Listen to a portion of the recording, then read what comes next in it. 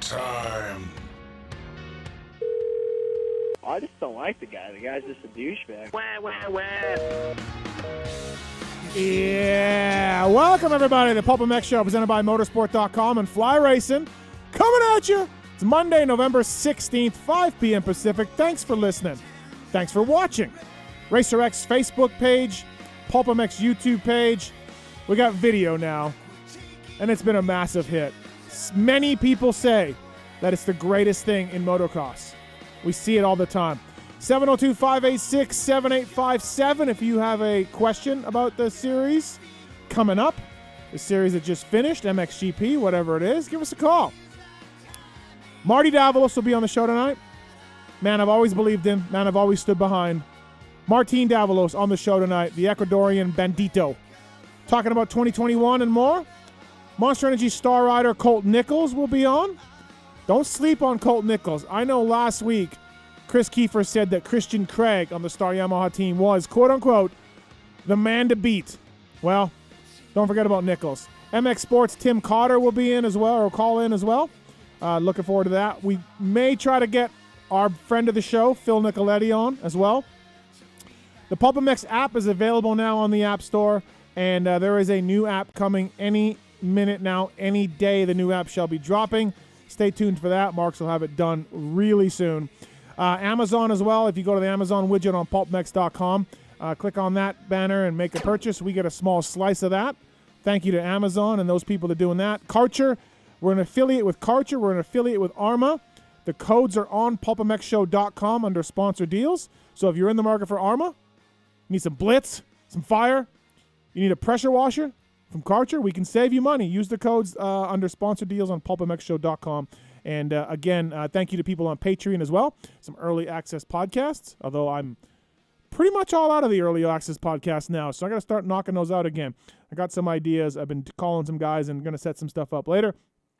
Thank you for listening. 702-586-7857. Thank you to motorsport.com, Fly Racing, Vortex Racing, Race Tech Suspension and Engines, Roost MX, X-Brand Goggles, Vertex Pistons, Michelin Starcross 5, Maxima USA, Scosh, Pro Filter, Firepower Batteries and Chains, FMF, Atlas Neck Brace, atlasbrace.com. Chase Sexton wearing the Atlas Brace to a championship this past year in Supercross, as well as some great results outdoors. Works Connection. We're going to give away our Works Connection start device tonight. The contest we announced last week. That's coming up real shortly. PulpMX 20s to save at worksconnection.com. Guts Racing. Number one seat company in the industry. Seat foam, seat bases, seat covers, grippers, non-grippers, colors, customization. Gutsracing.com. Use the code and save with those guys. Get Data, OGO Power Sports, Art of Sport, Intense Cycles, WUSA, Ride Engineering, MotorcycleIndustryJobs.com, Works Chassis Lab, all on board with us tonight, as are you. 702-586-7857. Great show tonight. Looking forward to it. My co-host, the man in the co-captain's chair all night long, all the way from the East Coast. He's here. He's the voice of Lucas Oil Pro Motocross Championships. He's the voice of Flat Track. He's the voice of team intros. He is the voice of Geneva Supercross. He's the voice of Endurocross. He was the voice of GNCC. He was the voice of Quad ATV MX. Still. Yeah, we're good. Jason Weigandt, everybody. Yeah! What's up, man? Yeah, this is awesome. Thanks for coming in. Hey, man, I'm just here to soak up as many checks as I can. Mm-hmm. I hope no one that is involved with the KTM factory effort knows or listens. They probably don't listen to the Nobody show, right? listens. So No, they don't know I'm here. Yeah. Because I am flying to the West Coast to host their team intro for Red Bull KTM tomorrow morning. Yes. Which is 4 hours away in California. Uh-huh. So I do not want them to know that I'm here. Yeah. Because I have to be there real early and I Right. have to drive through the desert all night to get there. So hopefully no one at KTM is aware. They don't listen, though. I don't think they listen. Yeah. You do these intros, right? You've done the Kawasaki one before. Yep. You've done the KTM one for a number of years now. Yeah, a couple times You on did- and off, and then 2 you- years in a row. Yeah. you did Suzuki had one a couple times. You did it? Yes. Yes. So this is just cashing checks in the off season. Oh, hey, as my man, Ralph Shaheen shakes a bobblehead of, what was it? Gene Simmons. Gene Simmons? Yeah. Well, I shake a bobblehead of Ralph. Yeah. When I go to the airport saying, if you're paying, I'm staying. Yeah. So I'm in. Yeah. What I think is funny is, look, you're a great announcer. You're better at this stuff than I am. You're more professional than I am. All of that stuff. All true. Right, yes. right. But I wonder, like, I never get the call for this kind of stuff. And again, you're a better choice, but maybe you're busy, or maybe someone wants somebody local, or maybe I never get a call from anyone important to do anything important. Yeah, I'm racking my brain to think of multiple teams, multiple years, product launches, brand this, sponsorship that. Yes. Yeah, I cannot think of a single time. I believe once Thor hired us to host a video television show at like Anaheim 1, like 2012, and then the show didn't even really get edited that day. It was supposed to be like, do you remember doing this? No, Dave I don't know what you're Dave talking about. Dave Gallo, and he said, Thor, set this up for you and I to do this. Oh. I think there was one episode. We shot it in the Anaheim pits at like 3 in the afternoon, and it was supposed to like get onto YouTube at like 5 p.m. Yeah. And it didn't get on YouTube until like after the race, and then I think they scrapped it right after that. Yeah. Okay. Yes. And Dave, I remember Dave Gallen, who's now at Monster. Yep. Canadian. Yep. So you and him go way back, saying, I want to get like the like serious journalism from you, and then the like out of control stuff from Steve. So that's the only time I could think of a company recognizing what you could bring to the table. Our buddy Dave Brosick in Florida hit me up for a dealer signing one time. Oh, okay. He said, you want to do a dealer signing? We just busy at another one. That was how he said. Because they had 2 shops. Okay. Yes. So I was the second choice to you. Yeah. And then he said, we can only pay you like $100. Yeah. And I was like, I'm out. But of course you. I was in. For the $100. Oh, I was in. All night. $100. If you're paying, I'm saying. Yeah. They hired Wes Kane at the other shop, by the way. So I can literally not think of one important person to call me to do an important thing. Well, yeah, what team would be crazy enough to say we're looking for Pulp to come in and host our team intro? What team? Right. Maybe, hey, a new team was just announced today about 2 hours ago. Yeah. Has one of your favorite riders on it. Yeah. Alex Martin is now on the Man Luck. Yep. Merge. Rock River. Team on a Yamaha. Yeah. Maybe that's what they need to do. I mean, I will hype up Troll Train. I do not have a problem doing that. Right. What if Phil ends up on a team? Could you be the hype man for that? Oh yeah. Yeah. Oh yeah. No. So anyway, congratulations on your important thing that I never get called for. But I did do the Supercross preview show once again, and of course I knocked it out of the park with that. When did you do it? Like 2 days ago. No. Wait, what's today? Monday? I did it on Friday. I did it on Thursday. Okay, yes. so I mean, big deal. Number 1. Oh boy. They figured out how much they needed from me, and then they worked everyone else around it. Directing the show, holding things down over there, building a bot to get a PS5 early. It's Travis Marks. What's up, Marks? Hello. I didn't actually have to. Oh, you didn't do that? You got to be sneaky though. You gotta, oh, you did? So you didn't build your bot? No, I just built a little thing to refresh the page for me. But okay, well, something. That doesn't really count. So is this, Marks? Is this like the Christmas? The item will be sold out item, and you had to get probably. I don't know how long how long it'll actually be sold out for. I just know they're hard to find right now. But this has become a tradition. The last 20 or 30 years, there's always an item you can't get. Yeah. So you figured out a way to beat that Cabbage system. Patch, Care Bears. All the way back, right. Tickle Me Elmo. Yeah. This is my Tickle Me Elmo. Okay. Sure. Okay. Yeah. Also taking your calls over there, holding things down, is Lone Wolf. What's up, Talon? Hey, what's up? And so right before the show started, we just trying to get in the fact that Marks beat you out for the job of producer. Yeah. But then you came back in 5 years later. 5 years later, right? Something like that. We just trying to do all that math right before the show started. So yeah. Well, I feel that I remember doing the old show, and I'm pretty sure I was there. I only do this 2-3 times a year, and I'm pretty sure I was there the first time Mark showed up when it was the audition process. Oh, okay. And I think that's what confused me. Yeah. 'Cause when I met Talon tonight, I thought maybe it was him, but it was actually Mark's 5 years ago. All right. But Mark's is not necessarily buying into this that I was there. So. I mean, I don't remember a lot from last week, so okay, so you 5 can be years telling is me possible. anything. All I'll right. be like, all right. Weege, our buddy at Works Connection, they offered us a starting device in honor of my starts at the World Vet races.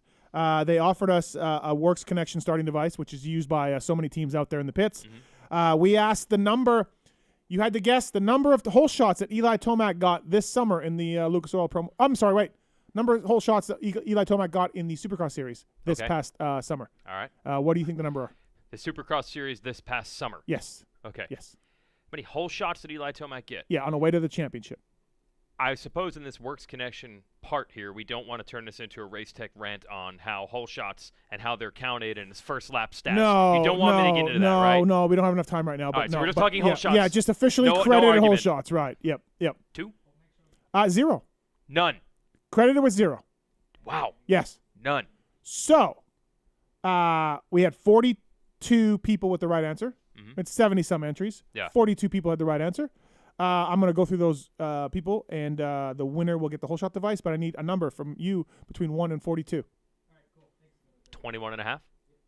Can't do that. It can't be half numbers. Well, Just I'm round just up saying, to like, you're 22. trying to just figure out what you said between. So I'm trying to get as close to the... 21 and a half is 22. 22? All right, Reed? number 22. Okay. Congratulations. All right. BMX legend Chad Reed. BMX dad, mastermind. Helmet painter. Yes, Yeah. helmet painter Right. to the stars. And I guarantee you his helmets are the best painted ones out there. They look friggin' good. I have to say, they look friggin' good. I see Chad once a week. By the way, Yeah. we'll get into this. Yeah. A little trivia. Got the last podium that Joe Gibbs Racing Oh. ever got in Supercross. Oh. Yeah. The 2-2. So number 22, we'll give you in touch with you. Thanks to Works Connection, worksconnection.com for that. We're going to give away a starting device, of course. Coming off my 6-8 finishes last week at the World Vet Championships, of course. Look, whole shot device, schmoll shot device. Yeah. How many practice starts do you do? I did 2. Okay, there you go. Yeah, There you go. I did 2. Okay. One good, one horrible. All And then right. that was it. Yep. That was Should I I was put done. that up on the screen or we no? No, I think Okay, we're good on that. Thank you for that. Just asking. Do we have any unauthorized videos that make me look like a piece of shit coming up tonight that I should know of? Well, like I said last week, I have not learned my lesson. Okay. So even if we did, I wouldn't tell you. Okay, all right. Yeah. I just want to make. Well, I'm just trying to plan the show out. So if there's any unauthorized videos that are going to go up on the screen to make me look like a piece of shit for 15 to 20 minutes, I would just like to be informed in the future. Thank you. We'll consider it. Okay, thank you. Yeah, thank we'll you. have a meeting. You and the guy in the corner Yep. talk it out. For sure. Speaking of unauthorized starting videos that make me look like a piece of shit for 15 to 20 minutes, it's Randy Richardson from Michelin. What's up, RR? How are you? Hey, man, how are you doing tonight? We are good. Jason Weigandt in studio, sitting in I your know it. seat. Weege. Yeah. Weege. Hey. I'm a huge fan. I'm almost as big a fan of Weege as gentlemen. As Oh, Mac is. it's Nash. So- That's Nash. Hey, Randy and I were even yeah. communicating just this morning. He tried to call me, and I said, I can't talk. I'm on a plane headed to Vegas. And then I figured, Randy, you'd immediately say, but how is he texting? There's no way he paid Yeah. for data on the plane. Uh-huh. I wasn't Well- really flying. I was boarding at the time. Well, yeah, okay, got you. And that's Right. funny. That's funny you should mention that because you missed out on an opportunity, Weege. Last week when I was in there in studio, we had the opportunity to give away a couple of free sets of our prototype Michelin BMX bicycle tires. Oh, And, wait a minute. you know, free. Free. Oh. We're going to give away free BMX Michelin bicycle tires. But similar to Dark Side, you didn't call, so you don't win them. Okay, Yeah. you don't win them. No. I actually tried to listen to last week's show on the way to the BMX track for a little night practice. Okay. And my son said, I don't like it. It's boring. All they do is talk. Wow, that's Yeah. he's not wrong. And by the way, Right. when you have an episode with Kiefer, as you did last week, the language is atrocious for a 6-year-old. Yeah. I mean, my God, Kiefer. Yeah. Kiefer does that. Yes. I've been known to get a little potty mouth, but Kiefer might have me beat. Right. And I apologize. I might have said dang and darn a few times, so I Yeah. apologize Yeah. to Lane. Yeah, that was Hey, offensive. speaking of that, if Lane would like if he likes a little bit more than just talk on there, Travis, if you guys would go ahead and roll the additional songs, the new songs I came up with this week. Yeah, on yeah. the video. That's all I had to say. Right. He's looking at the screen. I'm just like God. He's got PTSD. Hey, in all seriousness, I wanted to announce the winners that we sorted through and vetted on this ability of riding and reach and professionalism of the way they reached out to us. And I've got the two winners of the Michelin BMX Act. So one of them is Schmad Schmreed, and the other one is Schmoner Schmiels. Okay, imagine Wow. that. Wow, that's odd. Wow. Yeah, that's, Imagine you picked the guys. Their names are similar to a couple of celebrities that I've heard of. I thought it was very schmironic that they both had names that schmounded like that. Right. No, right. in all seriousness, and I've emailed them and the others as well, but Michael Porter and Johnny Vance. So those are the Nice. two that I'm going to hook up with some Michelin BMX bicycle tires. So they've got an email from me, Right. and the others that emailed in, they've heard back from me as well. Those of you that have DM'd me on Instagram and I haven't got back to you yet, I apologize, but we'll make that happen in the next few days. And So. how was the response for shop at teenyourcitizen.com? Oh man, shopteenyourcitizen.com is I've maxed out. I've maxed out. I've hit that first 100 order mark already, nice. so I'm blown Okay. away by that. I really am, and I do sincerely appreciate you giving me the platform. I know you let Dark Side promote the Moto X Pod show, so I appreciate you letting me promote my little side gig. I'm a big fan of that that pony pod he does. But Michelin Bicycle Tire is the official sponsor of that wrap-up show featuring Dark Side. So until December 31st. yeah. Yep. Great job, Dark Side. Way to ruin that one. Yep. Dark Side gets an intro into the industry, gets a big time sponsor, and promptly just shits all over it. Yep. Yeah, like the old saying, we'll burn that bridge when we get there. Yeah, absolutely. No, absolutely. So anyway, all right, listen, I'll let you guys go. Thanks, Randy. Have a great show. Looking forward to watching on YouTube and enjoy your content. Hey, Thanks, man. Hey, Randy. Yeah. Sometime in the next buddy. 6 to 7 months, I might be able to procure a BMX bike at a price that is right for me. So at that time, I'll be wondering if you might have some of those tires around in the next 6 to 7 months. Yes. All right. Now, I know all for right. most kids, you would like to have the gift in time for Christmas. Yeah. But the price and the discount and the connection won't be able to provide in probably spring. Wrap up a picture. I was communicating with a man named Schmanner Schmields. Yeah. That man. Yeah. But his brand is not able to provide new stock until March. So, Randy, I'll be hitting you up in March. Yeah. Okay. All right. Sounds good. We'll hey, maybe by then we'll have the tires commercially available, and I'll give you a set, and then Dark Side can buy some. How about There we that? go. Okay. Perfect. That'll work. Yeah. All right. All right. Later, guys. Thanks, Randy. Later. Bye. That's Randy Richardson from Michelin, of course. All right, let's get into it here. Tickle is in. Hill is out at Moto Concepts. Savachi is in. Baggett is out at the Rocky Mountain ATV You're KTM reporting team. this right now. You're just Yes. saying it as fact. Yes. Okay. But the big news in the sport, we're going to talk about Jet Lawrence going to A-Stars and Red Bull, too, as well. We're going to touch on that later on the show with Weigandt here. But the big news of the week is JGR Suzuki folding up its tent. We lost Geico a month or so ago, losing JGR now. Absolutely a bummer. I don't know why, Weege, but this one hits me a little harder than the Geico guy. I mean, look, the Geico guys, they won championships. They run a great program, as do the JGR guys. But I don't know why. I just feel like, man, was it good to have Joe Gibbs racing in our sport. Was that ever awesome? And, man, does it suck that they're no longer around. I don't know why, but it just hits me a little harder. Yeah, the difference is, I think, more on the personal side for a lot of us. I always say that that's the only team we really refer to it as, like, it's the JGR guys. Like, it's just like a group over there of, like, personalities. And you think of the riders that have come through there, especially our guy Phil, as an example. There's been so much personality with that team. It was by far honest, open to a fault, probably. Mm-hmm. We loved Coy. J-Bone's super popular. Because of all these things, I think it was a real personal connection. I think for the industry, it threw more people into a tizzy. For Honda's 250 team, every brand has a factory 250 team. Yeah. For that team to just suddenly be gone, and there was an amateur rider in the ranks, and there were 5 guys, and where are the Lawrence brothers going to go, and where's Shimoda going to go? That was actually a bigger deal, I almost feel, from a business logistical standpoint, losing Geico. Right, yeah. Because the guys at JGR had, they weren't. Right. To lose a factory 250 team is a big deal. Right. I think it was more personal for a lot of the people in the industry, just because JGR was so fun to have around. And it was cool to have JGR involved. Well, the real problem is other teams coming and going, it always hurts, but this is going to be the one that truly discourages other people from having a look at running a team in this sport. And I know that David Evans, who ran a lot of their business, and Coy and J-Bone all knew the pressure was on them. If they couldn't make it work, they knew that other teams would say, well, if Joe Gibbs Racing can't make it work, why would we be able to do any better? Yep. So that's what makes it sting. So from what I gather, I mean, Suzuki's been, it's weird because Suzuki developed an all-new 450 years ago. They won championships with Roxon. Ricky, of course, was involved with them. Dunge, of course, and all. They had a good bike. They revamped their 250 or 450. It was pretty good. No E-start, but, a decent bike. Yeah. They put all the money in the 250 3 years ago, kind of redid the motor on that.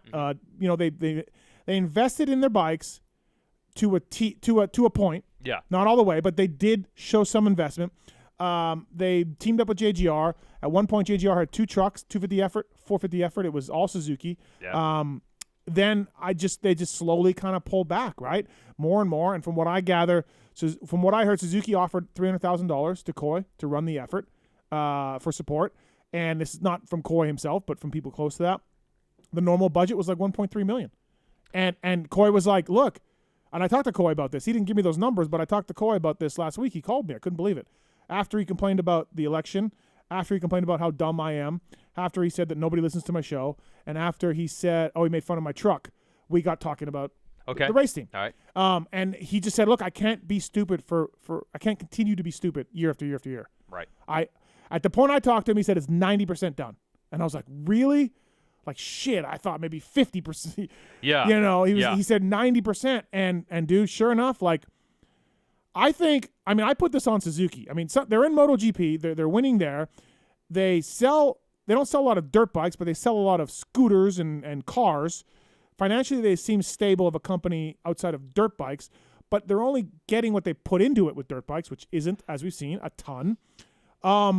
They don't want to go racing, clearly. They have Hep Suzuki, Anstey, Entignap, Hartraft. But, man, this is a blow, and I put more of it on Suzuki because I think Coy was willing to keep going. He didn't need to, get rich off this thing. I think Suzuki was the final nail in the coffin. The team not having a major sponsor for the last couple of years, that set, I think, this path in motion. It was making it harder and harder. They had to get more creative. I don't think they were able to get the riders that they wanted. I mean, when you think about 2012 when they had Stu, or 2015 when they had Barsha, think of the mammoth expectations that the team had at one point. And think of where we were in 2019, 2020 mostly, where you're like, is JGR going to even get a guy in the main? I mean, it had fallen so far. Yeah. I think that losing the sponsor and not being able to spend the way they wanted to set it in motion the wrong way, the Suzuki was the final nail in the coffin, I think. But they would be racing in 2021 if it wasn't for Suzuki. Yes, that's why it was the final. Yeah, it was the final nail in the coffin. But I don't think they were operating at the level that they anticipated them. Right, they wanted to be the best team in the sport. And that ship had already kind of sailed. Right. And the JGR thing, and trust me, I've thought about this a lot because this has been potentially coming the last several years. Because we heard a year ago that Suzuki was already thinking of pulling a lot of the funding, and I think JGR got them to stick around for one more year. So we've been kind of thinking about how would this obit be written if it were to come. Yeah. So much of it was bad timing and bad luck.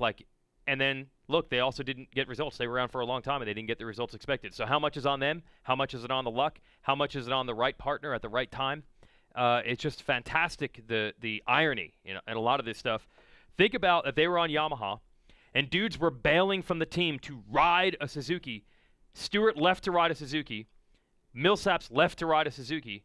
Dudes are bailing from the team, and then by the time they get on Suzuki, now no one wants to be on Suzukis. Yeah, no. When I look at their history, I think about the firecracker blowing up in the Coyote's face. Oh yeah, over because they go and sign Savacci, who had a killer year at Cowie. Yeah, he's a good rider. He's a good rider. And at the race that you're at, probably because of you, maybe he wrecks his foot, heel, ankle, all that, wrecks it. Yep. They go into racing with Weston Pike, who podiumed races and was their guy. Yeah. Weston suffers a career-ending injury at Paris. They sign Bam Bam, and he does okay for them, and then they switch to Suzuki. He gets hurt a bunch, doesn't like the bike, leaves, bitter. They sign Stu. They take a giant swing, and they sign James Stewart. And the bike isn't ready. It's the first few years of that backwards Yamaha. It's not great. Yeah. He doesn't like it. He leaves team midseason, as you said. They get Brayton worked, Millsaps worked. I would argue those signings and worked. And the team will also tell you that when they had that mid-tier, the Grant, Millsaps, Brayton, they also found, I think, that was the best setup for them financially because the amount more you have to spend to get a Stewart, to get the guy at that level. I think they had found their place as the fifth place-ish team. J-Bone told me, look, we're tired of swinging for the fences and striking out. Right. But there was nothing wrong with getting some podium spots in top five. Right, but then that was falling apart. But I think it tells you something intrinsic to the industry. The two teams they were aligned with, two brands, Yamaha and Suzuki. Yeah. They were only aligned with those brands at the time the brands were at their worst. Right. They became Yamaha's factory team when Yamaha didn't have a factory team. As soon as the fortunes for Yamaha began to turn, what happened? They Yamaha grabbed came Cooper back. Webb. They grabbed Cooper Yes. Webb from JGR, Yep. who was bidding against them, and, Yep. and said, "Yeah, we got Cooper Webb. We're Right. back." Right. And when Suzuki was the bike, like Stu said, I'll ride a Suzuki for free. That Yeah. bike is so good. Right. Ken Roxon left KTM to ride a Suzuki. By the time they got Suzuki, no one wanted to be on a Suzuki. Suzuki was looking to spend less money. That ultimately drove the team into the ditch. So it kind of shows the way this field or sport works. When the factories know they're good and everything's in place, we'll take it from here. When we're struggling, we'll give it to the satellite team. Yeah. Which almost guarantees the satellite And now team isn't Yamaha's gonna have out this- again. Yamaha's out again, struggling a bit. Star, you take it. I know. Right, I know. right. But one thing that really underrated hurt JGR, they never once in their time had the Hotshot Amateur 250 Star graduate up to their 450 team. Yeah, no. The whole time they were on Yamaha's 250 effort wasn't very good. And then the moment it started getting good and Cooper Webb moved up, Yeah. Yamaha took him. It wasn't like Suzuki was breeding any. Suzuki Yeah. used to breed all these great amateurs, everybody, but right. not when JGR was around. Yep. Every other 450 team they had to race. Where does Kawasaki's guys like Villopoto come from and Yeah. Cianciarulo come from? That- They come from Team Green. Honda was getting all these guys from Yeah. Geico. So they were always on the wrong side of it, Right. I feel, every time. Coy tried to build an oil brand. He sold the oils, you know. Mm-hmm. He tried to do an aftermarket performance modification shop. For Suzuki. For Suzuki and Yeah. for just in Yeah. general, Yep. JGR MX. Yep. They were doing motors for Butler Brothers back in the day on Yeah. Suzuki and stuff. They tried to do the Suzuki. They built an engine package for Suzuki. Yep. It's like it wasn't. They built a shock one year when They built a when they needed a shock. shock. You know, they built its own Coy shock. was printing his own T-shirts. Oh, He literally. Yeah. He went to Disnations as a T-shirt vendor. Yes. Right. Yep. Printing his own T-shirts. They tried everything, man. That's what I'm saying. Like, Yes. there is no question they underperformed. Yeah. The There results is- were not good. There is no question. Right. But at the same time as underperformance, everything blew up in their face. It seemed like everything they touched blew up into their face. Oh, also, too, another thing. Mm-hmm. Hired Phil Nicoletti. Had no spot for him. Phil, you're just going to fill in. Nobody's going to get benched. That theory didn't work out. They didn't bench anybody, yes. But, hey, Phil, you know, if we get an injury, you're going to drop yourself in, and he ended up getting a bunch of races because guys got hurt. I think he raced more than anyone during that span because they had so many injuries. It was brilliant. Things like that. That was a good move. Things like that. You're just like, good job, JGR. You're trying. You're working on it, you know? Yep. But as I said on this show dozens of times, if they can't get a fucking sponsor with their connections, Yeah. they couldn't get Sport Clips on there. They couldn't get Domino's. They couldn't get Verizon. They couldn't get FedEx. Yeah. All these companies they're aligned with on the NASCAR side. Yep. Fortune 500 companies, David Evans, Coy Gibbs, Coach will go in there and show off his Super Bowl rings. Yep. They couldn't do it. They Yep. couldn't sell our sport. Yep. Now, you can point the finger at them, and they probably deserve some of that because there was some conflicts with Toyota and Suzuki. Toyota, there was some stuff going on. Well, they where always said they couldn't- kind of had to be a Yamaha team. Yeah. Because Toyota, you can't sponsor by Toyota and ride Hondas. Yeah, They're competitors. exactly. A few things. Stuff like that. Put them in the corner, But- but I don't think a ton No, of it. no, but not a Yeah. ton. But fuck me if they can't get a sponsor, man. That's a bad way to look at our industry, you know, and they're gone. And it's brutal, and it sucks. Yeah, I don't think anyone thought in 2007 when we heard this team was going to happen, and then 2008 when they started, that this wasn't going to usher in more teams like this. Certainly not less than we had then. And as you said, we've lost Geico Honda. You know, even the RCH thing, that's not that long ago. You know, they had taken over the sport with a new model. They were Suzuki's factory team. They had Roxon. They won a championship, and that team's gone. It's really not a good look. I'll have more on that topic later. We have a rant, I believe. But Okay. I'll talk about that yeah, later. Race Tech Rant coming up. X-Brown Goggle Terrace, motorsport.com, tweet at Talon. Yeah, all One coming other up. thing that I want to mention that I don't think the team will get any credit for. Do you remember when it started that Coy's vision was that the riders, we have a trainer for the riders. They will all train at our track with our trainer. They will come into our shop. Football teamish. Yeah, Yep. football teamish. And people thought that was insanity. Yep. You can't do that. Yeah. You can't. Yeah. You can't do that. In a way, that's what everyone is actually doing now. How does the Alden Baker KTM model work? It's Yeah. not that different. Right. Cooper Webb, we don't just say, here's your millions. We'll see you on Saturday, Cooper. No, here's our guy. This is our trainer. We have a practice mechanic. Everything you do, we'll call California. We'll send him the data. Here's videos. I mean, I know that Carlos, Cooper Webb's mechanic, gets videos of every practice start they do at Alden's. They send it to him on the phone in California. They have that team concept now. Coy's not going to get any credit for this because it actually didn't work out for JGR. Yeah. But that was what Coy wanted to do, and it seemed insane at the time, and Yeah. it is now the way most teams operate. Right. You look at Star. They're gonna. With They Swanepoel. bought Yeah. the goat farm in Florida. Yeah. They're moving over there. Swanepoel Right. is basically he doesn't train J. Martin, doesn't train Ferrandis. But yeah. but basically Right. everybody else. Right. Yeah. So Yeah. these successful teams, Star and KTM and Husky, are operating under that team lockdown concept where we will follow every single thing Yep. you do. You don't just leave the reservation for 5 days, which was Coy's vision. Yep. JGR's not going to get any credit for that because it didn't really work for JGR, but it was the correct way to do business. Yeah. Real shame for sure that they're gone. Yeah, and like we said, personally, we like those guys. Yeah. And that's I mean, I wrote a hurts letter us to much. JGR HR, that is true. but That didn't help. It didn't help. Coy continued to treat me like shit. And he threw a water bottle at you. I Yeah, believe. that was what You prompted said- it. Yeah, yes. he threw a water ball Yeah. at my head. It bounced Yeah. off my head. Yes. Right. I don't know. Maybe that didn't help. Maybe Yeah. he got suspended briefly. Yeah, by maybe himself. I brought JGR Yes, down. maybe Right? you brought it down. Yeah, he suspended himself. Yeah. Yeah. What I worry about, for me, it's the true connection is I moved to North Carolina. Yeah. How are we doing on time? No, Can yeah, I keep going on this? Tim Cotter's coming up. So I moved to North Carolina, and that was really at that time Yeah. the only major motocross connection in the area. Those guys really took me in like one of theirs. I'd go to their shop every Monday. And now there's a lot of motocross in North Carolina, but it just dawned on me over the weekend that is all from JGR. Like, Phil hasn't ridden for the team in a while. Yeah. But he's there. He's there. PulpMX also, but he's there because of JGR. I saw Kyle Peters. I went to dinner Saturday night, and I ran into Kyle Peters. Kyle Peters from North Carolina, but he did ride for JGR. Now he's on another team. Yeah. The point is, there's this large group of moto in North Carolina. Enzo Lopes is still out there. Enzo Lopes, Yeah. right. It's a large group of moto in North Carolina that all came there really because of JGR. Our guy, Ulikowski. JB. Justin JB Brayton, never moved away. Right. Right. So now I'm worried the area doesn't need JGR right now as much because there's other things going on. But without that JGR feeder system, we're not going to have another JB in the area. From people you talk to, does it seem like Coy is going to be able to give some people some jobs in cup shops like he's done in the past? Has that? I don't think like expected. I think a few guys, yes. Okay. Like Leroy. Yeah, see, I don't know about Leroy. J-Bone. There's been a couple of guys through the years that they've already done that to. Yeah. When they shut down the 250 team. Yeah, remember Geico Glenn, who used yeah. to work for the Geico team? Yeah. He moved to the Cup side. But look, they're facing a day of reckoning on that side as well. NASCAR, kind of smartly, has realized we've got to help these teams save money. So the new car that's coming in NASCAR, which will now be 2022.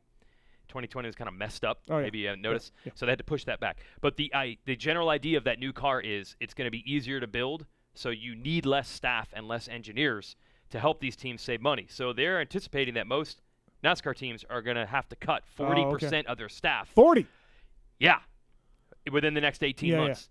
So it's not really the time to be moving guys over. Right. Jeez, man. So you would hope, I mean, the team is probably only a dozen guys. You would hope you could find a few spots, but it's not a good time for that. Yep. And again, I'll get into the rant later. Business side is bad sponsors in all motorsports, so that doesn't help. Absolutely. Jason Weigandt here on the PulpMX Show, presented by Motorsport.com and Fly Racing. Vertex Pistons, Weege. Did you know that every two-stroke KTM and Husqvarna comes with a Vertex piston in the engine from the factory? Wow. Including gas now, by the way. We'll talk about that tomorrow at their team intro then. Did you know that 65 years ago, Vertex Pistons was founded in a small workshop in northern Italy? I did know that. Oh, you did? Yes. Okay, all right. Their renowned reputation for exceptional quality. They are an OEM supplier to KTM, Husqvarna, gas, and more exotic brands like Beta and TM. You need a piston? Two-stroke? Yeah, or four-stroke. Oh, really? Yeah. Yeah, I take a piston. You will? Yeah, I would take one. All right. Yeah. or KTM, Two-stroke, yeah. four-stroke pistons and replica high compression and GP-style configurations. Sales at pivotworks.com. Mention PulpMX Show. Sales at pivotworks.com and get a deal from the folks at Vertex Pistons, Hot Cams as well. PivotWorks, the whole company line there. They can dial you in. Thanks you to those guys for being a big part of our PulpMX Fantasy sponsor list as well. Fantasy did not go well for you, Weege, as you forgot to get your team in one weekend. Well, it's because of actually, really the beef should be between me and Marks, right? It was his dumb system, his dumb algorithm. I did not forget to get a team in. I had 7 of my 8 guys in a team. Hey, everybody's had a guy not score points in a moto. Big deal if you only get points from 7 or 8 guys. But Marks' dumb algorithm said if you only pick 7 out of 8, you get a 0 for every rider. And that cost me $600. Better luck next year. $600. I was 11th overall. Yeah. $600. Okay. All right. Moving on. Bringing you sales at paperworks.com. Bringing you our first guest of the night. He is from MX Sports, somebody that myself and Jason Weigandt know well. It's Tim Cotter. What's up, Tim? How are you, man? I'm well. How are you guys? Thanks for calling in. Appreciate it. What do you do in this off season now, Tim? So the GNCC series is wrapped. The Lucas Oil Pro Motocross is wrapped. Amateur racing is done for the year. What are you doing these days, Tim? What takes up your time? There is no off season. Now I'm building the Loretta Lynn schedule. Oh boy. Okay. About 72 racetracks across the country. I am packing my bags and heading to the Winter Olympics or the Mini O's. We are going to be doing Racer TV down there, so I will go down and oversee the production, at least for the first half of the week. I think I am going to come home for Thanksgiving. Mm-hmm. On sponsorship sales, we are in the process of building the Pro Motocross schedule for 2021. So there's a lot to do. We're doing virtual banquets because obviously we're not going to go indoors. So we're trying to figure out how to do it virtually. And literally we are just on the fly trying to put things together, make it all work, and still give everyone their props for doing a great job at GNCC. Then we have virtual Congress this year, AMA Congress, so I'm involved in that. And so there's plenty to do. There's not much time. My family and I are going to, hopefully, if COVID doesn't stop us, we're going to go to Florida for Christmas, as we always do. And nice. Okay, so you're busy. Get after it. Yeah, we're busy. We're not sitting around for sure. Does the office is probably a little brighter these days since Weigandt moved to North Carolina? Would you say, Tim? Like moves a little better, works a little more efficient? I'd say yes. Well, he's been gone for a long time. I know, but I'm just saying, like, it just seems hard to compare. Must be good. Yeah, must be nice. Yeah, it's okay. Yeah. Poor Tim. I think I've been waiting for this massive break long. I'm tuning out for the next month vacation for Tim. I've been there 20 years now. I've been waiting 20 years, Tim, to hear you say that you don't have a lot going on and you're taking a big break. But here you are going to Mini-O's, dude. Yeah. Come on, man. God, Tim. Well, I want Racer TV to be there, and we're changing some staff. So I'm going to go down and make sure that it's working properly and we got things lined up. And so, yeah, what else do I got to do, right? Yeah, I guess. Hey, Tim, something we've been talking about on our show here and there is the GNCC series. And Weege, you kind of helped me realize this a while ago. This is something we've known for a couple of years, and I've in my days out at Western riding I don't talk to a lot of people. Let's face it, I don't. But you when are weird and unapproachable. When I do talk to people, yes. They tell me I'm over waiting 8 hours for 2 4-lap motos at motocross tracks. I'm over that, and I heard it about local races. 100%. I love the off-road stuff. I do Hare and Hound. The guy in our corner here. What do you race, Talon? Hare and Hounds. Yeah, whatever that is. So Talon said the same thing. Like, I don't like going to motocross races. These promoters need to figure out a way to get on the track in shorter time for less money, Tim. And this is where the GNCC series, from what I hear, and maybe off-road in general, is really taking advantage of this, right? Like, do you hear the stuff that I'm hearing, Tim? Oh, yeah. GNCC, that model hasn't really changed much. And you do get more value when you go to a GNCC and you can get on the track for a couple hours. Mm-hmm. You don't have to wait around all day, as you said. We're very fortunate that GNCC, and mostly because of Yamaha and Monster Energy and Specialized, the production of the event has really been elevated. There's a lot going on for everyone in the family. And we start racing. The first race starts at 8 a.m., and on Saturday, we're at 7:30, 8 o'clock at night with Stasics riding. Right. We had, I think this last week, we had 40 Stasics out riding. So there's always something to do. There's a lot of value in that. And you don't have to have that exotic motocross bike. At Ironman this year, I think some of those guys rode to the starting line with the mud on their bike from the previous year. and they were competitive. Yeah. and we had 900. I think there was 950 on the starting line at Ironman for the bike amateur race. So there are massive crowds. There's lots of riders. It's more of a. It's like how moto used to be. Right. I'm hearing this a lot, right? Like it's not just GNCC, it's all off-road. Yep. And honestly, part of it is just that your race has a scheduled start time. I've been taking my kid to some of the local hare scrambles by me, Mid-East. That's our old buddy Buren, who helps GNCC from time to time. And to just know that your race starts at 9, and it will be over at 10 or 9:30 for the P-Dub race, and then you can get on with your day. Right. Or you can show up at 10 and race your race at noon, and then at 2 o'clock you're on with your day. Yeah. It doesn't blow out your whole weekend. So it's all off-road. And also, I have to admit this, I feel like from a safety standpoint, as motocross tracks, like when you get to the point where you have to jump a certain jump or your result for the day will be ruined. Yeah. You never get to that point in off-road, and I think that helps as well. Right. Yep. Yeah, I definitely hear more and more of that. Yeah. So, and obviously MX Sports is a big part of that. Yep. So, Steve, when are we going to get you to one? Well, I've raced 2 of them, Tim, and he has a plaque. He's very proud of this. I have a plaque from Ironman 2001, Tim, 5th place. Oh, yeah, okay. Yeah. 5th place in the industry class. Yep.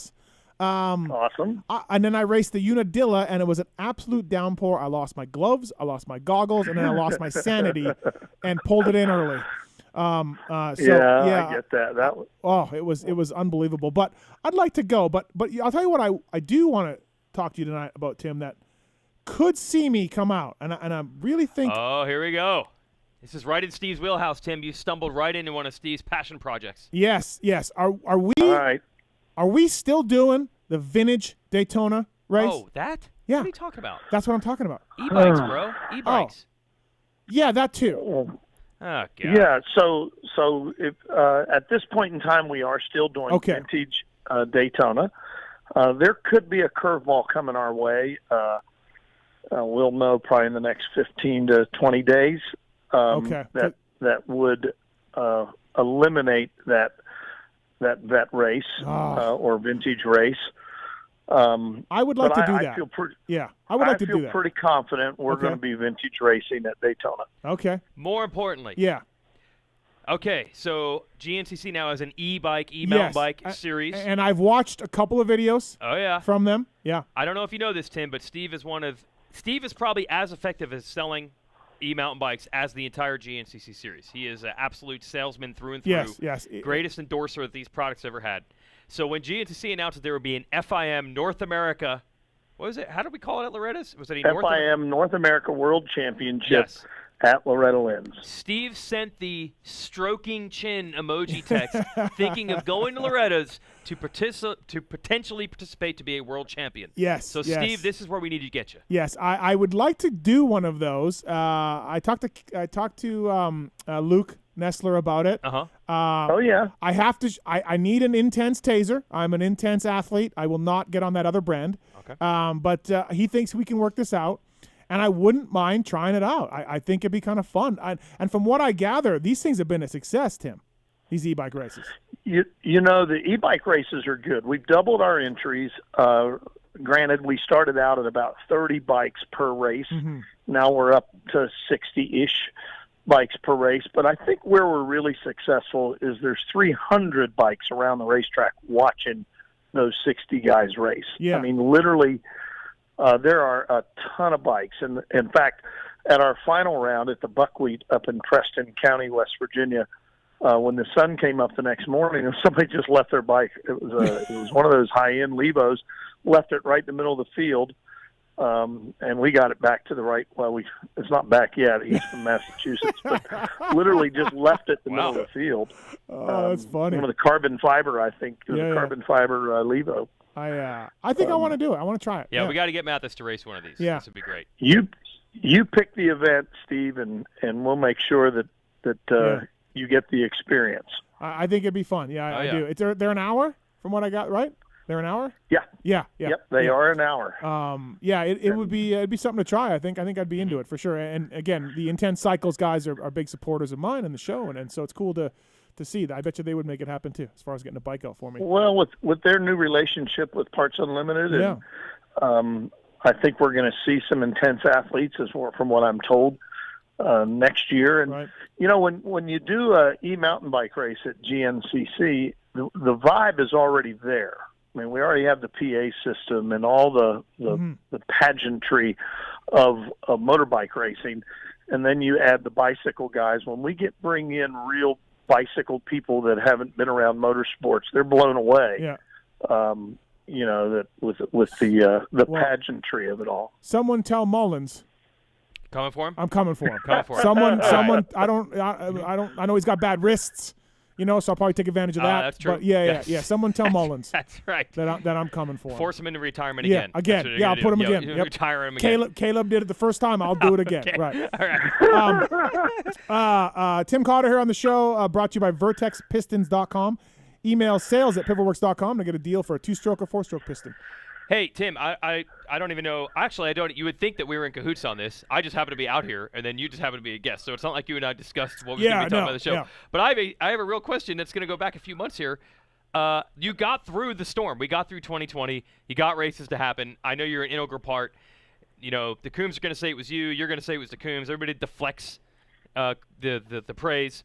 But look, man, how close were you at times? I didn't even know. I was showing up at these races. To Loretta's not happening, to these nationals not happening. I mean, was there like a Friday night or a Monday night before Loretta's where you were like, I still don't know, and we're racing tomorrow? The week prior to Loretta's, I was in a bit of a tiff with the county executive. And the county executive wouldn't communicate with us. Oh, boy. I was communicating through the tourism director. Mm-hmm. And the tourism director of the county she's a wonderful lady, the big supporter of ours, and she kept telling me, everything's okay, Tim, everything's okay. And I said, well, I need to see it in writing, because I can't have all these people get on the road and get over there and find out that it's not okay. And, we were listening to the Tennessee governor, and there was a lot going on. And when the county executive finally put it in writing, he did it on the Facebook page. and if you go back and read it, it's sort of funny because he got the dates wrong. He put in an executive order for the county that said, because of the outsiders that are coming in, which is us, for the past 39 years, past 38 years, we were guests and partners. This year we were outsiders. And he said, because of us outsiders coming in, he's going to make everyone in the county wear a mask, because he was afraid that he said that we were going to make people wear masks, and they would not want to wear masks when they come to Loretta. So they're going to do everything they can to get off the reservation, and they were going to come and contaminate the community. That didn't happen. So that was a scary moment, though. That all comes there's no question. I can joke about it now, and that you remember a year or so ago there was an app on Facebook that if you took your picture it'd show you what you look like in 20 years. Yeah. That's you. That's been the last since March, since we were at Daytona, and COVID is very real. It is very real. We've been very fortunate that we've been able to get through 13 GNCCs, all of the Loretta Lynn Super Regionals, which were super. The Loretta Lynn event itself, which was magnificent, thanks to Monster Energy and investing in that property, and then 9 pro motocross races and 10 ATV nationals, and we got through it with relatively no issues. We did have we know of 4 cases of COVID during that whole time of people that were at our events. 4. Mm-hmm. And tomorrow we meet the Safe to Race Task Force reconvenes tomorrow. We have not met as a team, probably in 4 months. And we reconvene tomorrow to go over what everyone was doing, what we did, what our cases were. Did we have any negative impact on the communities? We cannot show or find where we had an adverse impact on a community in terms of the number of cases. We've been tracking the number of cases as we lead into a community, and then as we go out of the community. We can't see where we've had an adverse impact on those communities. So, as we look into 2021, I think there's, we're going to have to adapt our plan. You don't have to be a steward of the news to find out that this isn't going to go away in the next 2 weeks. No. So I think we're going to be looking at protocols. What we learned, I believe, is that being outside is really good. Yeah. And being the great outdoors, there's something to it. And so we're very fortunate that all of a sudden being outside has become sexy again. The off-highway motorcycle sales are up 60% in this country. 60%. So there's going to be a lot of people that have motorbikes that can come ride GNCC or motocross or ATV off-road or whatever it might be. And we need to have the data to show. We're excited for Pro Motocross next year, although we don't have a schedule nailed down. We're going to be on NBC for another year. At least we hopefully not we with the same have announcer. Hopefully not with the same announcer. I hope. We are reviewing the announcing team. Yeah, I would. No question. They are the entire team is being reviewed. Thank you. Yep. My demands need to be met. Right. My demands need to be met. You're putting it that way. I mean, I'm not automatic. Oh, we'll be So negotiating. he's spinning it. Yeah. He's spinning it. Yes. GL is fine, but the play-by-play guy, he's great. He's terrible. The anchor guy. He's great. If he tells me about Geico one more time.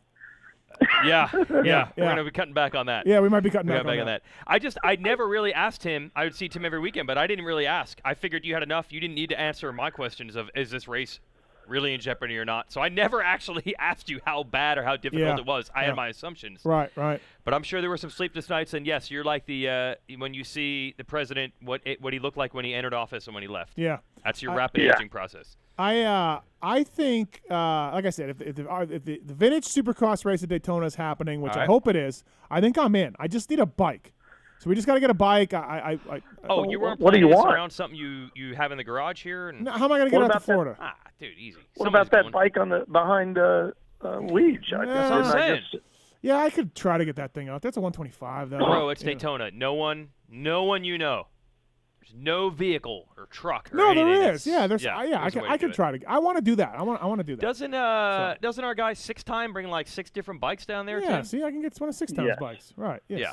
I heard last I'm sure Randy said he raced last bike. year with a shock in his hand. Yeah, held the shock. His shock fell off, and he's such a man. He fucking picked the shock up and raced it because that's what a hero he is. So, well, Todd DeHoop will bring a dozen bikes, and Diamond Dawn. Yeah. Right. From Diamond Dawn came in he must have had 15 bikes in there. So we'll find something for you to ride. Well, I'm working on a CR500 build too, so maybe I can get that out there. Weege, you wanted to ask Tim before we go about the possible EMX copy? Well, yeah, this is probably on your radar, man. I hear every team talk about it. Loretta's has long motos, rough track, and all that. They want more races like that. So I hear teams say, like, man, why don't they just threw in some races at the Nationals? Have you been approached with this? Like, I hear this all the time. And I know the Saturday one-day format doesn't really lend itself to adding any races. But I feel like this is coming to a head because everybody keeps asking, and I'm like, dude, I don't know. I got nothing to do with it. Well, we've kicked around several ideas, and I would be lying to you if I told you we haven't looked and talked about going back to a 2-day event. Oh, okay. I don't believe that's something you're going to see in 2021. Right. We also hear that our amateurs. It's hard for me to hear this sometimes because, when you say, well, our amateurs aren't getting enough track time, it cuts to the core of what we think Loretta Lynn's is all about. And Loretta Lynn's, you do get long track times, and we've done a good job, I think, in 2020 expanding our regional program. One thing you're going to find in 2021, we're going to stay with those 3 regionals instead of 2 in a region, which will give everyone more track time. And we had the idea, Jason, I know we spoke to you about it, and Steve, I'm not sure if you've been briefed on it or not, but our idea about the Moto Combine. Oh yeah, that. Yeah, Davey talked to me about that. Yeah. It was. I think we literally announced it the day before the COVID day of reckoning. Hit. So that kind of went away, I guess. Yeah, huh? yeah, and the Moto Combine would do that, although it wouldn't do it on a weekly basis, but it would do that a couple, 3, 4 times a year maybe. Okay. And see how that works. But what they don't have in Europe, and I had a debate with Roger and Ian the week we were at Pala over this. They said we really got to take a look at our amateur program and look how they do it in Europe. Well, I would agree that there's a lot of things in Europe that they do well, but they don't have the numbers that we have. We have 10 or 12,000 unique people that try to compete through the Loretta program, and I don't think you have that over there. I could be wrong, but I don't think you have the numbers to accommodate like we have, or the sales, the number of off-highway vehicles that are actually competing like we have. But we're always looking into it. We're always trying to figure out how to do it better and try to give what the community really wants. So who knows what's going to happen in the future? Yeah, I just figured it. I would assume it's come across your desk. Yep. This concept. Every team has mentioned this to me. We'd love to get some long motos in, maybe on the rough national track. Well, I think what we've seen is some of these amateurs come in and not be ready, not produce results, and the teams are saying, "Look, you got." Like my response would be, "Listen, you idiots, why don't you not sign all the kids that that aren't going to be special?" That would be my response. But anyways, you got to help the teams help themselves and say, "Okay, we'll give you some venues." 4 to 5 venues a year, right? To look at these kids, and you'll probably still sign them for too much money and too long term. But you're all idiots. That's what I would say. Well, and maybe I'm. You should never comment unless you know the answer. And I do not know the answer to this. But do they have all these training camps in Europe? What are these kids? They're putting more time on their motorcycles now than they did when you were growing up, Steve, or when I started 43 years ago. Now, I never raced a motorcycle, but I've been around for a long time. And I know that Davey and Timmy Coombs, the only time they got to ride their bike was on the weekend when they went to the races. Now there's more hours putting on these bikes, and they're not on racetracks. Well, these training camps, perhaps they should be running them 40-minute motos and getting them ready and digging a deep track and getting it loamy. And I think they are. They are at these facilities, but it's not working out or something. Yeah, I don't know. I don't know what. Yeah, it's a good point though, Tim. Yeah, it is. You literally give them a place to ride, and then you're saying we don't have a good place to see what they've got. Yeah, I agree. My worry is that sounds like a great solution at first, but I feel like what you guys have always tried to do, and a lot of the other amateur races, is say like, well, if you start having 5 or 6 amateur events at the pro races, it essentially makes amateur racing even more elitist, even more of an elite thing. Yes, more expensive. Expensive, and now you got to get to multiple events. I think you guys have always said, like, look, if you can get to an area, a regional, and Loretta's, you've at least got a shot to get yourself on the radar. So even if you don't have a ton of money, you can at least, or a ton of time away from home, or traveling Parents or out of school. Maybe you actually work for a living. Right, exactly. You can do it. So to say we need 6 races a year all across the country, it starts making the amateur thing more pro. Yeah. Is that necessarily the right goes direction? against everything I believe in. I know it does for you. You're very sensitive. It's ridiculous. It's ridiculous. Good luck with that debate, Tim. Well, Tim, thank you for coming on tonight, and thanks for calling in and updating us on everything. Appreciate the time. Let's get you back in at some point too, and give us some updates for sure. So it's been my pleasure. I enjoy watching or listening to you guys. I end up watching you more than I listen. Okay. Because I'm on the East Coast, and it's about the time I get home and I turn it on and you guys are on. But you've always got a great show, and it's an honor for me. It's an honor for me to be a part of it. So thank you. You know how you always make fun of like your parents for like not understanding technology? Yeah. Well, Tim would always be like, "Yeah, I was watching Mathis on his show," and I'm like, Tim's so old, he doesn't get it. It's a podcast, dude. You don't watch it. Like, poor Tim, he doesn't know what the hell he's talking about. No. But it actually was Facebook Live, and he was watching it. Yeah, we're all set up now. We're here. God, why? You know, that's how I know you're sitting in front of a motorcycle. Yeah, he nailed it. He nailed it. Yeah. Yeah. All right, Tim. Well, thanks for coming on, man. I appreciate it, and we'll talk soon for sure. All right. Good luck. All Thank right. you. Thank you. That's Tim Cotter, everybody, from MX Sports, brought to you by the folks at Vertex Pistons. Please check them out if you can, and email sales@pivotworks.com for more information. Jason Weigandt, brought to you by Roost MX tonight. Chris and Christina over there. Roost MX, the Rock River Yamaha team. I don't know if they're still going to be – will Troll Train run Roost MX I know graphics? Roost is involved. I talked to the team manager, who cannot be named. Okay. Today. Yeah. And I believe Christine is doing some of the graphics works for the team. Okay. I don't know so if they it's could like, be back on for this Troll they're Train. definitely involved. They were Right. saying they're going to send me some mock-ups of the truck look. Yep. And they said that Christina and Roost had mocked that up, so I'm assuming they're involved. Well, I spoke to Mike Duclos for a Privateer podcast a couple weeks ago. Really good, interesting podcast. But sounds like a good guy, too, as well. Very open and honest. Him. So please check that out as well. Use the code PulpNation to save 20% at roostmx.net. They offer a wide range of custom products from hats, T-shirts, backpacks, sticker kits, and more. 48-hour turnaround. They made my number plate graphics for the World Vets in no time. I want to thank them for that. They're bringing you Jason Weigandt tonight. You know, my kid is a Yamaha PW50. Have you ever heard of one of those? Yeah. It's been around a little while. Yeah, a little bit. He's been begging me for numbers that would go on the motorcycle. Do you think it would be possible that you could get those? Yes. I mean, I haven't done this. He's had the bike for almost 2 years. Yeah. Is it possible to get numbers? He just wants numbers. He just would love to have numbers, and I'm like, I don't know, man. What a Christmas present. Some numbers. Some numbers. Yeah. Do they make these things? Yeah, they do. Yeah. You Roost get MX, numbers, roostmx.net. or should I just go to Lowe's or Home Depot and get mailbox numbers? Duct tape? Well, you would do that. I would do that. And we're going to talk later about. I want to talk to you about these cabinets, the cabinet install. Yeah. I want to talk to you about something that I've spent some money on. Yeah, I've had to break. I'm sitting down for this. Yeah. Whatever it is. I want. Talon was asking me to ask you about a crazy ex-girlfriend. Oh yeah. I don't remember the story it's all a the time. DMXS radio story. I'm not familiar with that show, best. but right. But we'll talk to you. We're going to try to talk to you about for that kind of stuff later on. So we do have questions for you. All right. Sco Industries.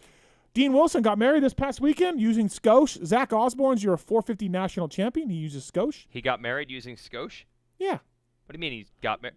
I mean, he uses Sco. I'm sure he used a cord, charging cord, something at the wedding. Congratulations. Pulp 2020 is the code to save with Scosh. Phone mounts, chargers, cables, power sports clamps, and mounts. The BaseLinks modular system, which is right in front of Weege's computer here. Weege has using I have a Scosh cord right now. Scosh cord right now. You just put your phone in there. It charges it. Not this phone. Yeah, that phone. No way. Yeah. You can wireless charge a phone that's this old? Nah. Not working. Well, your case. His okay. is probably too old. Oh, if I take my case off? Oh. It's probably too old. Oh, it's too old. What phone 6. is that? iPhone 6. That's too old. Oh, it's too old. Yeah. Shocking. Yeah, okay, never mind. Won't charge your iPhone 6, but it'll charge just 11 all day long. That's really too bad because my phone only lasts about an hour. It's too bad that you have an iPhone 6 in 2020. That's what's too bad. I don't know. I mean, it works fine. What's the problem? And besides it losing charge every hour. And how much battery storage do you have on it? How much storage? I mean, just storage. I had to do a lot of work. You know, I had a lot of other storage. I don't know what that is. So I had to do a full factory reset and everything. Okay. All right. Scosh Pulp 2020 is the code to save with those guys. Please check them out. Rockstar Energy Husky team, big part of the Scotia's effort out there. And they're welcoming our next guest on the show. This man had a terrific 2020 Supercross season. It was really something to see, and we're looking forward to more in 2021. Team Tedder KTM's Martin Davalos. Marty, what's up, man? How you doing, Steve? I'm very happy to be on the show, man. It's been a while since we last talked. Yeah. But yeah, man, this COVID deal is kind of messing everybody up. Like I've been hiding away. I don't want to deal with it. I've been hiding away. So you didn't do outdoors this year, and normally, look, you haven't done a ton of outdoors in other stuff because you've been injured, but you've still been doing the work, right? Like so this year though there was no outdoors for you. What was that like? How long did you go without riding, Marty? Well, Matt and I sat down and he told me I could go race outdoors. Okay. Realistically for me, because the whole COVID deal was going on and my son was born, I was like, at first, once he was born, I told myself, I don't want to do outdoors. This is the first year that I am going to choose not to do it. Right. And I'm going to spend the summer with him and just kind of learn about him and all that. But, then the COVID deal came through, and then, they were really not knowing when it was going to start. They were thinking about doing 5 rounds, 9 rounds. Then, it didn't make sense for me to really stress about it, So I decided just completely not to do it. I probably took about a month and a half, 2 months off. I didn't ride, but I did still train off the bike. Yep. Let my body heal, recover as much as I could, and gain a couple pounds, a couple extra, too many pounds actually, I'd say. But about, I think, 4 rounds to go, I started my off-season training, and I started doing outdoors. I did outdoors until about a month ago. Okay. A month ago, I hopped in Supercross, and now, I've been, full on, getting ready for the season now. So, it's been good. I didn't want to go too long without riding because, it is an advantage from the guys that were racing, and staying in shape and all that. Yep. So I didn't want to take too much time off, but I did want to enjoy myself a little bit and my son. So it was good. This is something we talked about. So I did the Supercross preview show the other day, and they asked me about Kenny. And I said, look, man, he's not doing the outdoors, and this goes for you too, Marty. Like, I do feel like you fall off that tip of the spear when you don't race that long, and it does take some time to get up. Now, of course, there's no off-season Supercrosses. Remember that time in Geneva, Marty, when I helped set up your bike? Remember that? That was awesome. Yeah, that was pretty good. Right, that was amazing. That was Marty in Geneva. Marty in Geneva was good, Weege. It was. I don't want to say that he had JB covered, but it was getting pretty scary there. Yeah, for JB. JB's your guy. It was getting very, right. It's getting very nah, scary. JB got very lucky that we crashed. Anyways, though, Marty, I was saying about Kenny, and this applies to you. Like, you're right? Like, the longer you take off, the harder it is to get back to that tip where those guys were, isn't it? Yeah, definitely. But, and I could probably speak for Kenny a little bit. And, for me, my age, I am 33. A lot of people think that is not a big deal, but it is, racing every single weekend and outdoors is brutal. And, obviously Kenny, he's dealing with a lot of injuries, a lot of stuff that has bothered him throughout the years. And, taking some time off is really good for the body. I mean, it is a little bit of a disadvantage to sit on the couch a little bit and watch them, get in shape. But if you have enough time, if you have enough time to get ready for the season, I don't feel like it's a disadvantage. So, the season was ended, the motocross season was ended, I think it was in, I think at the beginning of October or something like that. Yep. So realistically, riding all October, all November, all December, 3 good months of riding, it's plenty of time for us to get ready. And I'm sure, when we, us as athletes, when we take time off, yes, we don't ride, but we still stay active. For me, I still cycle, I still go and jog. Yes, I am not, my regimen is not 110% and I'm not super consistent, but I try and stay busy and, I try and stay mobile. I don't sit on the couch. Yeah. It's not like coming back from an injury, coming back from an injury is really brutal. You're sitting on the couch for 2 months or whatever it is, and then you got to rehab and, get back into the swing of things. So for me, it was great. I rode once a week here and there. I rode twice a week. Then I started ramping it up, and I just feel like my body is adjusted to it really good, and mostly just I'm recharged. I'm this off season has been treating me great. I feel the best I've ever felt my body, and that's what that was my whole idea to take that whole summer off.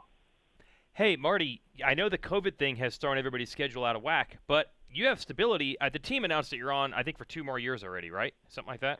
Yeah. Yeah, we talked about it. I'm very happy with it with the team. Matt is provided me with equipment. I mean, when we get to the 450 class, we all know the engine is not a huge thing, and on the 450 class we have plenty of power, but we are a factory supported team, and we have access to a lot of the things that KTM offers. So it's a great bike, and for me, that's basically all I needed. It was a great opportunity. Yes, I'm not under the factory temp, but I have, I'm under a temp that these people really care about me, and that to me is very important.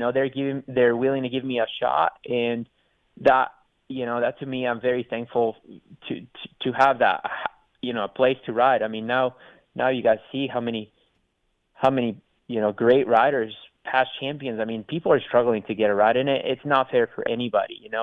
I just wish that now JGR shutting down. I mean, we're talking about all this, spots that are open that are just basically, leaving people without jobs. Well, that was good. One of my questions, Marty, was did you get approached by anybody? You had a solid year, especially a strong Salt Lake City rounds. Did you come close to switching? Did some people call you and say, "Hey, what are you doing next?" Like, did you entertain anybody else other than going back with Tedder? To be honest with you, I didn't.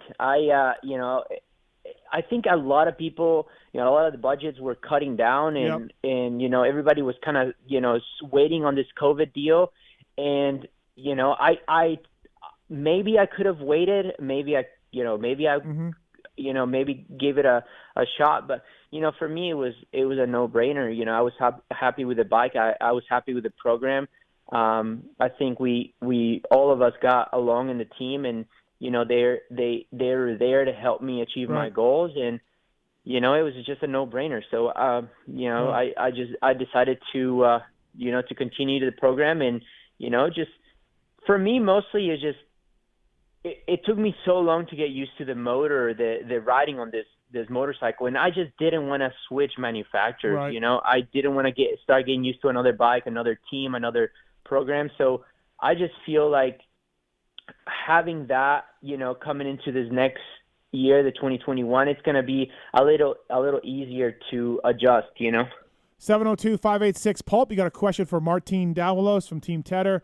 Brought to you by Sco Industries. Pulp 2020, the code to save with those guys. 702-586-7857.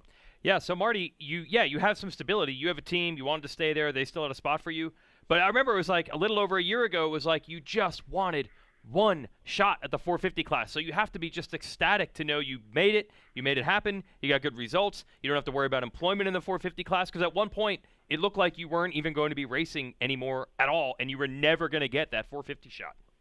Yeah, I mean, you're totally right. And I basically, Mitch decided to just kind of let me borrow his 450. When you're a PC guy, you get a 450 just to do outdoors, and Mitch kind of let me borrow that bike to kind of start getting ready to do the Geneva, because I wanted to do that. And until then, there was nothing, and Geneva came, and I started talking to a Suzuki team, and then Matt approached me, and I was like, hey, if this is going to be a factory supported bike, there's no reason why. I don't mind being in another tent, as long as I have the equipment that I need, and we have access to testing and get the chassis the way I like, because for me it's important to set up this motorcycle the way I like to ride it.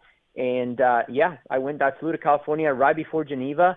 I stayed there for a day. I rode the bike. I'm like, this motorcycle's got great potential, and it's a no-brainer. So I just went to Geneva and raced, came back, and I think we had a month and a half on the KTM before we went to A1. But for me, when I got back, the bike was super fast.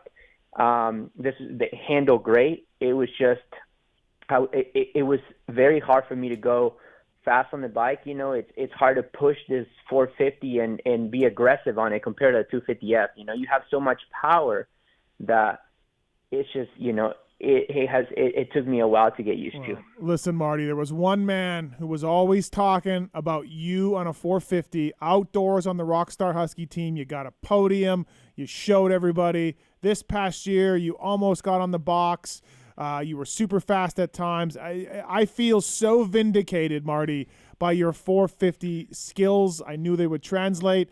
We needed to get you up there earlier, but I knew, Marty, that a 450 would suit you. Yeah.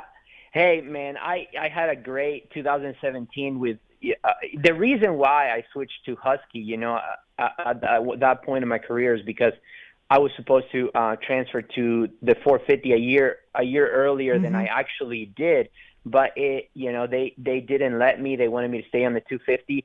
But yeah, 2017 was great. I was able to show that I could ride that motorcycle. I podium, Unadilla and podium Washugo, and got third at Butts Creek before I had my ACL, the first moto. So yeah, I was translating, my the way I wanted to ride it. That motorcycle was fitting me great. And, I felt like that year was going to be the year that would open up some doors to somebody will give me a chance to do it. But yeah, nothing opened up for me, so it's a brutal sport. I'm very happy I have, Team Tedder behind me this year and, 2022 possibly. So, it's just stressful, man. These off seasons are stressful when you're trying to find a ride, and just knowing that you have that, it just makes it a lot easier on yourself. That's for sure. Listen, I know Brian at MTF there. He's a good guy. He works hard. I'm sure he works really good, but we got to get you back with Red Dog, Marty. Back with the big 1.5, the tutelage of the great Tim Ferry also. God, he could just turn Marty. Red Dog coaching you again. Hey, Red Dog and Evie are just like family to me. They've done, they've taken such a good care of me. Unfortunately, I came up here. My wife had a job. She finished her residency. She's a pediatric dentist, so I had to move up here, and it was just hard to make it work like that. But I still stay in touch with Red Dog. He's always going to be that guy for me, and I have so much respect for him and his family. That's for sure. Phenomenal. The things that Timmy can do for a guy. I gotta say, I don't even want to bring that one up, but that Dallas first turn crash. But before that, the heat race. That was about as good as I've seen anybody ride. Yeah. Tim Ferry tutelage was all coming together. It was all coming together. Thank you. I knew this. Guys, that year, we don't know how that year would have went, but I have never felt so good in riding a motorcycle. I just, from the moment we got there and we did press day, and from the first lap in practice, the bike was working so good. My fitness was to another level. I knew that I was going to win. I knew that there was nobody in better shape, and it's just those things happen sometimes. It's out of your control, and it just catches you off guard, and that makes you a better person, I guess. But I guess it is what it is. Yeah. Is Dakota racing? Is his wrist better? Is he starting to ride again? What's the plans for Dakota? Well, I just talked to Dakota. He is planning on racing. He is, he's gone through hell with his wrist. Yes, he has. This poor guy is going through so many surgeries, but as far as I'm concerned, the last surgery they did, which it was about a month and a half or two ago, it came out to be a very positive thing. He was struggling with so much pain on his wrist, and he's taken it. It's actually feeling a lot. He just told me he feels like it's good. He's done a lot of therapy now. It's all about getting the strength back on his wrist, and he's going to start riding possibly. He set up in December sometime. So, but he doesn't want to rush it. Right. His intentions are definitely to race, next year. We don't know if he's going to make it to the first round or if he's going to make it to the second or third. He's just taking it day by day. But, he sounds really positive, and I have no doubt that he'll show up for sure. Well, good. Yeah. I like Dakota. Cool. Good. Yeah. Good. Yeah. Good to hear he's hopefully getting fixed. Right. Martin Davalos on the show, brought to you by Sco Industries. Pulp 2020 is the code to save. Is there a big difference, Marty, between your bike now and that Rockstar Husky that you rode those years over there? Like, is there a huge difference for you? Not really, but I never rode it, in Supercross. The engine, True, I'm pretty sure the engine is the same. I'd say pretty close to it. I think it's just a matter of how do you want the power to be, on the Supercross track, because you have so much power. You're asking the bike to do so much with so much under you, and if you gas it too much, you just lose control. Sometimes you overshoot it. It's just you end up cartwheeling across Anaheim Stadium. I mean, you guys saw that. It's impressive. The things I can do sometimes is impressive. God. It's and that's what I was telling you. Right. It took me so long to get. I feel like I was overriding the bike. I was riding it like a 250F at the beginning, and I was just kind of riding too hard, Mm-hmm. and sometimes you lose. You lose traction and once it hooks up, it just, you have so much power. That's what happened to me in that rhythm section. I lost, traction and it hooked up, and then I was in the air. I was like, Jesus, take the wheel. One of my favorite highlights all year long was that kid Adam Cianciarillo coming out fastest in every practice to start the year for 9 sessions in a row. I don't know what it was. 7 races or something crazy, something stupid. Yeah. And then the man who toppled him was Martin Davalos. And I wrote AC, and I said, Marty, all exclamation points. I texted him right after you set the fastest time. And he texted me right back and said, I'm not even mad. Marty rules. Adam didn't even care that his streak was over. He was happy, Marty, that you broke the streak.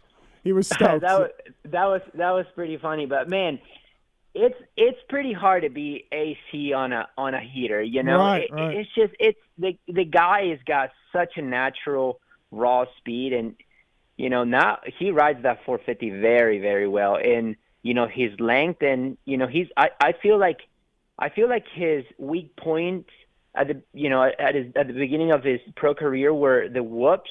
I just remember in the test track, but he's got him dialed, man. He's very fast now in him, and I think he's got a lot of confidence. Mm-hmm. And he's just a great rider. He's shown that, and no doubt. But it was fun. I couldn't believe it. I knew that we have big whoops. I know that I'm comfortable hitting them. Yeah. I like big whoops. I feel like it separates people, and I just felt good that weekend. I think we had two big sets in the Dragon. Two big sets. Yeah, and it was good. Your second set, you were fast. They were gnarly, and you were fast through them. Hey, are you going to wear Thor again? That's the plan? No.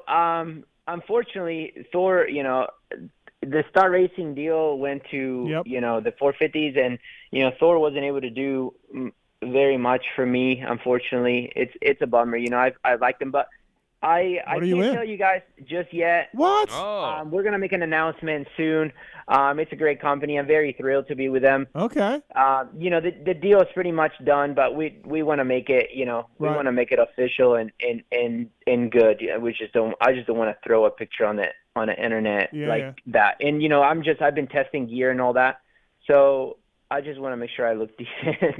What about goggles? Can we tell us about goggles? Same thing. Well, same deal. Let me tell you something, Steve. I thought you guys are gonna hook me up with X-Brand, but never heard back. Oh, what?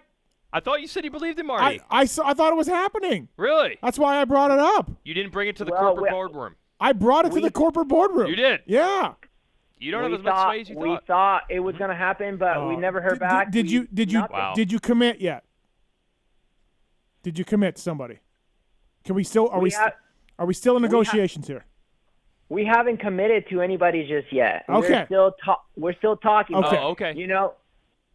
I gotta get handled. I'm gonna make some phone calls. It's ridiculous. I was all on board with this. We're gonna try to make this happen. This would have been great. It would have been a great connection to have Steve and Marty united as one. I heard Marty's price. It was more than reasonable for such a talent like this man. I endorsed this. I batted this around with the corporate powers that be at X-Brand, and I assumed, Marty, we were going down that track, and it was looking good. Fucking goggles. My apologies. Let's put it this way: we never heard back, and I actually told Steve, I'm like, dude, are they gonna do something? Because if they don't, then I need to know, because I need to, I need to figure it out. We got to get Marty in X. You don't have enough strokes, Steve. You don't. Apparently it's not. Obvious. Apparently not. You're all talk. All talk. Weed, you can host a show. I got to go make a phone call. Yeah, exactly. Get Marty in some goggles. I got to get Marty in some goggles. I'll reach out to Aldaco. We got to get this. We got to get this sorted, Marty. This is bullshit. All right. Well, you do that, man, because we've been waiting. Yeah. We got to do this. It's bullshit. I was gonna. All right. Now I'm rattled because I thought he was gonna say X-Brand. Oh, you're ready for the big I public was unveiling. ready for Here the it comes. Yeah. Instead, I get we never heard back. Deflating. So fucking eggs on my face. Anyways, oh God, dude. All right, well we'll get this happening. But no, hey, so 21 schedule came out, Marty. Three races in Houston for a week, 2 races in Indy in 5 days. Do you like that? Are you looking forward to that? Or do you? I mean, we did it in Salt Lake to a more extreme, but would you have liked it the other way? Or are you looking forward to this? Well, to be honest with you, with everything that's happening, I think that this is the best they can do. And for me, you know, I am gonna miss my family. That's my only downfall, and not having my wife and my kid come to the races. But at the end of the day, we go to, you know, we're gonna go to the city that we're gonna be racing at, and we're just gonna get it done, you know. Yeah. And I think it's gonna be fine as long as we, you know, as long as we can, you know, stay at a decent, you know, place, and we'll be able to, you know, because Utah worked out really good. I mean, we were there for almost a month, whatever, but I did not mind it, you know. I didn't mind it at all. We get plenty of riding, you know, plenty of racing, and you know, the riding in between the races is really not that important because we're doing so much racing. So at the end of the day, to me, it's not going to bother me. I look forward to it. Like I said, my only downfall is just going to be missing my wife and my kid. That's the only thing. There won't be much riding in between the Indianapolis rounds, I have a feeling. No, it's gonna might be kind of cold. Might be hard to find a super track, but Houston, I think you guys will be able to get out and ride, you know, in the off day. I think so.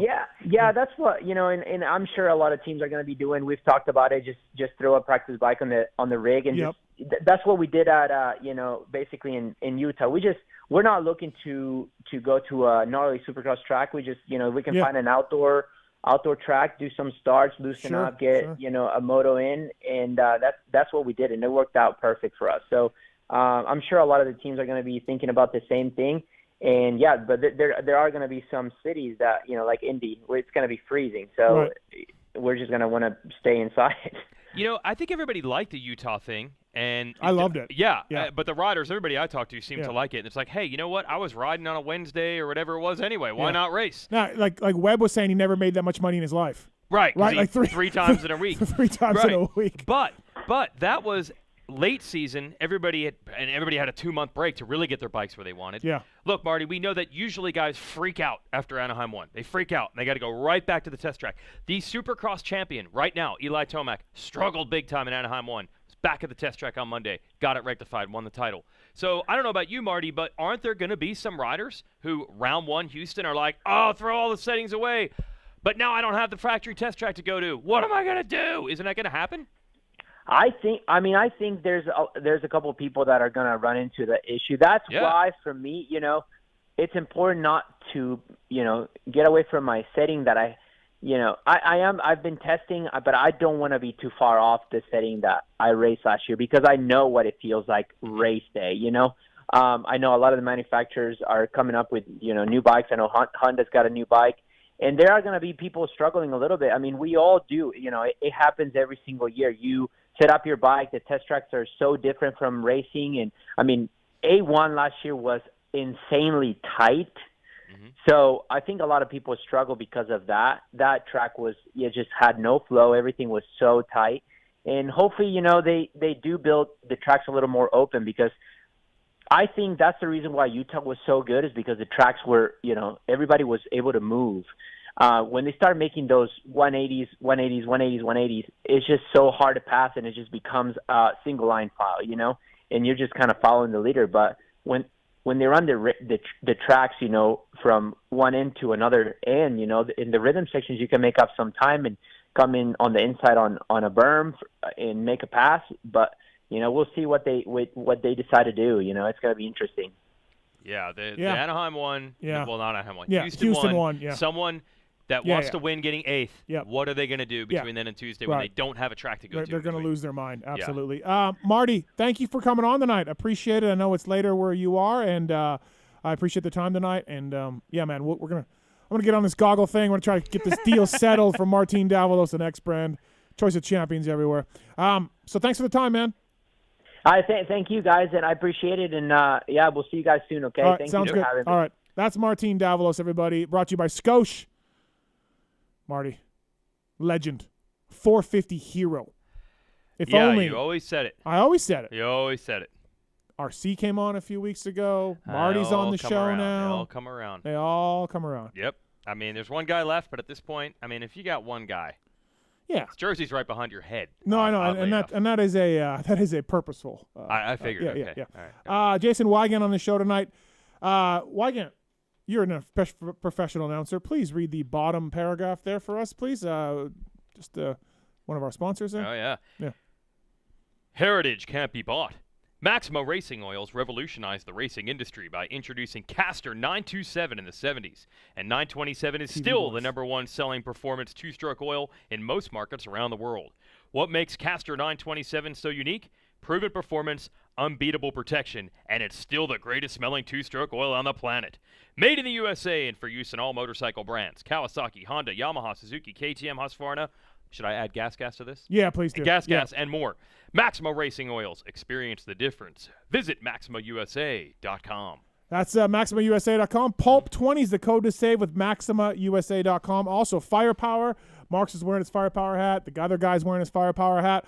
FirepowerParts.com. Whether it's batteries, whether it's chains, they've been offering superior products for over 50 years of experience in the industry. Don't waste money when replacing your OEM battery. Wait, you have a battery issue. Yeah, but that's because But it wasn't the firepower issue, but you still needed a new battery. What I basically do, here's how I handle batteries. Yeah. Some people have a trickle charger. Yeah. What I do, I just ride the bike once, don't ride it for a couple months, then the battery is complete junk, and then you just get a new battery. Okay, but did we figure out leaving the key in the ignition? That's what I was told. There's no chance. But now I've been disproven, so I don't understand. I don't want to talk about this too much. Oh.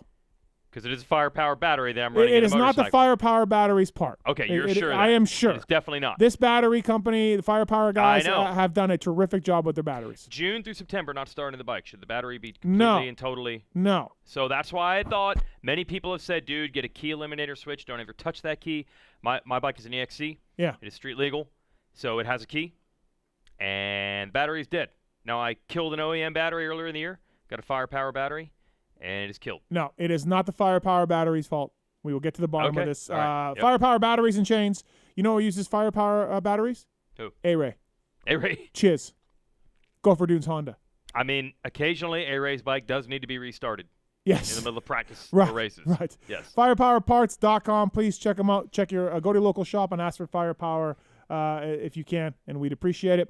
Also, I want to talk about the Art of Sport guys. We're going to give you some stuff, Weege, to take home from the Art of Sport guys. Kenny Roxon's a partner in this company. Charcoal face wash, anti-dandruff shampoo, all of it under $10 at Target stores. Artofsport.com.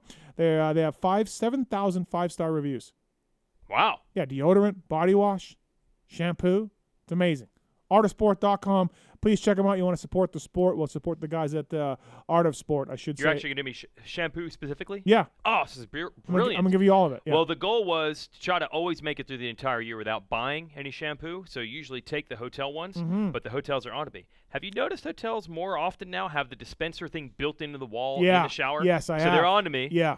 And we had fewer races this year and a long gap. Yep. So I was down to the last drips, and we have a month and a half left in the calendar year, and I was starting to panic, thinking I might have to buy some shampoo before I'm back on the road. No, we're good. Art of Sport. Dialing you in. Yep. They're bringing you our next guest on the show. We're calling an audible and getting this man on the show because lots of things have happened, and we from J-Mart going back to Star, Troll Train's team announced today, his old team folding up, his new team folding up. We got to get the man on the show. Friend of the show, Filthy Phil Nicoletti. What's up, Phil? What's up, Steve? How are you? We're good. Thank you for coming on. Oh, no problem. It's always a pleasure. So just a great time. As always. So, Cooper Webb's bachelor party, without getting into too many details, Phil, did Weege do anything strange? I wasn't involved. I thought you were hanging out. I rode with the guys for like 2 hours. Oh, okay. So I wasn't part of the hijinks. Oh, you weren't? Okay. I don't even know if there were hijinks. I needed to know if Weege did anything weird. No, I did. we did not. No, you're. Oh, actually, he did. He smoked his head off his own door and had to get himself some stitches on his eye. Okay, what happened? What happened, I Phil? did. I did. I don't know. He was one Coors Light in, and next thing you know, he's got a What bleeding happened? from his eye. Yes. Ridgeline took him down. A ridgeline took me down. It was a knockout blow for the ridgeline. Well, that door. happens. What? I went for a lap. happened? I went for a lap with these guys, Yeah. and I come back in, and my son and Ben, Yeah. Chad Reed's mechanic, his daughter are inside the ridgeline screaming and beeping the horn and flicking the lights, and I got super pissed, and I opened the door. I yanked the door open. I'm like, get out of that truck! And I literally yanked the door right into my face. Now, luckily, Like nothing happened. You just pulled it into your face. Yes, there was no excuse, and I'm like, that was embarrassing, but luckily nobody saw it. And then I walk out from behind the truck, and everybody notices that I am bleeding profusely from my head. I mean, meanwhile, he could have just said he'd, smoked a tree trail riding, no. said something cool, but no, he No. smoked his face off Yes. his own door. Yes. So you'll love it, Steve. It led to a lot of ridgeline jokes. If you had an F-150, that wouldn't have happened. Right, et cetera, right. et cetera. Yeah, actually, I Yes. wouldn't have liked that. I wouldn't Yeah. have liked that part because now the Ridgeline gets blamed for this. So mad at those kids for Right. beeping the horn. Okay, so you didn't do anything super weird then. Okay, all right. That was pretty bad. No. Right, right. Yeah. No, No, I I mean, was not a lot involved. of the boys were not stoked. The media guy was hanging around for a bachelor party and this and That's that. a good but point, yeah. It was okay. Weege was cool. He put on, he put the media hat away and just hung out, had a few beers, chilled, rode some dirt bikes, and it was a good time. Do you know the things that Weege and I have seen or talked about, in a way I've from seen some of the things Weege has done, so it's pretty extreme sometimes. But like none of us I'm in bars with guys. I'm not gonna put this on the online. Like calm down. It's not gonna be, the media guy. It wasn't a big deal. Um, No, it was cool. So I got a call from Coy Gibbs last week. Phil, obviously we know the team folded, and when I talked to him, he is 90% sure he was going to fold up. But he also, Phil, blamed you for the team folding. He said this is Phil's fault, and I agreed with him. So how do you feel about being responsible for JGR? Hey, listen, if little Phil Nicoletti can take down a multi-million-dollar organization like that, you know what? I will take that. That's the only win of 2020 that I'll get. So. Yeah. No, he told me, I'm laying in bed, it's 9:20 at night, and Coy calls me, and I'm like, dude, it's 9:20 at night. I said, you got nothing better to do right now? And he's just like, I'm going to tell Mathis you're the reason the team folded, and blah, blah, blah. I'm like, this is what you're thinking about at 9 p.m. on Friday night. Right. NASCAR season's over, Moto team folded up, and that's what you have to do. Call me and blow me out. Right. No, I liked it. I agreed with it. Yeah, he said it was all your fault. And I'm like, yeah, absolutely. Phil Nicoletti, the reason JGR folded. Yeah, I will take that. Yes, Remember, that is a win for me this year. Coy has an Instagram account. Yes. But he never uses it. No. And then all of a sudden, like for the first time in 3 years, he posts, and it's a picture of a guy, and what does it say? Like, this guy looks like Phil. Yeah. That's his only post or whatever. You don't even ride for his team anymore. Right. He's running the NASCAR operation, which has nothing to do with moto, and that's what he chooses to post. Imagine if you were a NASCAR guy and you're like, I follow Coy Gibbs. I'm going to get the inside scoop on everything to go with the team. And then it's all it is a picture of the guy that says, what's up, Phil, or something. Yeah, I know. They don't have a fucking clue who I am. Right. You know what I mean? No. I don't know. Coy's he's an all-time ball buster, that's for sure. Oh, he no is. doubt about it. Always will be. God, it sucks, huh, Phil? I mean, it's just terrible for the sport. Yeah, no, it's bad news. I don't know. I hate it. I'm sure you guys talked about it up and down, a million reasons why or what could have saved it, what can be done, but I don't know. It's just not a good place for our sport right now. Two major teams losing, folding up, losing jobs, losing rides. I don't know. It's a bit depressing. Yeah, it is. And for people who don't know, Rockstar pulled out of the series up in Canada where you were on the OTSF Yamaha team. They were forced to go away, and so you're without a ride. And I thought it would be a natural landing spot to go to the Monster Cowie team up there. Tyler Medaglia's calling it a quits as far as a full-time moto guy, and I thought it would be you could go over there with Welton, your buddy. You guys could jerk each other off. It would be perfect. But that doesn't seem to be happening either. So what the hell are you going to do? I don't know. Does PulpMX need a correspondent of some sort? Yeah, you could be the East Coast. Decent. Right. Now, I don't know how much we can pay, but what about? Come on, man. Steve's got plenty, bro. He's doing just fine. I know he does. Yes. I know he does. Listen, what about we saw Troll Train's announcement today. Can't we? Are we working over there, Phil? Nah. I don't know. I don't know what I'm gonna do. I mean, if I'm gonna do Supercross, it's 70 days away. It's kind of hard to really get the ball rolling for something like that. I'd still like to really do AMA Nationals. I still feel like I have a lot left in the tank. If it was 2 years from now, I'd say, yeah, all right, it's my time, it's over. But I still feel strong and still super fit and whatnot, and still feel like I can do well. If I can stay here and make something work, but I really wouldn't be opposed to going back to Canada if it made sense, So is the Monster team done or no? There's a chance there. Like there's something there. No, I don't know. I haven't really heard anything. Okay. It's got to be worth my while. I'm not, can't really go up there for, pennies on the dollar. It just doesn't make sense to do that. Right. To run an efficient program, down here, it costs money. So I don't know who can go up there and run with Dylan and beat Dylan on, the money that, some guys offer, but it just, it's not possible. So, we'll see what happens. I'd like to go back. I'd like to still be with the guys that I was with, but obviously that's not going to happen. So, I'd like to see if I can make something work here in the States. If not Supercross, for sure the outdoors and stuff, and see what goes on. Well, that's actually good to hear because I didn't know. I mean, so it really comes down to is you don't want to be done right now. Even if no, of course not. No, like I said, if it was 2 years from now, I'd say, yeah, okay, I'm old, whatever. But God, I still feel really good on a dirt bike. So, so you would do Death Cross. You would think about it. I would think about it, but it would have to be on an efficient program. Right. I'm not going about it with, $50K for, you know what I mean? You need money to go do it. So if it actually made sense, I can make money, and put forth good results to make it worth my time and everybody else's time that's putting it, putting into the team. Like, yeah, I would. There could be some synergy here because I know kind of somebody who's working on some stuff for you, Phil, for a possible ride. And it might be tied into the show a little bit for 2021. Oh. There could be some synergy between Pulp and Phil. So it might happen. Possibly. Okay. Oh, God. Possibly, Phil. I mean, it's a long shot, but you never know. You know what I'm talking about, Phil. I'm really going to have to read the fine print on that contract. Oh, yeah. Then. No, you will have to. But guess what? You'll be wearing my face on your jersey every week. God bless. So just keep that in mind. Oh, man. Well, we wouldn't get any extra revenue if that's the case. I guarantee. You know what's scary? Scary but good. We could start a GoFundMe tomorrow for Phil for Supercross with our listeners. Oh yeah. We would get some serious money. We really would. No. Put that GoFundMe money into people that actually really need it. I know. Nicoletti does not need it for to go racing. I wouldn't do it, Phil, but I'm saying we could. And I appreciate it because the Pulp Nation is super strong, and I appreciate all their help. But no, I if that ever came to that, I'm moving back home and I'm getting a real job. You're gonna join. It's over. You and Bobby K working as jail cops.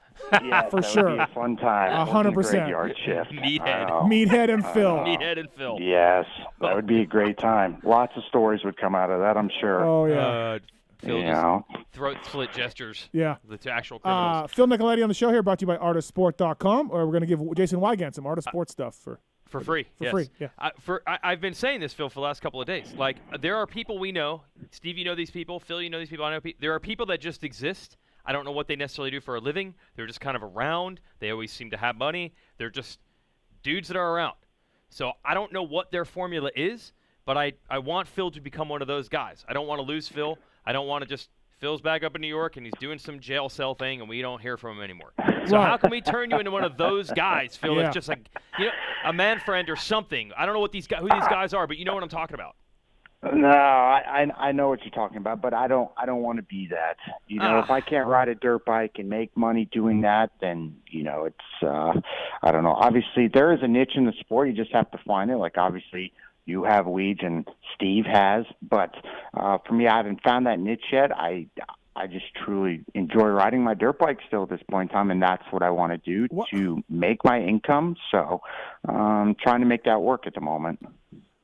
What are the chances What are the chances, Phil, you just settle in and you're just running the stopwatch and the clipboard and teaching 8-year-olds at PulpMX how to ride dirt bikes? What are the chances, Phil? I'm not teaching kids how to ride dirt bikes either. I hate teaching people how to ride dirt bikes.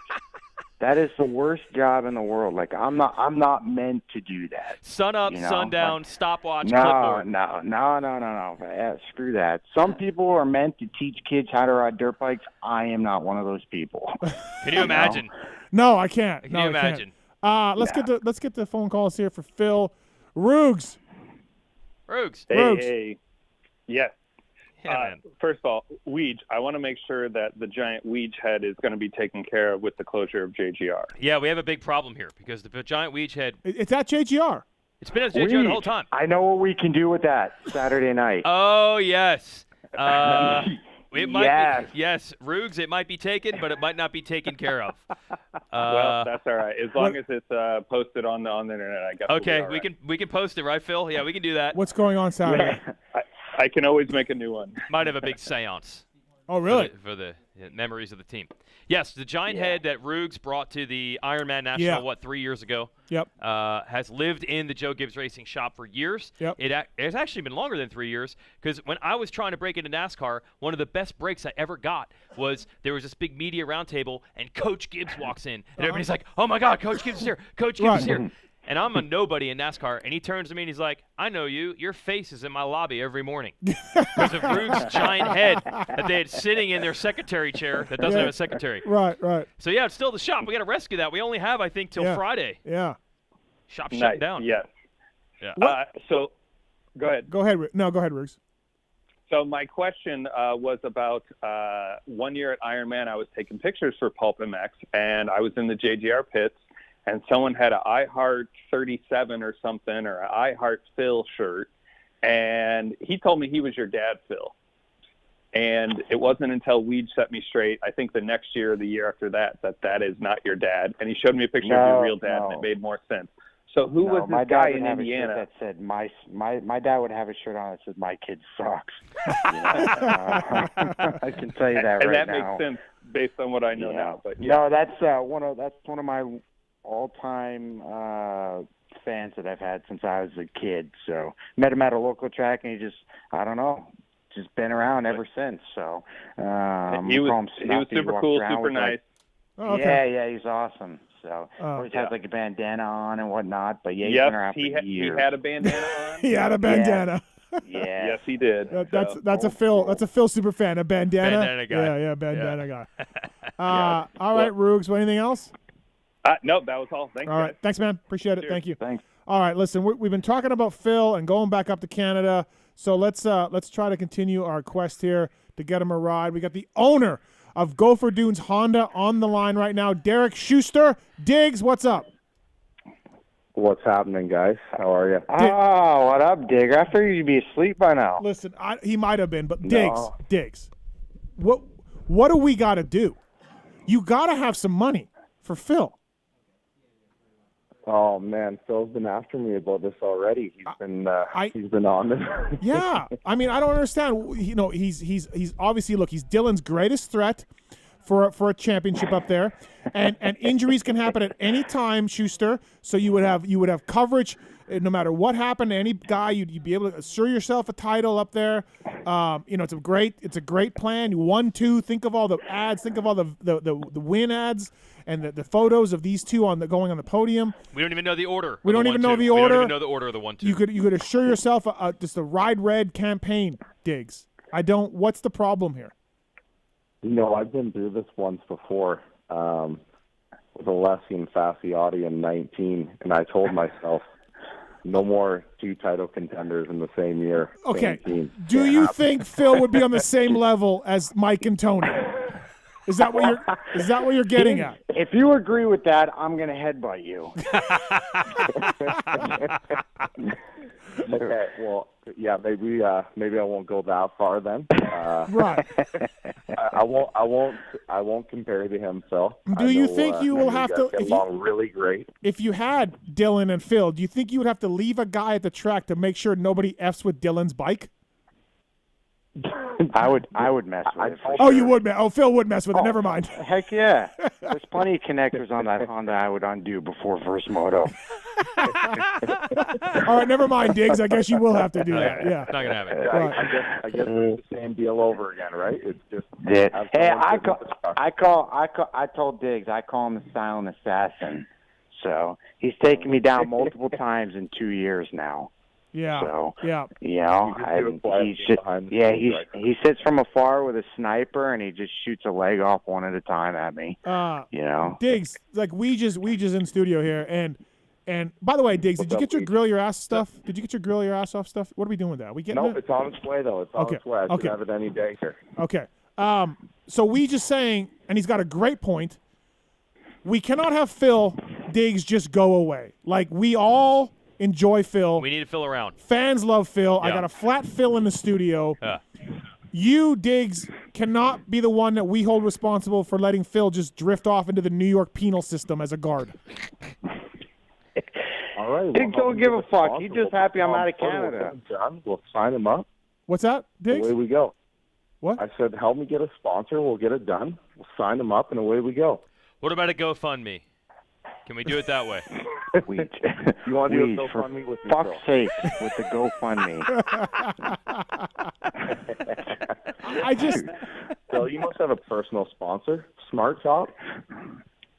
Yeah, let me call Genova. Hey, There you go. Smart Top. Want to go for a second run? You want to go for part 2 on Diggs' team?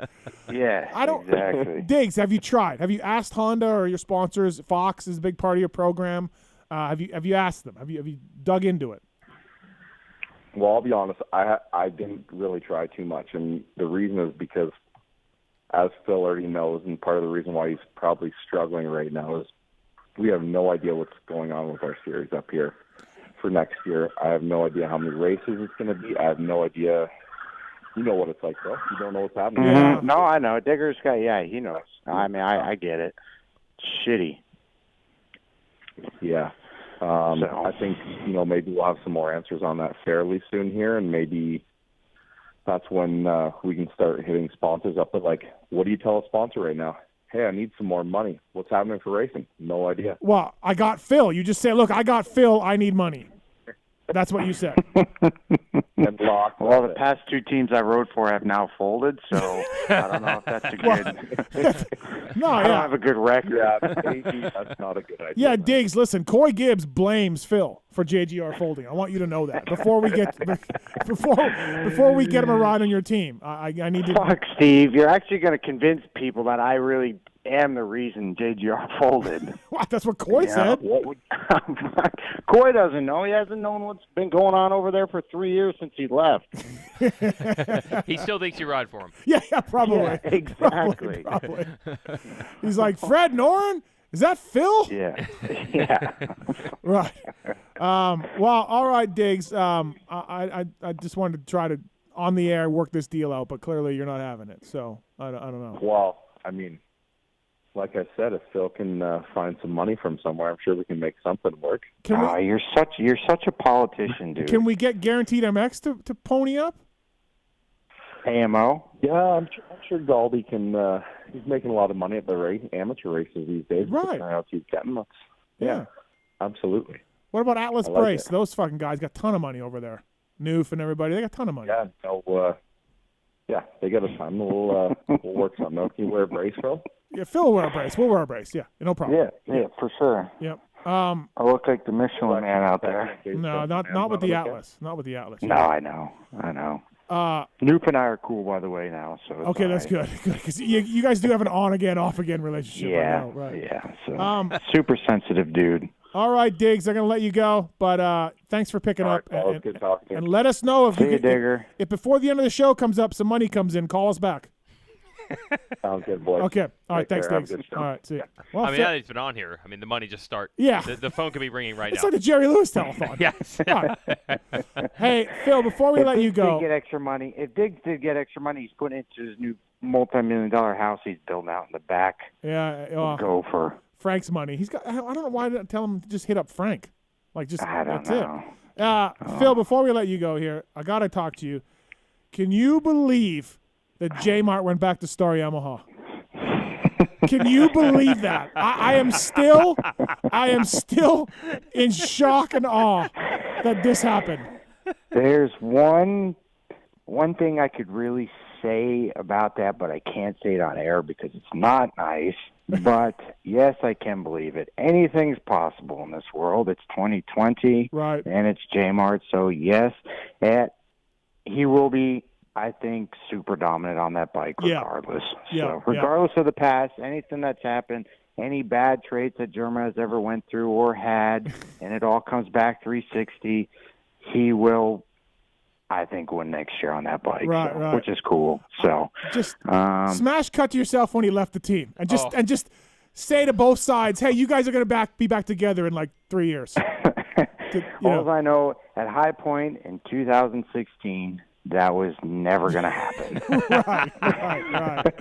right. I can almost guarantee you, I bet you there's a lot of people that would have put a lot of money on it. J-Mart would never have been back at that team. But, hey, you know. They want to win. He wants to win. What are you doing?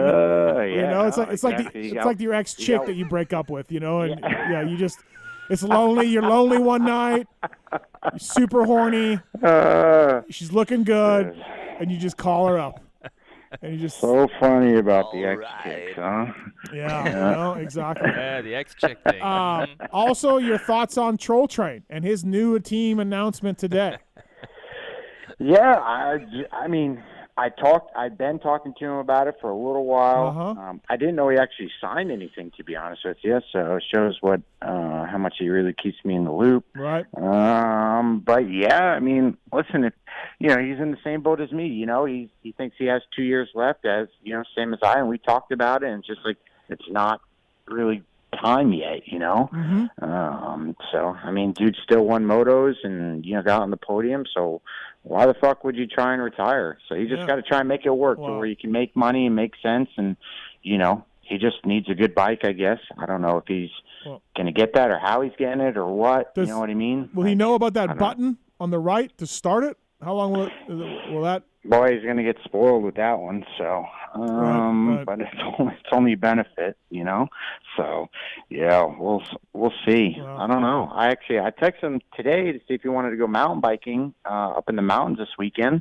But he says he's flying to Reno for some shit. So I don't know. What the hell is Troll Train flying to Reno for? Not a fucking clue. Could have swung by here. Why don't you come by Vegas? Right. Come by. You know who is going to be out here and going to stop by? Yeah. Andrew Short. Andrew Short. Not tonight, but Andrew Short. He's rallying out there? He's rallying out in the desert, and Shorty's coming by at some point. Will he ride the bike right here? I think he will. Wow. Shorty would do that. Yeah. Well, that's a good spot for him. I really enjoyed – you texted Phil today, Steve. Yeah. And whenever you text Phil, I'm attached. Yeah. And I maybe scroll back to your text. Phil's teams are folding. Multiple Phil teams are folding. Yeah. He doesn't have any options on the table. Right. And you text him in all caps, what's Troll Train going to do? What did I write back? It was I like, give a fuck what Phil's doing. Yeah, wait. What did you write? Hold on. Let's go. Let's scroll back here. So yes, that's what it was, or something like that. I don't have a ride myself. Here we go. Weege and Filthy Phil. What's Troll Train going to do, Phil, while Phil's sitting there with no ride? Okay, hold on. God. While Steve is going through that. So Tuesday, on Tuesday I said in all caps, what is Troll Train going to do now? Phil says, I got my own issues, Steve. I could give a fuck about Troll Train. I mean, no, but seriously, I could give a fuck about Troll Train. Alex is a liberal. As soon as when you replied that, I was like, yeah, I guess he's kind of right. Like, yeah, what does he care about Troll Train? He doesn't ride himself, dude. Right. Yeah. He's Be a little sensitive, okay? He's got teams crashing around him left and right. Right, yeah. Well, hey, here's one. I know I'm a super caring person and all, but Jesus, I got to put myself in, first at some point or another. Yeah, no, for sure. Yeah. All right, I got one other option. Unreal. I got one other option. Phil, you're in the North Carolina area. Yeah. It does not appear that Chad Reed is readying himself for an attack on Supercross in 2021. So how about a Chad Reed run operation with Phil Nicoletti as the rider? I like it. I like it. Yes. I think it would actually be pretty badass if it could all make sense. There you go. You know, I don't know. It's all there. He's got the shop. You know. Yep. You'd have Ben mechanic. spinning the wrenches. You'd have a great helmet paint. You'd have a great helmet painter. Yeah, I mean, and we got a good suspension guy in the area. Yep. We got a good PR guy. I'll do the PRs. I'll write them. I'll write them for free. I'll do it for free. Oh wow, you will. Yes. Yep. God bless. And I think we could. We could either get a little vlogging going and blow Troll Train out of the water and make it even better. Easy on the Troll Train vlog. It's a very good I'm vlog. Phil vlog. We could take him down. Yeah. Racer X has had a couple Phil vlogs, and they are very good. Yeah. What about all the bleeping though? You spent 20 minutes bleeping it out. I actually, I can't help that honestly, but whatever. We got Jake on the phone, Phil, for you. Jake, what's your question for Filthy Phil Nicoletti? What do I owe you, 40? Jake. I appreciate it. Jake. Thank you, dude. I'll hit you up. All right. See you, Jake. He had a question about your Cannon Day practice front flip that will forever haunt you, Phil. Yeah, those were great. Where you were just a test dummy. You look like just a test. You think that Kawasaki test track dirt was soft or nah? Nah, no, not at all. Or listen, if the Chad Reed team doesn't come working, maybe a JB riding technique. We were out. You were out there helping JB. Yeah, true. I mean, Death cross. right, with death cross tips. So. Yeah, I can see JB rolling his eyes right now. Yeah. I don't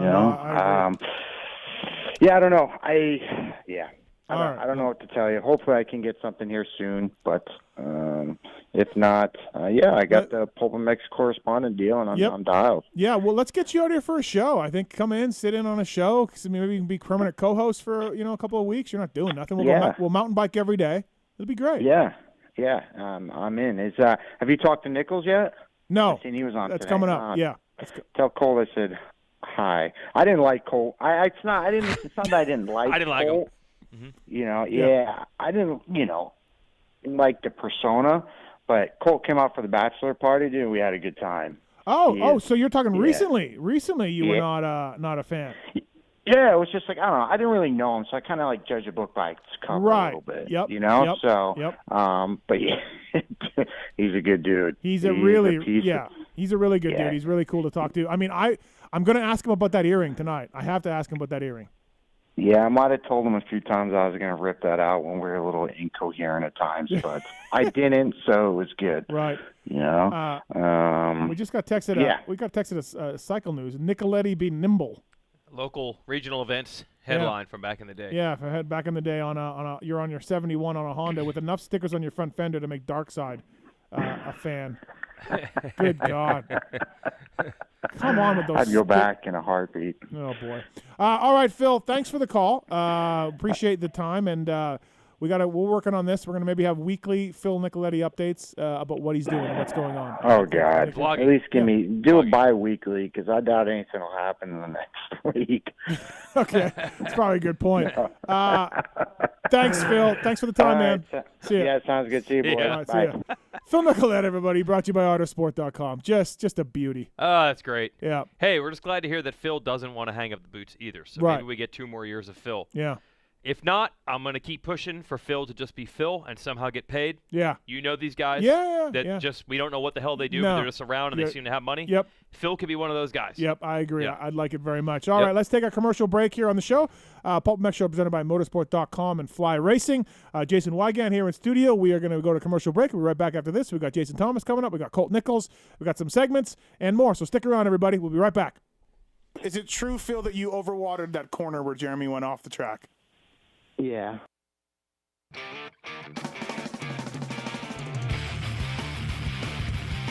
Those who love motocross know Motorsport.com has the knowledge and expertise to make your next ride your best ride. Motorsport.com has a broad selection of in-stock parts and gear at competitive prices. We specialize in bringing you OEM and aftermarket parts, riding gear, and accessories for dirt bikes, motorcycles, ATVs, and UTVs. All thanks to the most dedicated and experienced team of gearheads in the industry who use the very parts we sell on Motorsport.com. Motorsport.com always offers fast shipping and free delivery on orders more than $79 to ensure you never miss a ride. Whether you race on the track, ride the trails, or commute on the street, shop motorsport.com today for the best customer service and experience when buying the parts and gear you need to stay on 2 and 4 wheels. Make your next ride your best ride, only at motorsport.com. Steve. Kiefer. You want to hear about one of the best rides I've ever had? Dude, it's not time for After Dark yet. Chill down, dude. I just want to talk about race tech stuff. Oh, that's it. Okay. Gosh, man. Basically, I've had the chance to do some stuff with race tech recently with the CRF 250R and, of course, the KX 250. And as you know, I've talked about on the show, I wasn't a real hardcore fan of race tech stuff back in the day.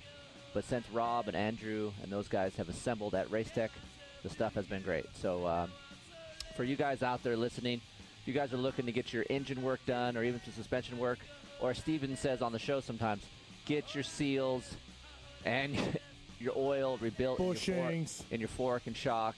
Get it rebuilt. It helps. 15 to 20 hours. Head over to racetech.com. Check out. They even got a cool little simulator. You can look at what size spring rate you might need for your bike.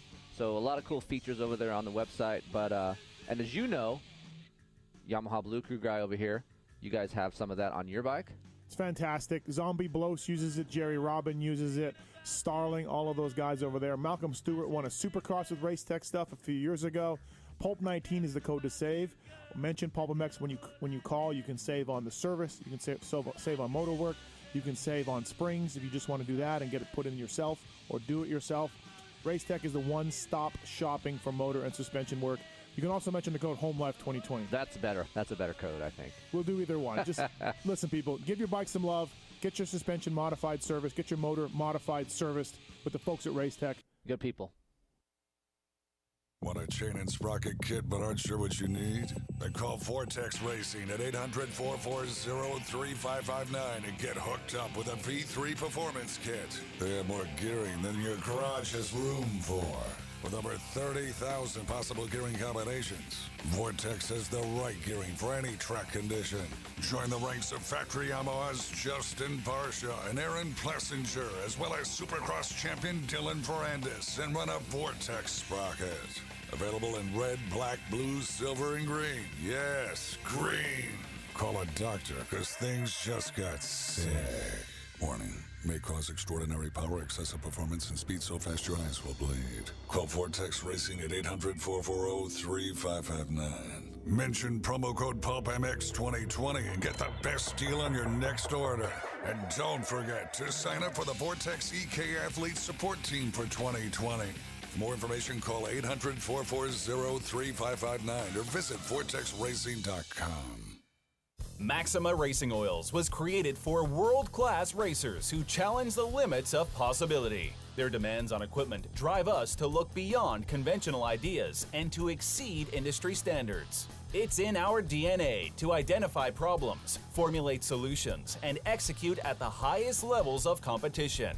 Case in point, the championship-winning factory Kawasaki race team, longtime Maxima partners who extensively use Maxima throughout the bike. Maxima's USA-made products exceed JSO requirements and can be used in all motorcycle brands: Kawasaki, Honda, Yamaha, Suzuki, KTM, Husqvarna, and more. Maxima Racing Oils. Experience the difference. Visit MaximaUSA.com for more information.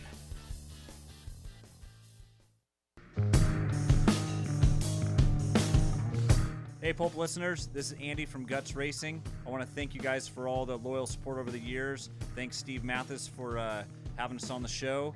Steve normally asks for us to write out what we want to say, but this year I'm shooting it from the gut, right from the heart, because I really do appreciate all the fans out there that take time out of their day to put an order in at gutsracing.com using PulpMX 2020 for 2020 to get 20% off. Keep ordering, guys. Appreciate it.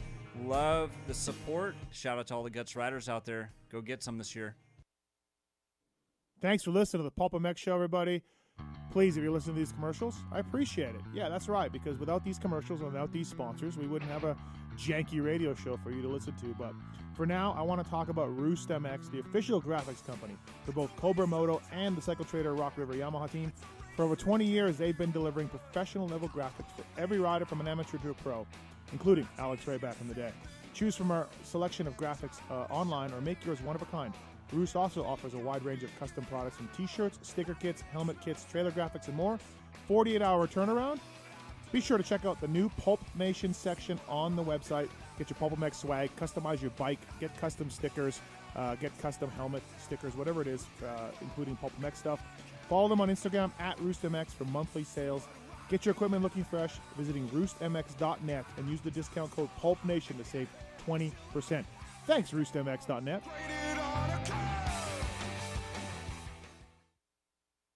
FMF Racing is proud to celebrate 45 years of fun, building every FMF exhaust right here in the USA. Owner and founder Don Emler may have started FMF Racing in his garage 45 years ago, but Don is still hands-on in our 100,000 square foot state-of-the-art manufacturing facility in Southern California. FMF's goal? Design and manufacture the world's best performance exhausts, 100% in the USA under one roof. FMF is a proud sponsor of the Lucas Oil Pro Motocross Championship for over 25 years.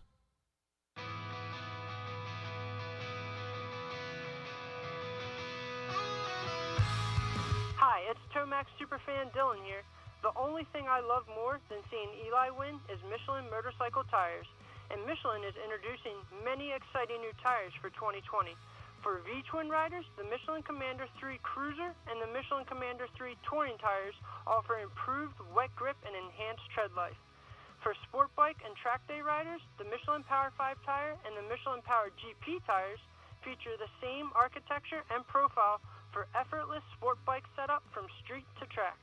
If you'd like to have the same tire that won the 2019 Red Bull Ayersburg Rodeo, the Michelin Enduro Extreme tire is the tire for you. And the Michelin Starcross 5 tire range is now available for young motocross and off-road riders in sizes for 50cc bikes and up. To learn more about these and all other Michelin two-wheel products, check out www.motorcycle.michelinman.com.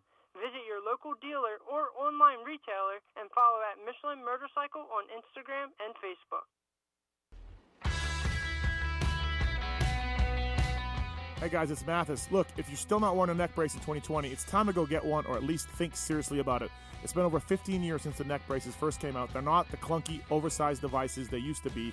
Atlas came in and changed the way all neck braces were designed by introducing flexible technology to the world and proving that neck braces can be something you can actually ride in while performing at the highest level. Look at Jason Anderson winning Supercross championships, or look at Martin Davalos or anybody else. Don't take my word for it just because I have 2 Manitoba championships to my name. Wait, I have 4. Just look at how many other brace designs look like the Atlas one. Atlas pioneered all the modern neck brace features and have been refining them ever since then, while the competition has been trying to catch up. Grab the brace that's been leading the pack. Check out atlasbrace.com. Get yours today. There is a Pulp discount if you check out sponsordeals.com on pulpmxshow.com. So be like Chase Sexton, Martin Davalos, and many other guys and wear the Atlas brace. atlasbrace.com. For over 3 decades, Works Connection has been designing and delivering factory-level parts to help produce champions worldwide. From the novice rider right up through the pro ranks, they're winning products like skid plates, radiator braces, Pro Launch Start Device, Elite Clutch Perch, and Elite Axle Blocks help to protect and refine motocross, supercross, and off-road bikes. Join Team Honda HRC, Star Racing Yamaha, Smart Top Honda, JGR Suzuki, and HEP Racing race teams that rely on Works Connection products to deliver quality and reliability. To see what they have to offer and to help improve your race efforts, just visit WorksConnection.com today. And don't forget to enter PulpMX20 to save 20% on your order. Over 65 years ago, Vertex Pistons was born out of a small technical workshop in northern Italy's famous Motor Valley. Expanding and maturing among the racing legends of Ferrari, Lamborghini, MV Agusta, and Ducati, today Vertex Pistons are the pistons of choice for motorcycle riders and teams throughout the world. Because of their renowned reputation for exceptional quality, Vertex Pistons is a factory piston supplier to KTM, Husqvarna, Beta, Gas, and TM. From the Motocross, Supercross, MXGP, GNCC, National, and World Enduro Series, you can find Vertex Pistons winning championships. Vertex Pistons strives to provide you with world-class factory technology at a very competitive price. No matter which brand of bike you ride, when it's time to rebuild your top end, Vertex Pistons will have your engine performing better than new. To see our full range of 2-stroke and 4-stroke pistons in replica, high compression, or GP-style configurations, visit us at vertexpistons.com or stop into your local dealer and ask for a Vertex piston kit today.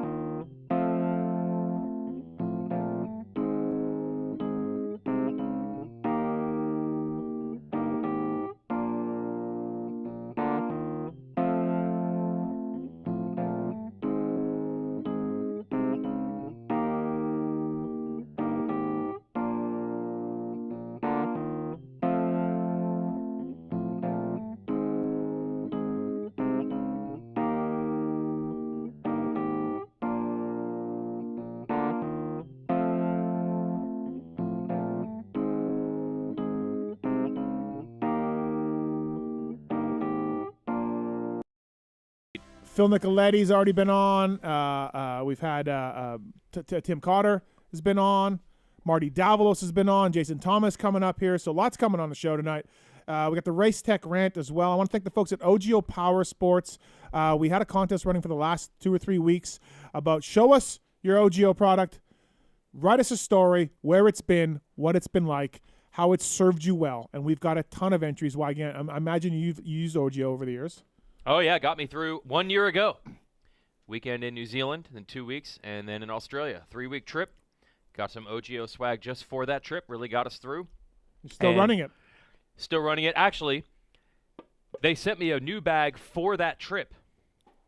But the other bag I had was still in pretty good shape. Yeah. So I'm still saving the new one until I really get my free money's worth out of the old one. So I haven't used the new one yet 1 year later. Spoken like the Jason Weigandt that we know. Yeah. So OGO Power Sports, here's the winners, and they've been emailed as well. The Trucker Gear Bag winner is Jake Tyrannus. He had a 9800 that was hammered and no wheel. The sled was broken on the bottom and everything else. So he gets a new gear bag. And the Excelsior backpack winner is Dan Boyle. He had a great story as well. So honorable mention to Nathan for the Kiefer After Dark picture he sent along with his OGO bag. Let's just say that picture of Kiefer After Dark? No, just an edited picture. Let's say a little bit of a I don't want to risque picture. Right. But honorable mention to Nathan. The OGO guys were blown away by the response to this contest, of course. How many bags look great? Some after 10 or 15 years of use and abuse. So for everyone that entered, please mention, or I'm going to mention, they should be on the lookout for an email from the guys at OGO Power Sports, of course. I use the backpack. I got the travel bag. I got the 9800. I got the new rig bag for my gear as well. So thanks to the folks at OGO for making things happen. Really appreciate it. Someday you've got to be able to get a hold of someone in the R&D department that developed that Honda Ridgeline, because a flipped upside down 9800. It's almost like that trunk was designed around the 9800. Right. Yeah, no, it's it was. Almost I think too much it of a was. coincidence. I think it was. It's too much of a coincidence. Yep. Yes. Yeah. It's amazing that these I still two can't things believe you go just together opened a door on your face. I was very mad at the time. I was very mad at my children. I needed a photo of this. Yeah, it was. I was like, no, I'm good. And then Phil and everybody's like, you just smoked your face. And I'm like, how did they know? Oh, no, I got blood all over me. Gosh. Race Tech ran of the night. Pulp 20 is the code to save with Race Tech. They've released their valves that are a full one-piece valve rather than a friction-welded two-piece one. It's more durable than an OEM valve, and with their custom profile, the valves flow more air and increase airspeed, resulting in an increase in horsepower. Intake and exhaust valves available for the 2020 KX250 and intake valves for the 2019-2020 YZ250F. Pulp 20's the code to save with Racetech. Give your suspension some love. Give your motor some love. Get it modified or get it serviced, whatever it takes. Folks at Racetech. My Racetech rant of the night. Jason Weigandt's got his as well. My Racetech rant of the night. I don't want to get too political here. Many of you listeners do not agree with my politics, and that's fine. You can all suck it. But in my opinion, I just want to go back in time to when all the people said the virus will be gone after the election. And I heard this. The media will not talk about it. I heard this from like smart people, people that Yeah. like I respect, people in the pits, a lot of the moto industry. As soon as this election is over, don't worry, the media is using this to bring down Donald. You will not hear a word about this virus. I'm hearing a lot about this virus in terms of hospitalizations that are maxed out across the United States. All of them? No. Some of them? Yes. Getting more serious. And I'm not talking about positive tests. I'm not talking about anything other than hospitalizations, which are real and they're counted for and they're tracked. They're not good right now. We're going, obviously it's colder and we're getting the second wave, which many people thought would happen. And so I just want to go back to everyone who said that it would be gone after the election because Biden won and the election, and there was still front page news this virus. So it sucks. It's terrible. But all of you people that told me this, and I said, no. Yes, it is being politicized in a sense of, hey, look, our current administration isn't doing a good job with this. Yes, it is. As is everything being politicized for any side across the board. But nothing was going to stop this virus after the election, and it hasn't stopped. I don't get into politics for one major reason. Yeah. It absolutely disgusts me that if you say one thing on one side, I call it the checklist, then there's an assumption that, well, then you must be on that side, so then you represent these 300 other things, which to me is preposterous and stupid. I pick things from both, but I am very sensitive to the media stuff because I am a media guy for a living. I am too. Yes, I do not cover politics, but I work very hard to try to be unbiased. And so when I see things and I'm like, I think that's just them saying what's going on, and people rant. I am not saying I agree with you on politics, Steve. However, I will say CNN has now shown the exact same COVID statistic graphic now that they did in August. This is not me making any statements about anything else political. However, the idea that the media would stop talking about it after the election has not happened. Right. Has not happened. A big part of my issue with Trump has always been the way he's treated the media, which is literally in the Constitution of having freedom of speech. It's literally in there, and he's tried to stifle that. He's tried to block that. He's tried to lie. He's tried to all this stuff that no other leader has done before. And I think, and again, I'm going off here a little bit, so I don't want to go too far because we're a motocross show. But a lot of my issues with Trump, and we all know I've talked about it, start with the media and the way he handled it and the way he's turned the American people. Is the media perfect? No, far from it. Is every plumber perfect? No. Is every computer coder guy over here perfect? Sure, no. Yes. No, they're not. Okay. Across the board, you will not find a perfect industry, and the media is involved in that. They're not perfect. Yep. But the way he has turned the American people against the media, people who go to school for journalism degrees, people who triple check facts, people who call sources, people who've brought down politicians, people who have brought down CEOs, people who have brought down companies doing illegal and bad shit for many, many decades. He's turned the American people against these people, and now as a society, many people want to go to Facebook to get their news, which has been proven to be wrong, fake, Russia Because making anybody can say whatever they want. whatever they want. Yeah. There's no accountability over there. Right. But this president has turned the world against the media, and therefore the media controls this virus. And I've already gone further than I want tonight. Yeah. Like this is But, another okay. topic I cover, All right. but the media thing I'm sensitive that's to where I because think I try really hard Yes. so I know what it's like to try hard and then still after like painstakingly trying to not show bias, see those comments on YouTube being like, he's just bought and paid for by Cowie, or the Honda guys did this, and I'm just like, dude, God, I can't win with you guys. So I just that one I'm sensitive to. And that is the free speech thing is in the Constitution as a safeguard to prevent those in power in the U.S. government from going unchecked. The media is 100%. there to prevent the president from doing things. The right to bear arms is no problem because that's in the Constitution. But freedom of speech, that's bad. Like that's where I'm like. If you're gonna stand by the Constitution, let's stand by it the whole way. Let's do everything. It's pretty much there to prevent those in the government from going unchecked. The government built in its own watchdog, which is free press. Yep. So be careful what you wish for. Yep. When you start saying that all press is bad and the leader is the only one telling the truth. Right. Just be careful. asshole. Thank now you. I've gone too far too. Yes, Again, you have. But I think there are many other things on that side that I disagree with, but I tend to pick and choose a little bit from each. Yeah. I know that's very rare, so people are probably already making their assumptions now, but yeah, not no, like most I'm people. with you. And so, anyways, you're both banned from snowboard, by the way. Oh, we are? You broke our only rule. What's the rule? No politics. Oh. Yeah. Is there enforcement in snowboard? Yeah, me. Oh, for real? Yeah, and my rule is no politics. So have you booted people from snowboard? We had to ban a few. Yeah. Oh wow. Yeah. I did not know this. Yep. So there's this thing, Weege. Think of it like a Vital MX for PulpMX. It's a message board. Okay. He created it, or someone did. Certainly not Talon. Someone did. No offense, Talon. Just Hey, fuck off. And they discuss all things pulp in different rooms. Okay. There's a Marty party room. Wow. Yeah. This is great. There's I don't know what else, but PulpMX Fantasy. There's PulpMX Fantasy drops. There's After Dark. And everyone goes in there and breaks down the show and they talk shit on me. I have no doubt. I have not been in this room. Yeah. But I want you to know that they're all in it. So I know that you've teased the idea that you may or may not embrace this. I only find out what happens on Pulp when I see the reaction on Twitter the next morning. Right. So I saw the snowboard thing come up. Yeah. And you were not endorsing it, then you were for it, then you were against it, then you were not buying Right. it. And yeah. Right. Yeah. Throwing that out The there. MAGA crowd is on YouTube. Way to go. I might just shut snowboard down because I don't like what they're saying about me. Many people have said snowboard is bad. Stick it up your ass, Steve. I'm not anti-MAGA. I'm just saying that CNN put the same graphic back up. Yeah. Okay. Just so my watching race conspiracy theories. My race tech round of the night. That's it. The virus is still very much an issue in America, and it's still being reported on. The election is over. Thank you. All right. Your rant. Yeah, my rant. So we've had a lot of teams lose sponsorship and hence shut down. Yep. But I'm going to need everybody at home to just chill down on the marketing genius plans that you have to help teams promote these sponsors better so they can stay on the road.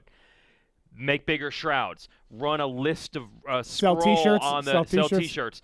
Run a giant scroll on the screen while they're talking on the podium so their sponsors can get their logos seen. I'm going to explain. Here's the problem. Logo space is like a 1992 level thing that the sponsors are looking for. So here's the issue. That is no longer what sponsors are even looking for. They no longer sell sponsorship plans based on X amount of billboard space, X amount of eyeballs seeing it. That's what we want. We now have a digital culture where clickable things and impressions, and even worse, as you know, if you go on Amazon and you search for something, then those ads are going to hit you in the face everywhere you like go. your Ridgeline door. Yeah, so you're going to get hit like a Ridgeline door by some ads for stuff that you don't want people to know you're searching for, by the way.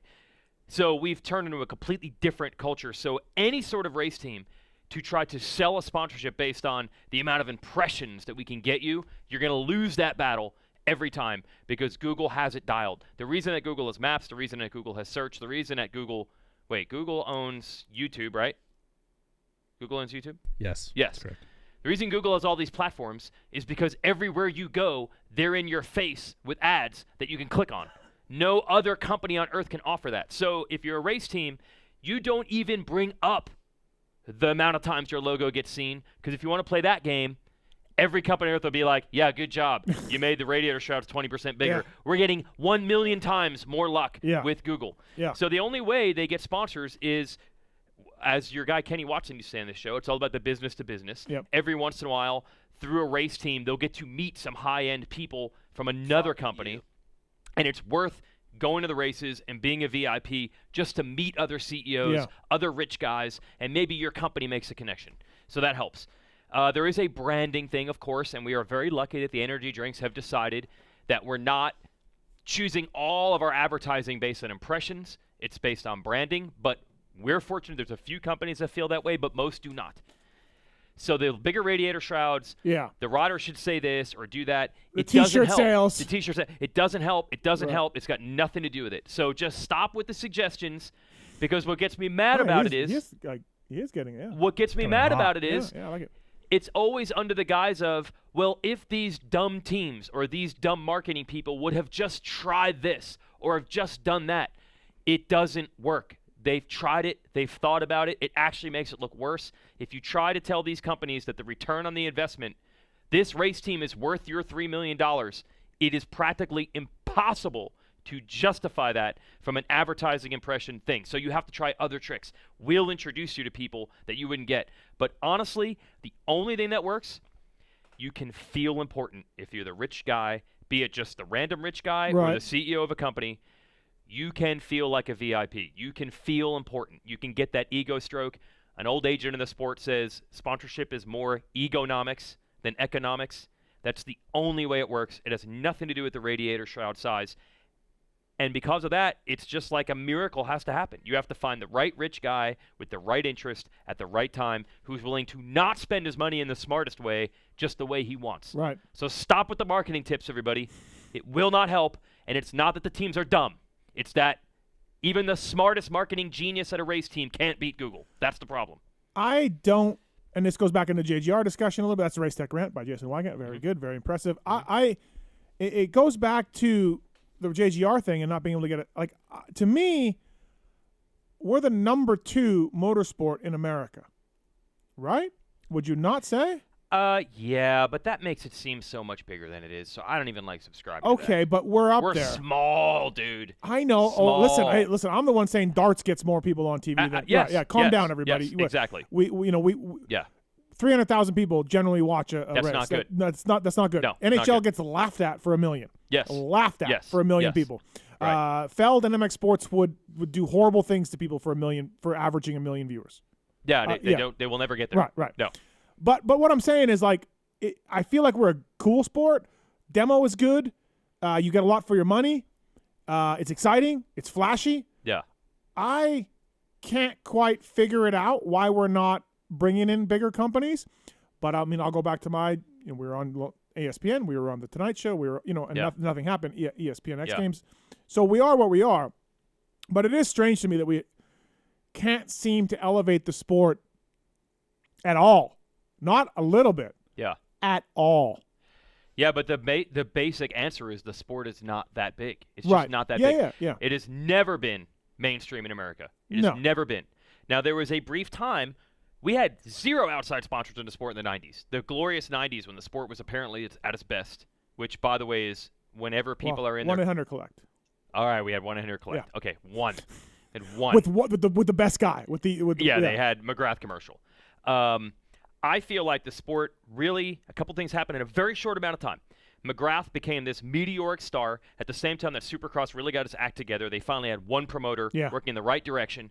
So between like McGrath's 96 near-perfect season, the promoter finally promoting Supercross properly, 2 years later you've got 15-year-old Travis Pastrana burgeoning X Games, burgeoning extreme sports, launching his bike into the bay. That's like a 2-year rocket ship ride for the sport. And then, no surprise, we started having outside sponsors for all teams by the 2000s. So I think those things were linked. But guess what?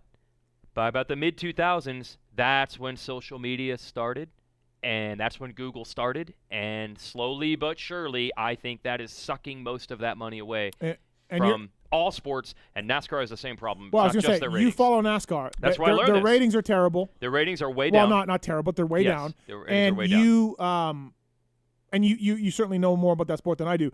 They That's are struggling. That is where most of this information is coming from. So the basic thing everybody says is, oh, NASCAR teams can't get the sponsors they used to because their ratings aren't what they're used to. And that is true to a degree. That is part of it. But when a huge trend happens, it's always more than one thing. Yeah.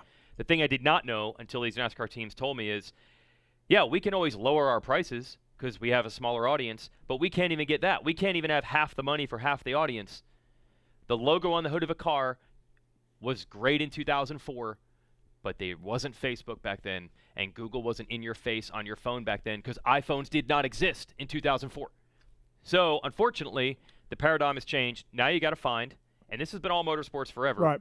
Most motorsports actually exist on rich guys who just love it and are willing to lose money because they want to be involved. So we just have to find more of that. Well, I look at the title sponsors on the IndyCar series. Yeah. And I'm like, what okay, are these? What are these? Yeah. But in the 80s, their title sponsors were Sears and Kmart. Target. And Pennzoil. Yeah, the most common companies. Now they're doing that. It's pulling this tiny thing. Yeah. And you know what? That small company you never heard of, the reason they're in IndyCar is probably because the CEO just likes it. Yeah. Yeah. So we need more of that. How do we get that? Well, a lot of it is if you go to some of these car races, they do a spectacular job, if you're a rich guy, of really pampering him. Because, look, this guy could spend his money going to charity golf tournaments, right? Yeah. So he wants it to be nice. Yeah. If you go to a NASCAR race and you get the good pass like that a sponsor would get, Yep. I mean, you sit on the couch right next to the crew chief. You can't You stand. really? Yeah, you've never done this? No. Oh, it's unbelievable. You could get this pass, no problem. Call Coy. Yeah, so, like, Well, Coy thinks I'm an idiot. The pit box where the crew chief works is a couch, and it has 4 couches behind the crew chief.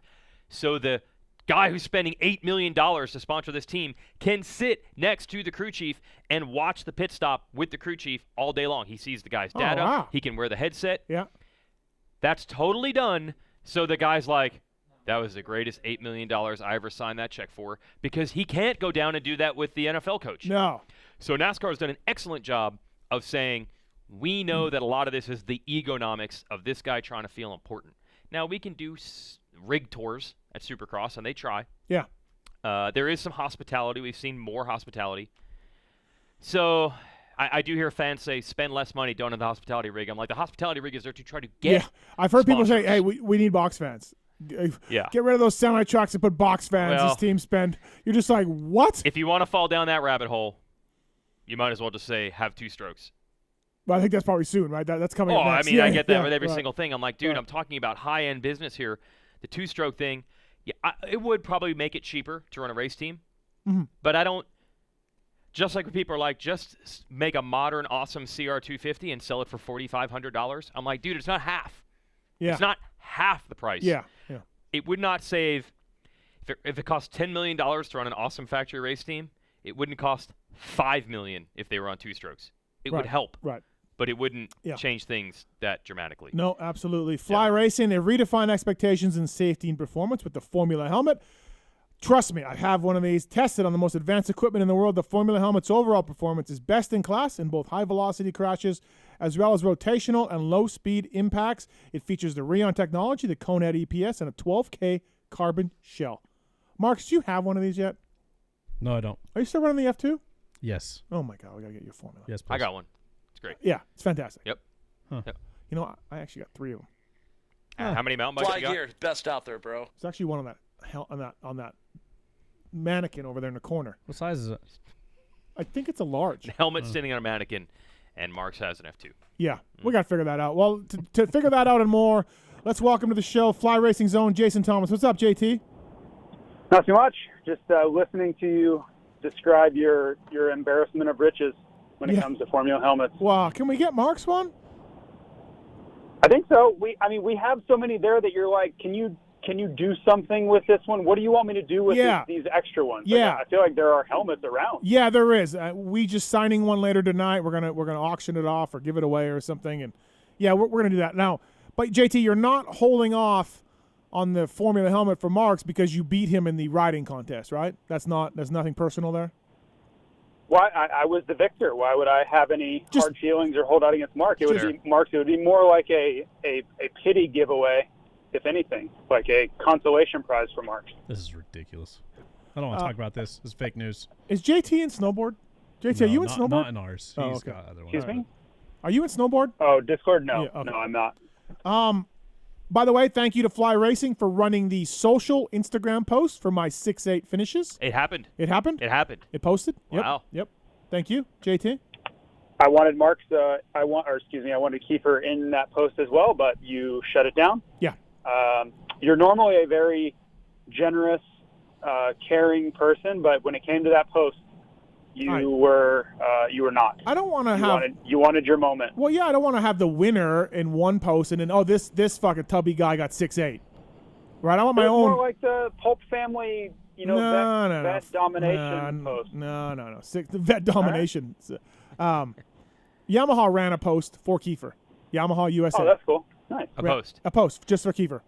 Let's check. I won't be out till tomorrow, I think. What? Cycle News. They still, Cycle News is out digital form, and they still have win ads all the time.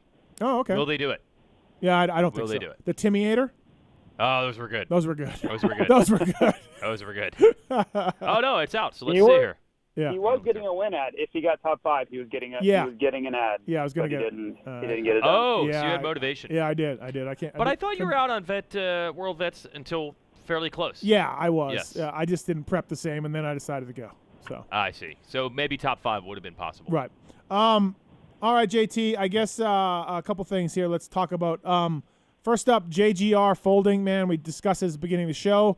Real bummer for the industry. Really sucks. Suzuki, just couldn't quite come up to the level that Coy Gibbs needed, and he folded, man. So yeah, not good for the industry. Yeah, it's just seems like another casualty of 2020. It's just a tough year, and to me, the interesting thing is that several parts of this power sports industry have really not suffered through, this COVID-19 thing. It's actually been a good thing, but I think when it comes to a team like JGR, where they are so exposed to corporate America, that's just how they've always been. They've always been very progressive with, corporate sponsorship, and they've introduced a lot of that to the industry. I think they have been a pioneer, so to speak, as far as bringing that sort of sponsorship into the sport. I think that in the end was what did them in was, their corporate America has kind of pulled back through all this, and that made it very difficult for them to, I think, run their team. Of course, the Suzuki side as well, but they were the team that always were able to rely on the NASCAR side to bring in extra money, and I don't think that money's out there right now. Yeah, it's super unfortunate, right? I mean, if anybody could have done it, it could have been them. Yeah, and, we all know that if push came to shove, Coy and with his father's help, they could go racing if they wanted to. And I'm sure many years in the past, they've had to do it that way. And I think there just comes to a point where it's got to be able to stand on its own 2 feet. And if it can't, I don't blame them for just saying, you know what, it's just time. If it can't run itself, then we're just not going to do it anymore. And that sucks. But maybe there will come a day down the road when the America's economy is in a little bit better place and things are a little bit more stable, and they could bring their racing effort back. Yeah, there's the hits just kept coming, JT. I mean, I can't even remember how many years we've been in this podcast and just talking about how the team practically seemed cursed. So, you know what? I'm sure. Wow, we had a lot of laughs at JGR's expense. We did. We had a lot of laughs. I mean, we are going to miss out on those. Think of how their last race went. 3 dudes got hurt in practice and they did not race. I didn't even think about Alex that. broke his leg. That was like the omen, right? It was. Savachi, I heard was. That was a straw that broke the camel's back and every other bone in all the riders' bodies. I heard Savachi was fine and was like, I'm over it. I don't Well, feel. he was already hurt coming Yeah, in. yeah, he was hurt coming in. And then the X-ray in the rig said that Freddie broke his kneecap, and then Yeah. like 2 days later they found out it wasn't broken, so he could have raced, which Right, is so JGR. right. So yeah, JT, I think you're right. I mean, obviously they have enough money to run a motocross team, but I mean, you got to figure that the fact that the results were so horribly frustrating probably takes away some of the motivation. If they were winning titles, keep it going. Yeah, if this is 2011, and they have Stu. Yeah. And the future's bright. I think they find a way to get it done. But there have been so many seasons where if you were looking for writing on the wall as to why this team should go away, you could find it pretty easily. Oh. Yeah. Anything that could go wrong usually did. We said it earlier. A lot of things blew up on their face, JT, but they didn't perform like they should have. Whether you want to talk about signing Justin Hill to that huge deal, whether you want to talk about Barsha not working out, Stu, like some things not their fault, something nothing to do with them. Other things, poor decisions also. Yeah, I think it was a mix of both. I think they were the I think they suffered a lot of bad luck. So if you had to point to one or the other, I think they had more bad luck than they had bad decisions. But certainly there were decisions at times where you're kind of scratching your head and going into it, you're like, I don't know if that's going to work. And then unfortunately most of the time it didn't. Yeah, and the the rider. This made it worse. Okay. Most of the time when a rider left, then they got better. That was the real killer. Like Barsha struggling on a JGR Yamaha and then going back to the factory Yamaha team and then getting better. Yeah. And then Hill and Mookie getting better when they went to MCR. Or Stu leaving and then getting on a Suzuki and then going 1-1 at Hangtown. That kept happening over and over and over. To me, that's even worse.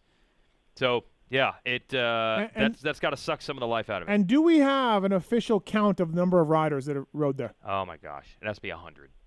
Unbelievable. Unbelievable. Nick Avenue. It's a big number. Yep. Christian Craig. Kyle Regal. Paluzzi. LeMay? LeMay. Right Freeze. Yeah. Freeze once. Yeah. That's right. Freeze once. What's their highlight? Is it any race win by Stu? Is it Josh Grant's 09 win? Hands down. Oh, really? Oh. Hands down. Season opener? Yeah. It's their second year. Josh Grant upset win. That looked like, dude, this team. Here it comes. Really? You think that was your biggest? Okay. Anaheim to me, I would argue that because Josh Grant was not the fastest rider that night. That night belonged to Stu and Chad, and then they took each other out. To me, I think Oakland 2011, when Stu just straight up won, passed his way into the lead and won, I thought that was a pretty big moment for them. I mean, he was just straight up the best guy.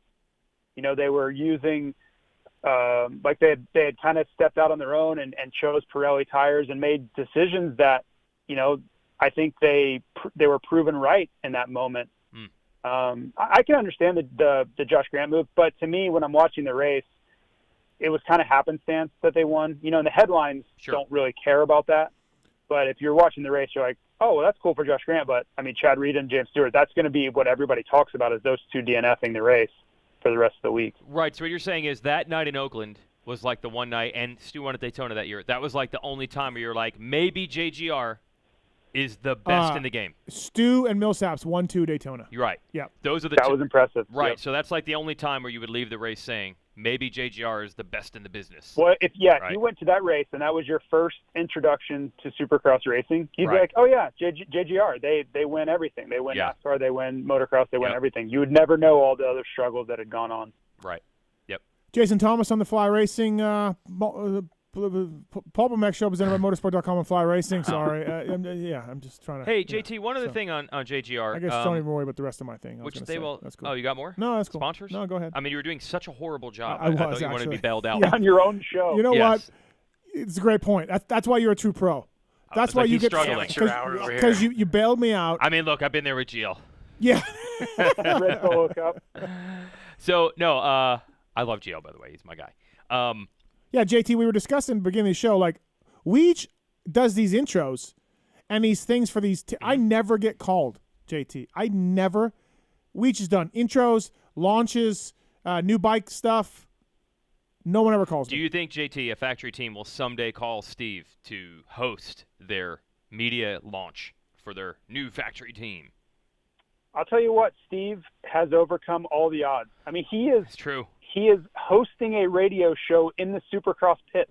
Yeah. Mm-hmm. Yeah. I'm on the Supercross preview show. Mm-hmm. I refuse to rule anything out at this point. Yeah. This is Steve's world, and we're all living in it. Yeah. That is what I've come to learn. Finally, I'm getting some respect, right? Going into my final year of covering the sport, 2021. Going in, and I'm finally getting respect. This is the perfect time to step away. Yeah. Yes. Well, you know, maybe you would have gotten that call, but you're going to be gone by the time they. You know, Jordan stepped away after that Utah shot. That's going to be at the end of 21. Yeah. Yep. Yep. So JT, go one play other baseball? fail miserably. come back. Another sport. Well, almost happened. Okay. Hockey. JT, one thing that JGR will not get credit for. I didn't want to say it, but you dicks. I was saying it without saying it. Thank you, JT. JGR will not get credit for this, but you were racing in 2006, 2007 when we heard JGR was coming, and one of the main things they were going to do is have a team thing where you have the team trainer, you ride at their track, you go to their shop every day with their mechanics, they watch everything you do. And that seems so freaking common sense obvious, and also now common these days. But back then, it really was like shocking that they were going to try this. You know, I think the only challenging part of that was that it was in North Carolina. You know, I think the concept, we've seen that it works, right? Right. what Baker's Factory is, and that has become the norm. Yes. But I think just asking guys to move to North Carolina was just a non-starter for a lot of guys, you know, especially as you climb the echelon and climb the ladder of talent. You know, asking James Stewart, like, hey, we're going to need you to move to Charlotte and move your program here. He's just going to tell you no. It's just going to be a hard no. That's exactly what happened, yes.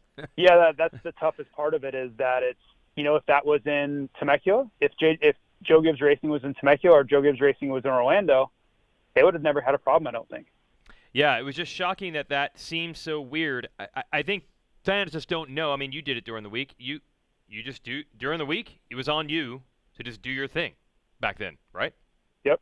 Well, yeah, and I mean, it's for the good of your own career, you better go do the work. You know, it's going to show up if you don't, and you're going to be the one that pays the price. Yeah, but did everybody do that?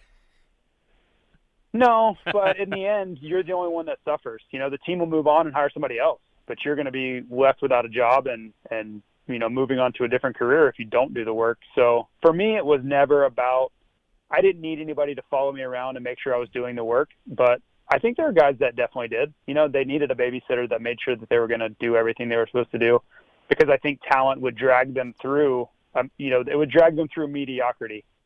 And that team was, I think, you know, obviously aspiring for more than mediocrity. Yeah, I think it was a bit of an innovative thing. It seems so common now that I don't think everyone remembers in 07 how radical that concept sounded. Do you think there's a chance they come back? Coy told me they might. Like, he didn't shut the door. I mean, obviously things are still fresh, but yeah, I think there's a chance. Yeah, I do. Yep. Okay. Yep. I would say more likely than not. That's my opinion, because I think right now is as tough as it's going to get. When you're asking for dollars and just everything about it it's as bad as you look at the state of, you know, American Suzuki and their racing efforts. It's a really tough spot. So they can take a breather, they can reassess, they can try to establish a relationship with a different OEM, or maybe Suzuki is able to come up with the funds. They save some money this year, they can reapply. Well, they're really good in street bike racing, right? What's that? They're really good in street bike racing, Suzuki? They just won the MotoGP World Championship. Yeah. But, you know, that sport is so different because they have so much outside money. You know, that sport is all about outside money, where our sport is very endemic. You know, it's just a completely different deal. Jason Thomas here on the PulpMX show, presented by motorsport.com and Fly Racing. FlyRacing.com. In other Fly Racing news, JT, I don't know how much you can comment, but we're going to discuss it anyways. Baggett appears to be out at the Rocky Mountain team. Savachi is going to team up with Bogle. What's your thoughts on this? Yeah, it's still news to me. I really try to stay out of conversations like that with Forrest, because it gets too blurry. Like, the lines get too blurry between my personal relationship with Forrest, the VIP program that we run together as a business relationship. Then you blend in the Fly Racing side, where I'm asked to make or be a part of, you know, budget decisions for that team. And then, of course, the work that I do with you and Weege, where we write about this stuff and talk about stuff, and we're speculating. So it gets really blurry, so I just kind of avoid it altogether. But if that is the case, which it seems to be, first, you're going to wonder, you know, what happened with Blake, why the split. Does he have a landing spot, right? That same thing with Justin Hill. Like, where's he going? Right.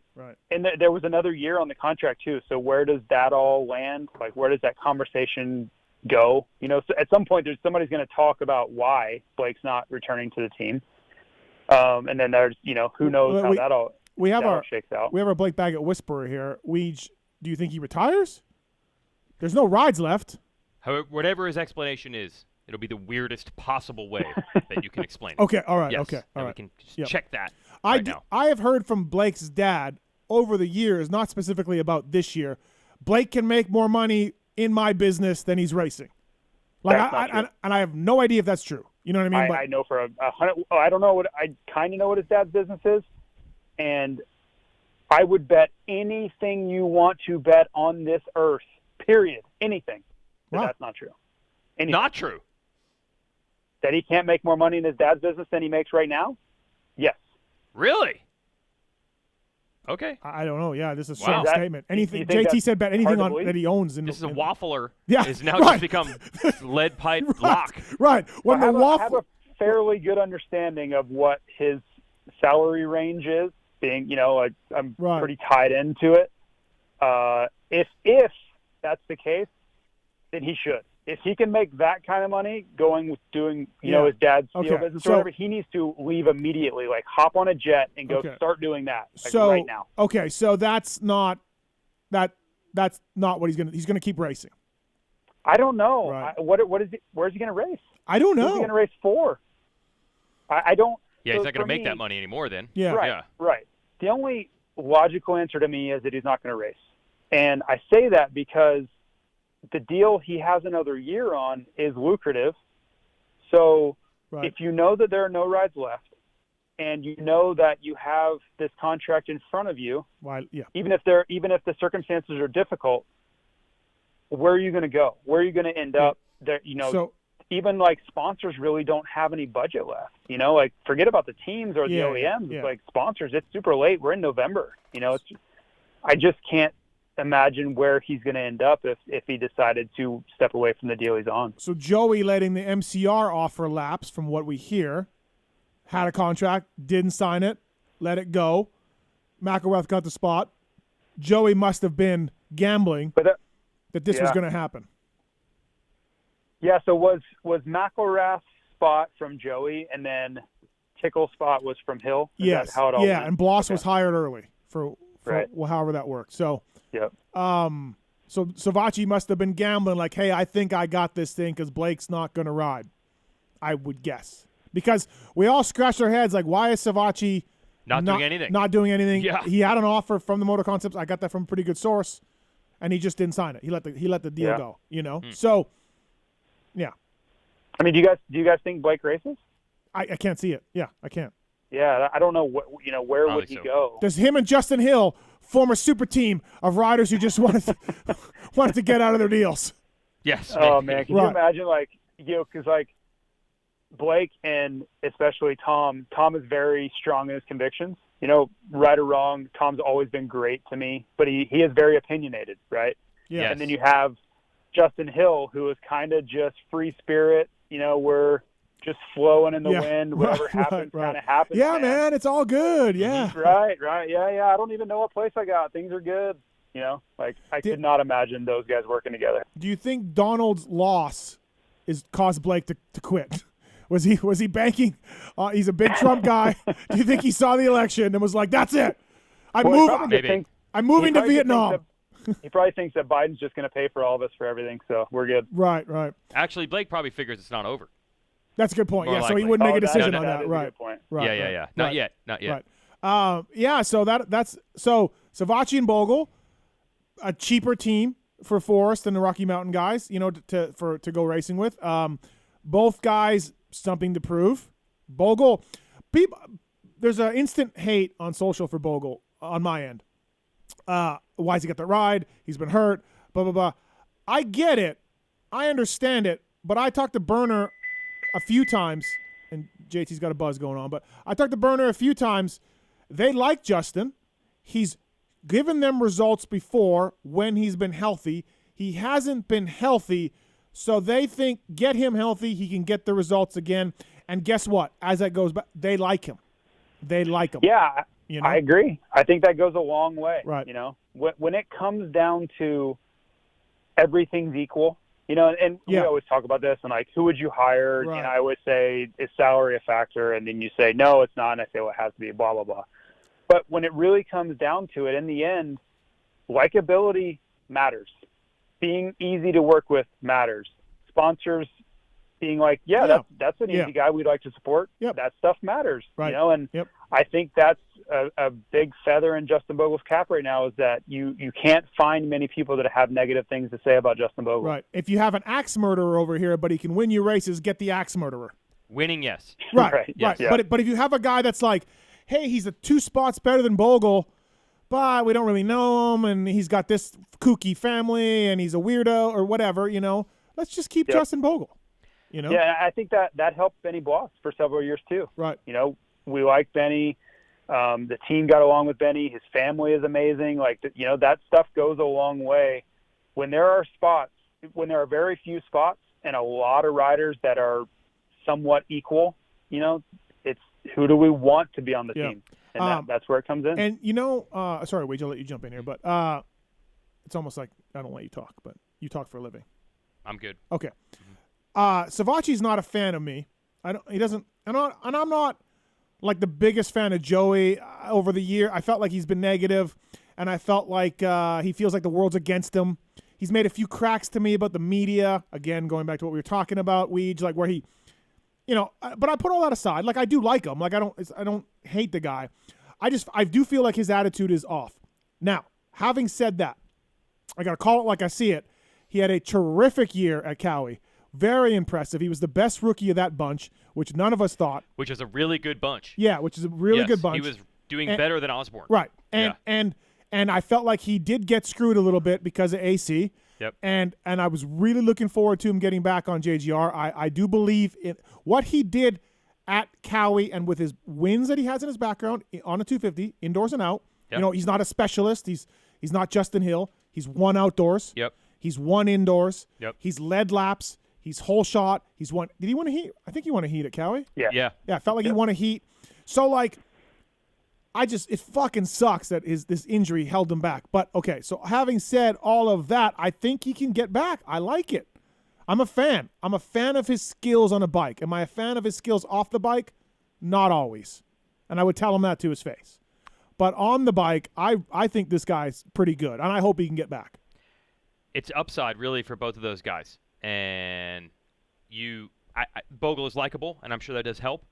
But I think everybody also knows that Bogle gives you that chance, that puncher's chance, that if he does all align, he can get hole shots, he can lead, he can win heats, he can run with anyone. I mean, that rando national that he won at Budds Creek is like the perfect example. Like, we just harnessed this guy, and one day it's going to hit, and he's going to be ours. And I feel like Savachi is the same thing. Yeah. You have huge upside. You have two guys who, if it all lines up, could win, or could win a heat, or could lead laps, or could run with anyone. I would put lead laps and win a heat race. That would be winning mains against Tomac and Roxon and Cooper Webb is very difficult. But these guys have a high upside. They've essentially beaten any one of those guys at some point in their career. Yep. And we always said that about you, JT. Like, that's always the thing. The teams will always tend to go with the high upside, less consistent than the solid 8th, 9th place every week guy. And Savachi and Bogle give you that chance.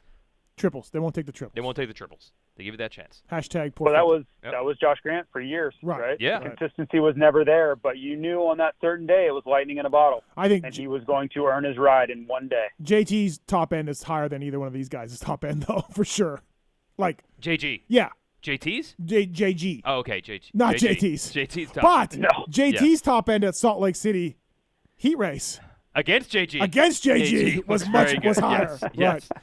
We will never forget. I don't know. I think I agree with you. Yes, on paper JG had more, but I think Savachi's upside is pretty high. Yeah. No, I don't want to downplay that. I think Justin Bogle has a ways to go to get back there. He's got a lot of work in front of him to get back there. Right.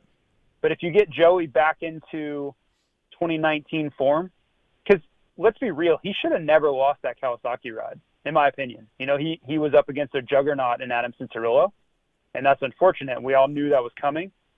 But on paper and results-wise and the potential he showed, he absolutely should have stayed on that team. I'm shocked they didn't make room for a third guy. I really am.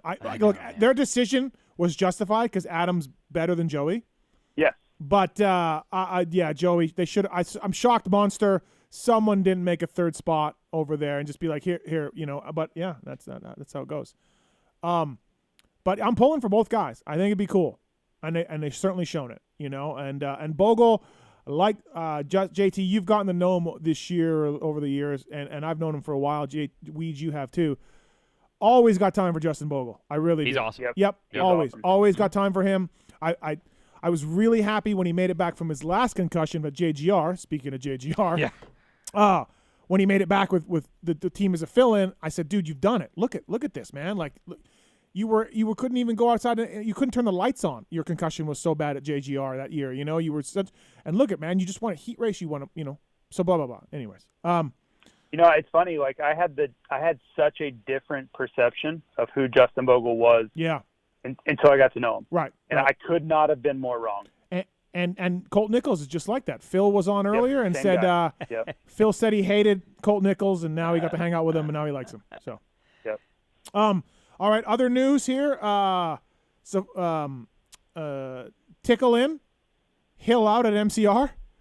Does anybody know what Hill was thinking when I talked to Tony Alessi? Maybe I shouldn't have said that. I think it's fine. I talked to Tony. He just said he never signed the contract. And they kept saying, what do you want changed? He wouldn't really tell them. Then he wouldn't sign the contract, and they said, do not come to the track today without a signed contract. He came to the track without a signed contract. They took his bikes and sent him home. And I said, what has he got in the back? What has he got going on? Tony's like, I don't know. Apparently he signed O'Neill gear deal already, but does he have a team? Does the mystery of Justin Hill, does it get settled here? Anybody? It's very on brand for me. Yeah, it is. It is. 100%, right? It is. Right. The only reason you wouldn't sign it is because you would think you have a better deal with someone else, which makes sense, except where could that possibly be? Baggett and Hill, super team. Oh, my gosh. Baggett was an O'Neill guy. Yeah. Maybe O'Neill. Yeah. Right. It's time to go for it. Yeah. It's time to go for it. A-Ray, Hill, Baggett. Let Jim Holley manage it. Yeah. Yeah. Yes. So, but Tick will work hard. Tick's like Bogle. He's a good dude. He knows how to test a bike. He'll be professional. Like, is Hill's upside higher than Brock Tickle? Yes, right? We all agree on that? When we throw that top end upside thing in, right. that's like what we're saying. You have right. a Tickle type and you have a Savachi type. Right. Like, over the course of a season, maybe Tickle scores more points than a Savachi type. Yeah. But maybe Savachi has the better result. Right. So you're picking which style do you want? Yeah. Yeah. Hill is high maintenance. To keep him on track. Yeah. To keep him on track and performing is a lot of work from anybody that's worked really with him. Talented rock star, right? You Right. have to keep somebody around them. Get him to the Greek. Trouble. Get him to the Greek. That is totally 100% yes. Aldous Snow. Yeah. Justin Hill is Aldous Snow. Yes, 100%. So that's an interesting switch there. Also, Alpine Stars picking up the Lawrence brothers. It's kind of the biggest non-secret in the sport. Barsha left, so there's money there. But so both Lawrence brothers will be A-stars. Jet will be a Red Bull athlete at some point, we believe, right? Weech? Yep. Yes. Okay. Yep. I'm not surprised, right? Anybody surprised by that? No, it made sense. Yeah. It made sense. Yeah. No, I think we know that. Yep. All right, good talk. Well, it's a gear brand. I don't think it's that surprising. You said Barsha's out. And Jet Lawrence, one of the big winners of 2020. Not many winners in 2020. Yeah. But I would wonder, and his agent would probably tell us, I bet you the Geico team going away and Jet essentially becoming a free agent after he had a phenomenal rookie season, and then all the other things, the personality, he's got international appeal, et cetera, probably worked to his benefit financially. Yeah. A tiny bit. Just yeah. So tiny bit. He is a winner in 2020. Right. Yeah. And do you think the family made the deal with Jet and said, look, you got to give Hunter? I don't think we're there yet. Okay. Like, we got this guy. Okay, all right. No. All right. Hunter's good. You know, I don't think that necessarily they were forced into that, but I do think it's a factor. I do think that they know they have to keep Jet happy because Hunter's great, right? And it's crazy that we're a year into this thing and we're like, oh yeah, Jet's the prize and Hunter's and also ran because Hunter was the guy coming in. They were like, Hunter could be national champion next year, you know?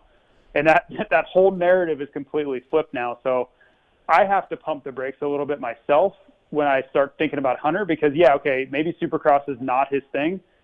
But if he came out and won the national championship next summer, it would not be that shocking. I mean, he's not going to be the favorite by any means, but think about when he was coming into the motocross series. We were like, oh, yeah, he'll win multiple races. You know, that was just like 18 months ago. No, that wasn't me. I wasn't there. But I was. He almost won his second race of the year. He almost won. J-Mart's a heavy favorite, and then Justin Cooper. I would put Cooper and Jet and I don't know. I'm probably missed Troll Train, all in the same bag. Right, but if you were to say RJ. Hunter Lawrence, hey, everything's going your way and you're healthy and everything's good going in outdoors, can you beat Justin Cooper for the title? Hunter Lawrence would be like, yeah, he's not at a higher level than me. Right. I'm at least the same. Right. And I also think that they've been pretty smart about the Lawrence brothers are kind of a brand in and amongst themselves. If you're Alpine Right. Stars, you're getting that. Right. Yeah. JT, Alpine Stars just throwing money around. Was Fly in on that? I mean, did you guys pursue that? Well, we were in on the Geico deal, and then when that kind of went sideways, we were not in direct negotiations for Hunter and Jet. I think Lucas, his manager, kind of knew the direction he wanted to go. And I will give Gabriel, Gabriel is the owner of Alpine Stars. I will give Gabriel a lot of credit because when he sees something that he wants, and I'm sure he very much wants Jet Lawrence, there's really no number he won't go to. I've seen him, push the envelope as far as numbers to where I'm like, that's never going to pay a return. But he doesn't care. Yeah. He wants the guys that he wants, and he's willing to pay for it. The Alpine Star boot company coming in and generating millions of dollars of sales for Parts Unlimited and WPS over the years. Mm-hmm. And then you have Thor owned by Parts Unlimited and Fly owned by WPS, and JT won't talk about this, but I just would love to be a fly on the wall when they're like, okay, we love A-Stars because we're selling a shit ton of it and we make so much money off it because it's a very good product and it's very popular. But then we got this guy running around signing everybody. He doesn't really sell the gear. He's degaff about this. The not really selling the gear, I think, is the thing that makes it acceptable. And again, I don't know if JT's going to comment, but he's not. They're a gear brand. Yeah. But are they a gear competitor in the classic on some sense? level, yes, but On some level. right. You can get it. In Europe, you can buy it all everywhere. You can buy it here. You can buy here now. Yeah, you can buy it here. Maybe limited numbers? I don't even know. I just don't feel like it's pushed. Right. And you don't see it a lot. Right. Not mainstream. It's a gray area for sure. Well, it definitely comes up. Yeah. It's not like we don't consider them a competitor on a level, but they're also a very strong partner with us too. That's what I mean. So it's so weird. Right. It is. It really, really is. And I'll be honest, there are days when I'm like, when I knew they were going to get Jet, I was like, damn it, because I would love for Jet to be in Fly Racing too. But again, I tip my hat to Gabriel because when he wants something, there is no telling him no. He's just going to keep coming until he gets it. Count me as surprised that the Lawrence brothers didn't end up in Fox for sure. So, yeah. What is the? I think you know what? I think if this was 10 years ago, I think you would be right. But I think times change and ownership changes and directions change, and there's a lot of different dynamics going on there than there used to be. What about the jersey up above your head? Yeah. Anderson, is he back? Is he Alpine Stars? Yeah, I think so. Okay. I think so he's in his that's last year of okay. the deal. Yeah. Oh, I thought he was saying that everything was up. My hot rumor he was saying that I heard, I don't know, 2 months ago, and it wasn't a great source, but I'll just say it. The hot rumor I had is as soon as Anderson's contract is up, he is out of there and going with Bobby Hewitt to whatever Bobby does. Bobby Hewitt's behind the scenes. Hewitt's not done. This is a heavy rumor, so please don't. Right. This is just not, don't take Okay. this as fact. Bobby's setting something up. He's coming back, and Anderson will be with him as soon as that's all settled. Okay. So. All right. Watch this space. What do you think, Weege? Is that a crazy talk? Is that? At one point, I would have said I absolutely can see that. Yep. However, I have a huge respect for Bobby Hewitt. I've seen the way he operates. He lets me in the truck all the time. I don't feel like the success that team has had is an accident. However, they have absolutely maintained that level since they've been great since that Salt Lake City run through now, which would lead me to think like, man, it's really not a good team to want to leave. Yeah. Okay. JT, you think there's anything to that, or is that crazy pit talk? I can believe it, but I'll tell you the only real question I have is you got to come up with a lot of money because Jason Anderson is very, very well paid and has been for a very long time. So if Bobby has multi-millions of dollars to put a team together and, Jason Anderson's going to absorb a lot of that, then yes, believable for me. I just don't know where all that money's going to come from. Right. Okay. You're talking a factory team that's at least at the same level as the best teams. Yeah. It's going to be hard to make that a lateral move. Total rumor, bro. Yeah. Total rumor. All right, let's do the X-Brand Goggle Tear-Offs before we get too far into this show. Let's do this. It's the X-Brand Tear-Off segment. 15-second rapid-fire Q&A. Rapid fire. X-Brand Goggles, a choice of champions everywhere. Stu Baylor, X-Brand Goggle athlete. Josh Strang, X-Brand Goggle athlete. Weege, is there any series in the world that taxes a rider's vision than GNCC? More than GNCC? Yeah, more I than think GNCC. was what you meant to say. I'm here to help. I'm here to help you out. I said, please. is there a series that taxes the rider's vision more than GNCC? You didn't say more. He did not say more. You left the word more out. What did I say? Is there a series that taxes the riders than Vision. GNCC? Vision. Vision than GNCC. Okay. More than. Give him another one. Thank you. Okay. Is there? No, it's I Right. mean, dude, half the races are mud races, Yeah. and they're hours. And Baylor dominating that series. Yeah, man. With 4 of the X-Brand last goggles. 5. Yep. 4 of the last 5. Now that he's a highly paid factory guy, do you foresee him just tanking? Now that he's got the contract? Stu Baylor, who the hell knows? Okay. At any time Right. and all times. Yeah. Josh Strang, X-Brand goggles. Marty Davalos, maybe X-Brand Yeah, I was goggles. going to bring that one up. Right. There's already been communication. Oh, really? Oh, yeah. Okay, it's yeah. happening on the show. Marty, we're not going to lose Marty. Okay. He will be X-Brand. Okay. We'll All make right. this happen. All right. We'll remember when it happens. All right. EKSbrand.com. Go to motorsport.com. Type in EKS20 to save with xbrandgoggles.com. Great company, great product. New goggle coming very soon. I test wore it at the World Vets. Oh, it worked fantastic. Developed by. Wow. These questions are submitted by Corey Moser. Do you know him? No. Have not heard of him. Okay. Who is that?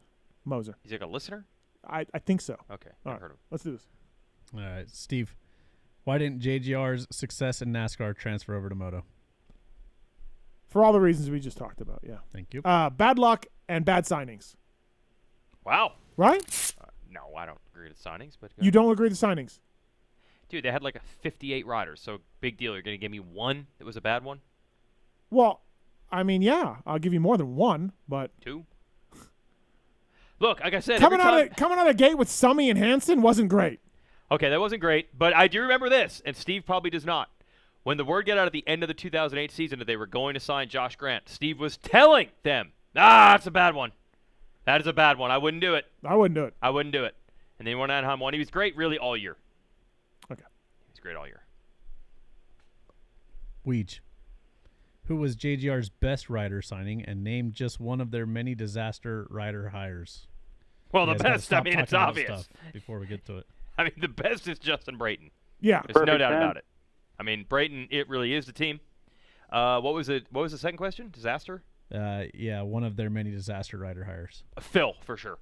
Oh. Yeah. I would say Hill. I knew that was your example. Money of that, spent. yeah. He won a race. Yep. Never On a forget. 250. Track down AC. Yes, straight up. Straight up. On an RMZ 250, which hadn't been changed in years. Didn't somebody get on that bike? Oh, Troll raced that bike in Montreal? Yeah. And said, I cannot believe he won a Supercross race on this bike. Yeah. Yeah. Yeah. Yeah, he beat AC on that But bike. he was straight up. getting $240 a year? He was the defending champion of 250 Supercross West. What's the going rate for that? All right. That's a fair wage for that title. All right, JT. If the saying "win on Sunday, sell on Monday" still rings true, when will Suzuki sales hit rock bottom? Yesterday. You know what the problem for Suzuki was? When they were winning, it didn't result in sales either. Yeah. That was the problem. Yeah, for sure. Yeah. Steve, what's the cheapest thing Weege has done today? He's not paid a thing. He got free Starbucks from me. I bought him lunch. We bought him dinner. He has not opened his wallet today. And I got a free upgrade in the plane, so I got free breakfast on my flight here. Yep. It's been glorious. Yep. And he's going to get some free art sport. Yep. And he parked in Pookie's spot. Yep. Yeah. Jeez. For free. Yep, for free.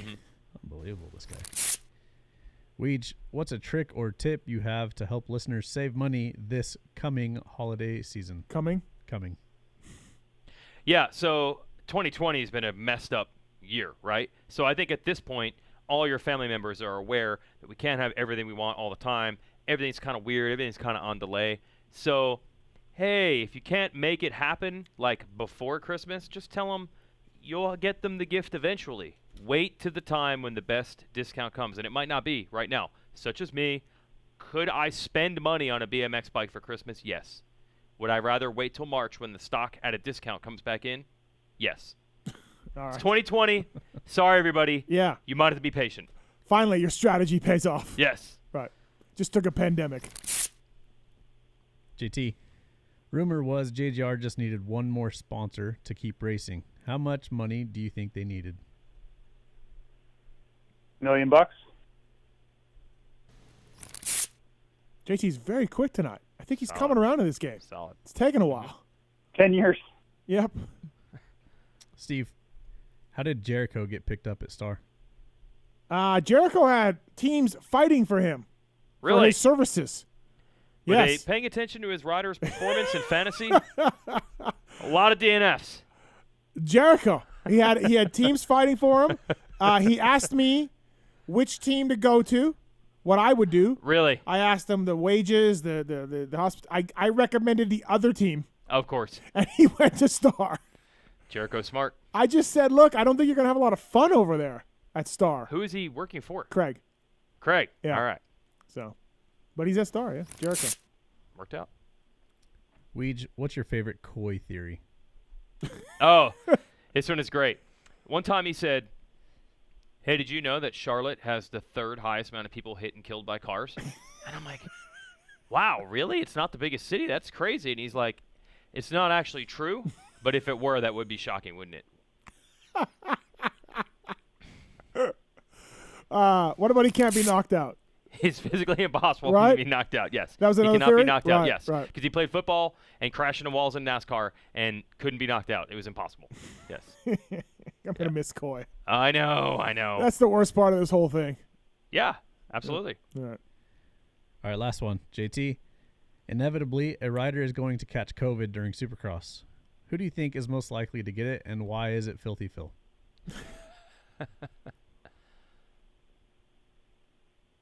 JT. Do you lose JT? I think we lost him. We lost JT. Oh, He's, sorry. Oh, he's back. Sorry. Oh, good. Yeah, I have to pass on that. There's no good answer to that. There's nothing, because honestly, the scary part is that like people are dying. Like I can't even make a Good joke job, about it. Moser. Good job. We got a tweet. That's it, right? Next That's one? it. All right. We got a. Do you want to throw this in now, or? Yeah, let's do the outro.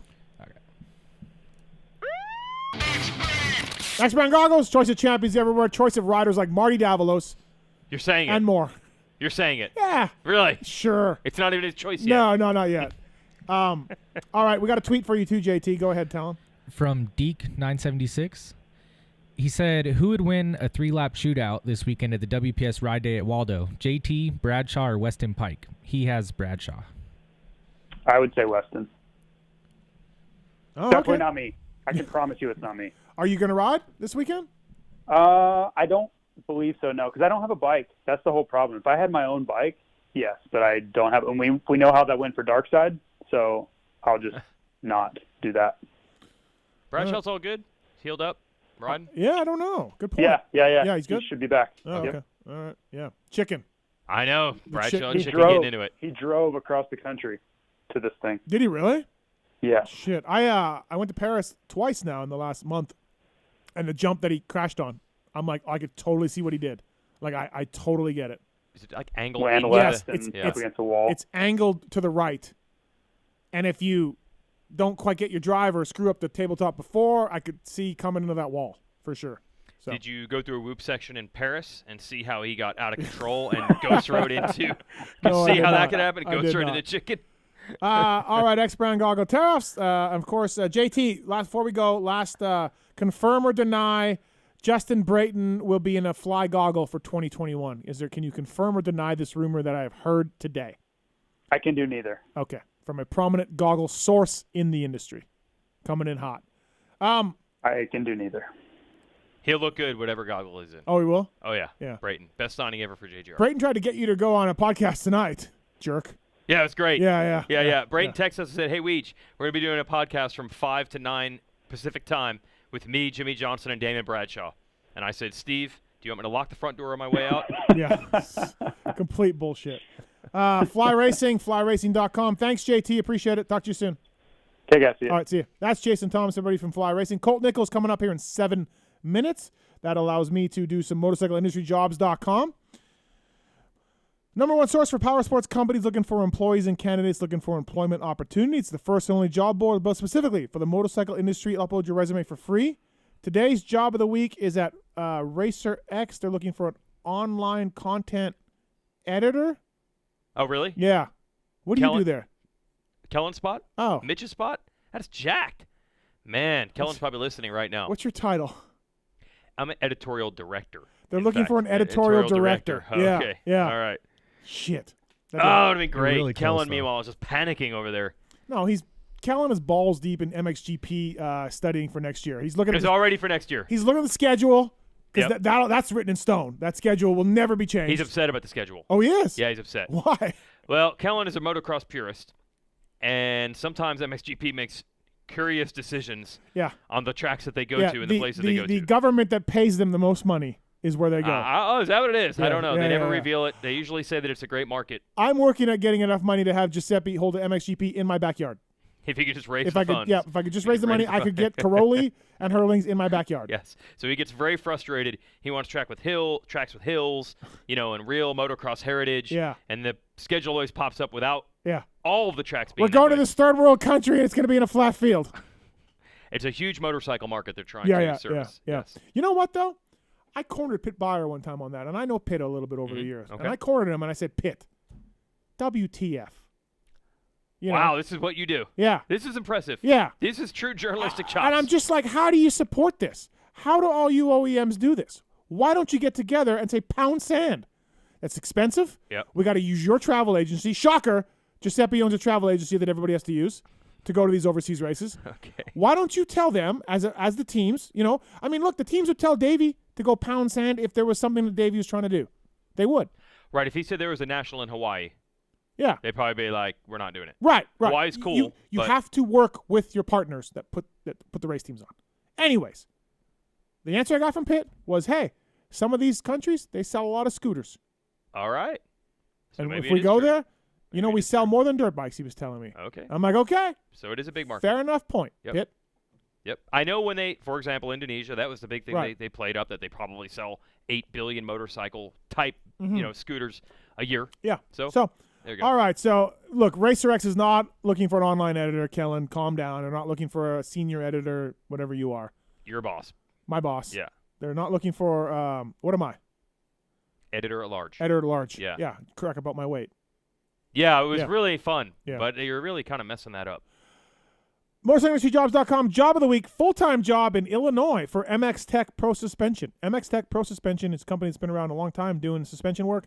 Parts team member, full-time. They're looking to add a passionate and an enthusiastic team member to continue building the quality brand and deliver excellent customer service. MotorcycleIndustryJobs.com. Please check it out on that website. If you're in Illinois and you want to learn how to do suspension and you want to work for a company, MX Tech is hiring. So thanks to MotorcycleIndustryJobs.com for that. I also want to thank our buddy Arthur Draper. He's an ex-mechanic in the sport, and he's turned into a lawyer. Weege, if you've been in a motorcycle or car accident, did somebody or some idiot take you out? Or did you slam the Ridgeline door in your head? I could sue myself, I Yeah. think. Is the only You need to fault call there. attorney Arthur Draper, friend of the show. He's a slow moto guy turned attorney. In fact, ambulances chase him now. Arthur takes the time to know your clients, and it will take time to talk to you personally. Consultations are free. You just need to call. More importantly, Arthur only gets paid if you get paid. There is no risk to you. So if you've been in a motorcycle car accident, please reach out to ArthurDraper.com, ARTHUR Draper.com, and see if you can help yourself out a little bit there.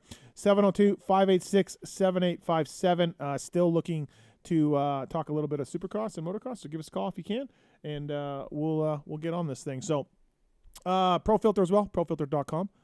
Please check them out. Pulp20 is a code to save with those guys. Pre-oiled air filters, oil filters, OEM stuff, side-by-sides, quads, whatever it is, they got it. So thanks to ProFilter.com for making that happen. And RacerX, also RacerX online/pulp to subscribe. You did a read aloud, didn't you? Huh? We have those read alouds where the story that you write, Yeah. you then Oh, record yeah. in audio. Yeah. Yep. So if you're a subscriber to the mag, you can find that on the website where you can actually listen to the story that Steve wrote. So just some stuff we're doing. Did 'cause you we know do people that are into yet? it. Did you do that? I've actually not done one. You've not done one? I don't know why. I've not been selected. It's usually you or Davey, and I don't have the chops. Okay. All right. Hold on. And so this Do you need me to cover for you? RacerXOnline.com. Yeah. RacerXOnline.com/pulp to subscribe. Please support us, the magazine. You're writing about JGR. I wrote about Geico, unfortunately. We're both writing stories in consecutive months. About teams shutting down. Teams shutting down. Yes. I wrote about one moto winners a couple months ago. Yep. So there's stories like this in the magazine that you will never read online. Well, on the website. You can read them online. They're on the digitals. website Right. if you pay. Yes. If you're a subscriber. Right. Yeah. So please subscribe to the magazine and appreciate it, and keep Weege and I's jobs, I guess. You know what? It's called a subscription because that's the old name, but everything's integrated in the website now. It's essentially premium content. Okay. You can get everything in the magazine you can read right on the website, but you got to have a login. Do you subscribe to The Athletic? No, I need to, but wait, does that cost money? Yeah. I would do it if I was a motocross fan. I'm just saying, I would. I'm trying to find the What's newest. Athletic cost, though? Do you have your RacerX email? Pull up the email from the latest read. The latest. Oh, this is great radio, bro. Well, I can cover for you while you What- do this. what do you but- need Well, the latest subscription package for people, the latest thing, like. What we're offering? Yeah. Yeah, no problem. Yeah, do that. All right, here we go. I mean. You're out of your mind, dude. Oh, we've done it. It's time for the calendar. We always deliver a calendar. All right. People used to have these things they hung on walls. They didn't have a calendar built into their phones. We've been sending out a free calendar every year. It comes to you right before January. It's normally has all the race dates in it. I don't think we're going to get them all in this year. And we'll also throw in a $25 Rocky Mountain ATVMC gift card while you're at it. Also, that's like the price of the subscription right there, practically. I don't think we can actually make it the exact price of the subscription. That's like the rule. Oh. So it's like $30 to subscribe, and we'll give you a $25 card, and we'll give you the calendar. Okay. Yeah. And a digital gift. Do either one of you two subscribe to RacerX magazine? Yes.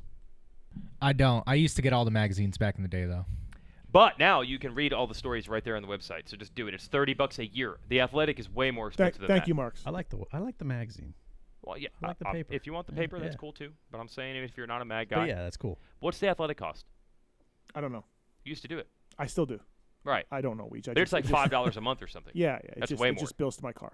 That's pathetic. Right. We're going to talk about my latest expenditure coming up here shortly. Okay. And we're going to get into some cabinets. Mm-hmm. I think we covered the JGR thing. We covered Geico, Hunter Lawrence Brothers. Do you think JT knew about Savacci? Does he know about Savacci? And you know, on that topic of JT saying he knows nothing about what goes on with that team, JT is nothing if not consistent. He has never once, ever confirmed, denied, leaked anything involving that team, ever.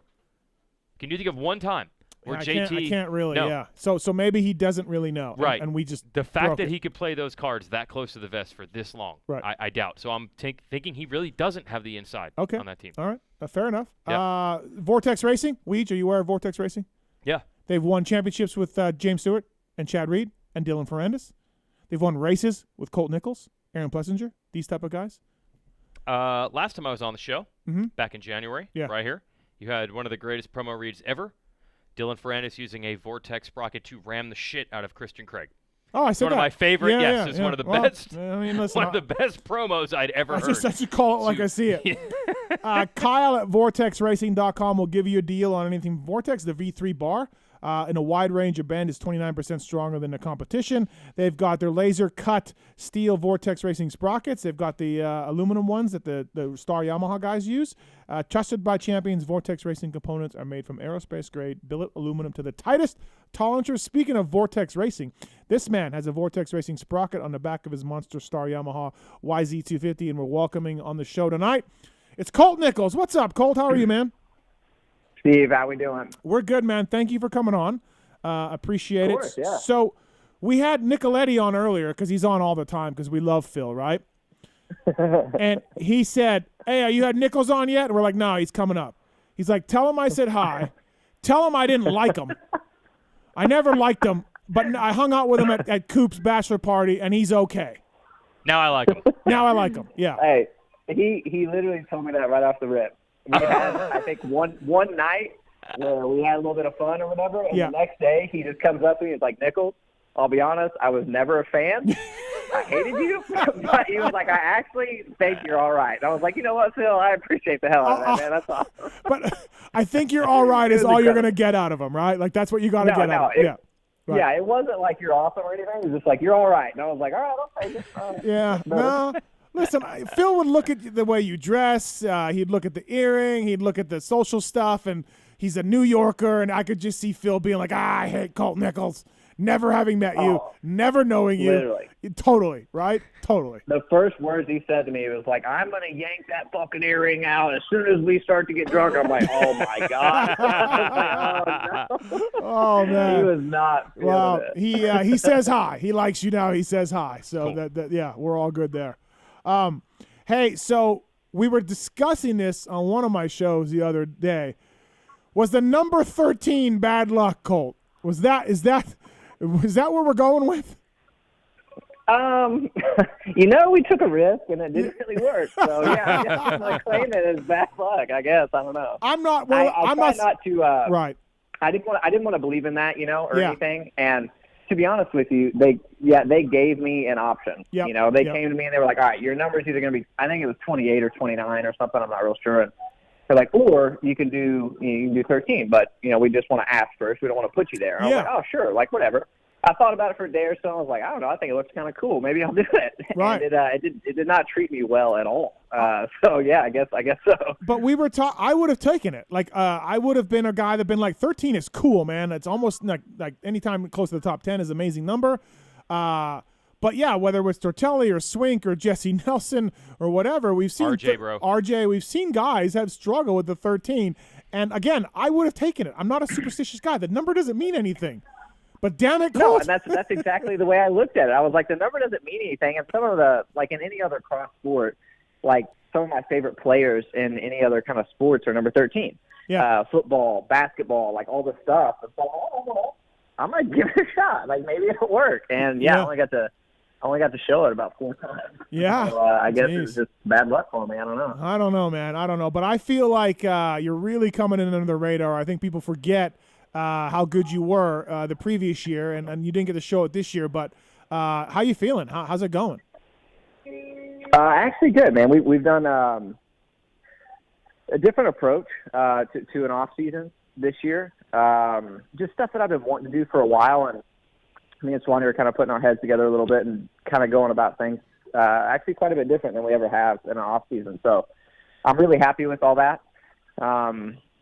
Taking a little bit, to get to a point where I feel like I'm happy with that kind of stuff, but we're definitely there now. And I love being in this position. I'm a little, obviously, very under the radar, and got something to come in and hopefully surprise some people with. But no, dude, I feel good. It's been fun riding with my new teammates, with Malcolm and Christian, and Jay Coop's still hurt, so I haven't got to ride with him or anything. But it's been really fun riding with these two guys so far, and we're having a really solid off season. We're making a good progress, and it's fun, man. Do you mean changing up some training stuff? Is that kind of what I'm getting at? You're doing different things off the bike? Yeah. Yeah. It was just some stuff that I felt like we lacked a little bit at, and we, Swanee kind of was agreeing with me a little bit. Yeah. When it came to that kind of stuff, because it's stuff I kind of been poking around a little bit at before. And okay. But you pay a guy to train you, and you listen to what he says, and that's just what you do. Yeah. But then you get older, you get wiser, and you see things, you learn things, and I've been doing this for a little bit now, and I kind of felt like I knew a little bit of what I needed, what I lacked at for my own body, not just for a group, that we're all in. So that made a big difference so far. I think it's made the biggest difference in what I'm doing. So I'm happy with that stuff. It's slow and steady, but we're just kind of going day by day, and I've been enjoying it, man. It's been really, really fun, and having some new faces around is always kind of cool too. Malcolm being a little more involved now, since he was last year, but not to the extent he is now. Then having Christian there, it's been really good. Yeah, watching Mookie go through the whoops every day must be pretty cool. Good God. Yeah, actually, yeah. Well, him and Christian both. Like, if I'm gonna try to learn how to be better there, it's two of the best guys to watch. So I'm a very visual learner, so just having literally watching these guys right in front of me has been huge for me. And riding with them every day, and they're both really sick, so. It definitely keeping me on my toes, and I got someone to chase or vice versa. So I think it's a really positive thing for me to bring those dudes into the program. Colt Nichols on the show, brought to you by Vortex Racing. The bike that's on the sprocket that's on the back of the bike of Colt Nichols is Vortex Racing. Email Kyle at vortexracing.com to get a deal from those guys. Hey, Colt, Leach here. Is there a Florida component now to Star or Swanee's deal? I keep hearing this, but I don't know if it's true. I don't know if you can say it yet. What is happening there? Do you know, or can you say? That's a great question. I do know what's happening, but I don't know if I can say. Okay, that's why we haven't heard know. yet. Okay. Yeah, I'm not sure about that, but yeah, some different components of some stuff that could be happening for sure. But yeah, I'm not sure where they are with that. Like, well, listen. Yeah, it seems like for a while I just heard something new every day, and then now something's set in stone. But like I said, I don't know if I can really say that. Okay, that's fair. If I'm a rider for Star Racing and they tell me you got to move to Florida, I'm like saying WTF. That's all I'm saying. Really? Yeah. Why? I'm like, if I'm settled in California, if I got a house, if I'm like all settled and everything, I'm gonna go to Florida. Like 30 other guys have done it. Yeah, but I mean, just asking. I don't know. Okay. I think that'll be interesting to see how that plays out. That's all. It'll be interesting for me because I just bought a house, so I'm like, well, yeah, shitty timing. That does happen, but right. You know, that's the only way or reason why I would be like, whatever. But yeah, we'll see. I don't know exactly what they're fully planning on trying to do with us, but yeah, we'll see. Dude, is the test like? So I was at Paris, and J-Mart was there, and Dylan was there too. But Colt, J-Mart passed me at fucking Mach 5, and dove inside of an inside rut, like the little elf that he is, right? Like he doesn't, he's just so small. I could not believe the speed he was hitting the inside ruts at. I was like, this guy looks like he's never been away from a Yamaha ever. This was his second day of riding. And, like, granted, 45B tubby guy like me, I'm not exactly the benchmark here for speed. But I couldn't believe how fucking fast he was going. It was insane. Yeah, I've seen him a few times actually at the track. Now, I never saw him while we were riding outdoors and stuff, but I've rode Supercross with him a few times now. And I've never really actually got to talk to Jeremy that much. Right. Obviously I've raced him a handful of times, but never with teammates or anything like that. And we were just kind of chopping it up at the track the first day I was there, and he was like, yeah, I mean, the motor, I knew it was going to be sick, but, dude, I cannot believe how good the thing handles. Like, the chassis is incredible. And he just kept going on about how sick the chassis was. I'm just like, yeah, dude, I mean, yeah, it's sick. I don't know. I don't know. I love it, Right. But I was like, I'm not coming from a guy called Honda, so I don't really know, what the other side's like. But, yeah, I mean, the thing's incredible, obviously. So, yeah, he was pretty in awe. I bet. And it sucks that still for 2021, Colt, Wilhon is still holding back your program. That sucks. That you still have that angle. Yeah, no, it's a bummer for sure. He's holding me back everywhere, really. But we got this nice little friendly competition going on right now where he thinks he can beat me at a bicycle. So every day it's something new with Will. So that's what I've been dealing with, as you guys can imagine. But every single day it's something new about him beating me on a bicycle, and it won't happen. I won't let it happen. Right? Yeah. What was the weird deal But at he is pretty Redbud sick, with though. you guys, where you guys decided to run a marathon or whatever the heck, and Will just ran a marathon from the track to the hotel? He just does things like that every now and then. I don't get it. I really, really don't understand how he does it. But he's gnarly. Like, he's done so much cycling over the course of his career that he's got like a pretty gnarly base, and he's good on a bicycle. I mean, really good at running too, but he's really sick on a bicycle. So he's a tough one to beat. But I feel like I got him handled. Dude, at Redbud, I think it was after the first Redbud. Yeah, I think it was between. Yeah, that's when they stayed. Yeah. Yeah, he ran from the track to the hotel. And Really? as you know, they're not close. No. He ran a marathon. No, ridiculous. First of all, I'd be worried about getting mowed down in some of those roads. Yeah. I know. That's what I said, too. That's got to be sketchy. Yeah, that's got to be sketchy. Like Big Nasty, just hammered on pickle juice, driving around Michigan, just cleaning Will off the shoulder, right? Like, I mean, come on, that's a real fear that everyone should have. It is, man. Right. I wouldn't even mind it, though. I miss Big Nasty. I haven't seen that dude or heard from him in a while. I know, me neither. It's true. Yeah. Yeah. Dad life's got him. Just dad life. That's it. He's dropped off the map. I know. I don't get no pickles no more or nothing. So. Right. Are you? Do you have any lingering effects from the Salt Lake City crash? Is everything healed up? You fine, or do you have any stuff going on from that?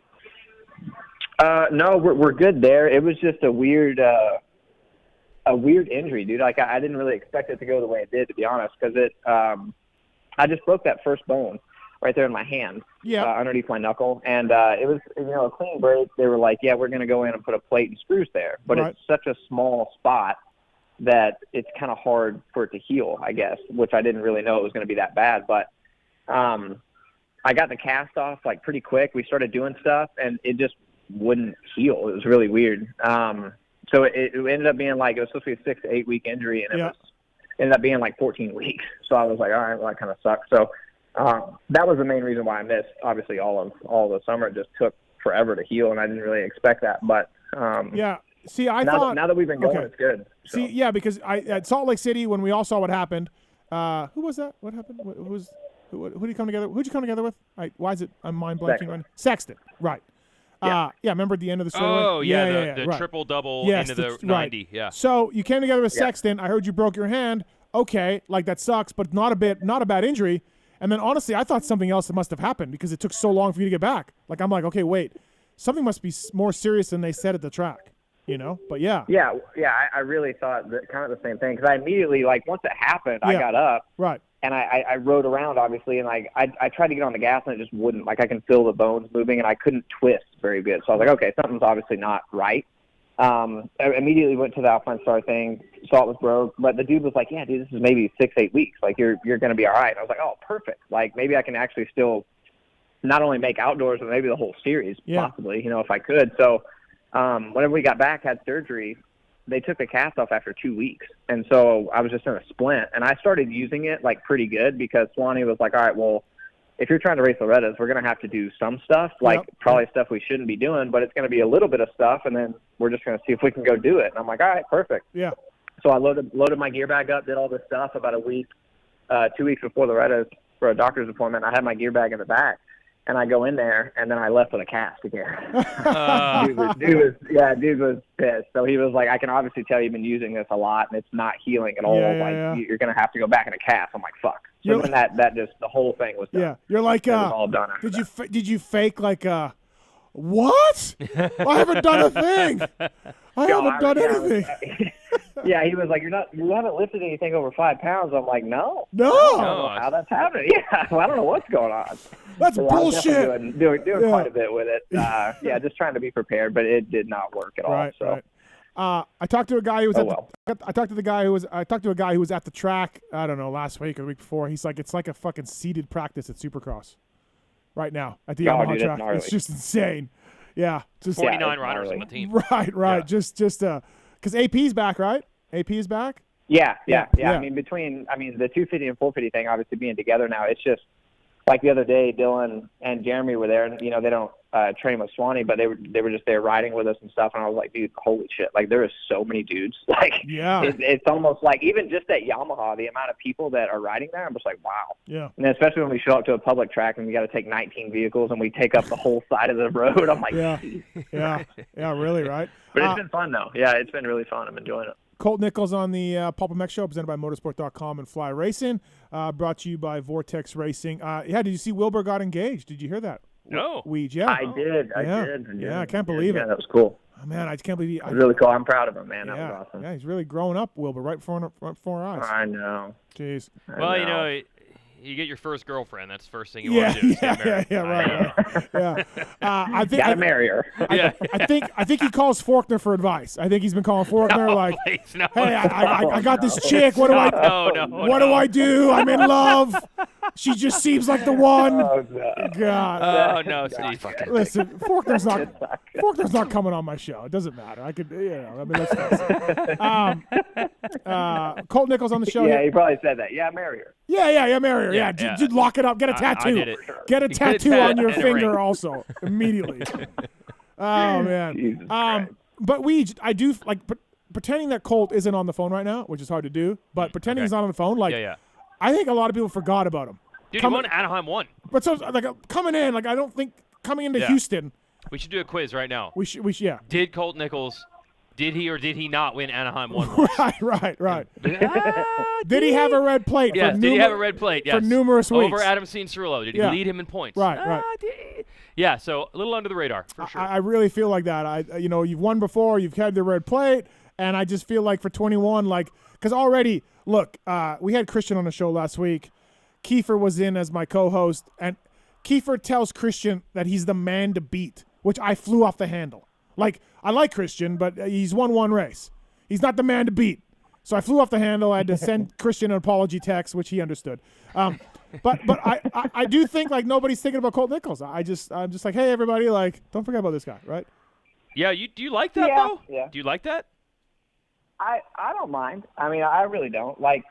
It's one of those things where it's kind of just the way I've kind of been. Even at 19, I was very, very under the radar. So I think when I won the first race, everyone was kind of, I mean, obviously a little shook. And then I was able to string off some decent races after that. But I really don't mind being under the radar, that kind of thing. I mean, that's the way I've kind of been kind of forever. You know, like even last year where they were doing the polls for Supercross, you know, they do that little prediction thing each week or whatever the hell it was. No, that thing was so dumb. Power ranking? The power It made me rankings. laugh. It was so dumb. Yeah, it made me laugh. But it's stuff like that where I know I'm not always going to be up there. Like, I'm not the most talked about kind of guy. Right. And that really doesn't bother me. I'm going about doing my business, doing my work, and kind of prefer it a little bit right now at the moment because I'm just busy, man. We're going day to day, taking it for what it is and trying to get better and trying to get stronger. And by the time we show up, I'm hoping I can do the same thing I did before and do it a little better, actually, and try to keep that thing all the way till the end and win a championship. That's all I'm focused on doing. I don't care about really anything else. I just want to try to go win this title and be done with it. Yeah, that's exactly what I was going to ask you. So, yeah, you've won the opener, so you've had the points lead before, and that's a new experience for whoever does it when it's your first shot at that. Is there anything you learned from that experience, like, oh, man, if I'm in that position again, I'm going to do something differently? Yeah, I mean, it's always kind of like a little bit of like when you look back at it now kind of thing. And at the time I thought I was doing everything that I could. And, you know, I think I was doing it the best way. But then I look back at some of those races and I'm just like, gosh, dang.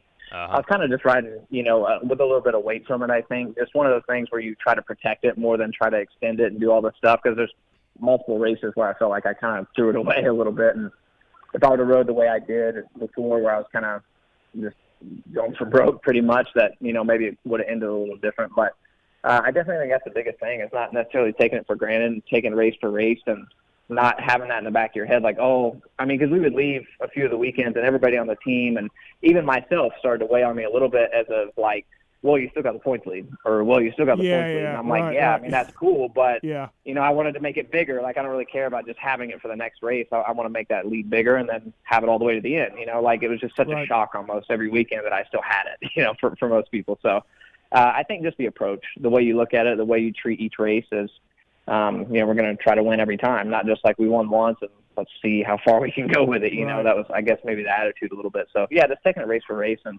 making sure we're charging all the way through and trying to win every race, not just the one. Is your contract up this year? Is this the last year of your deal? No, we have two more. So this year and next year. Yep. So, okay. So yeah, you're set for that way. Do you know east or west, or I guess it doesn't really matter now because we're going west to start, then it's going to east for Indy? What are we doing? Is that what we're doing? I thought it was all east to start all the way through. Oh, east all to start? Yeah. Okay, and then west on Glendale? Yeah, and Dallas. Yeah, and Dallas. Yeah. Yep. Okay. Do you know yet, or no? Is this a massive state secret? Okay. Yeah, they have said nothing about any of that. I think to any of us. So I mean, last year or in 19, I didn't know I was going to race west till the weekend before. So like it was pretty last minute to do all that kind of stuff. So I assume it'll probably be the same. So, yeah, probably be pretty last minute. I know this applies probably more to 450 guys who tend to have more bike setup issues because 450s are more sensitive. But I am worried. Okay, let's say you do race east, which would mean you'd race Houston. I think Salt Lake City, everybody was cool with staying in one place and not being able to go back home because it was late in the year. They had their bikes figured out. Are you worried? I'm going to ask every rider this. What if you go to the opener and you realize everything's messed up and now you cannot go back to the test track and you're just stuck with this for rounds 2 and 3? Are you worried about that?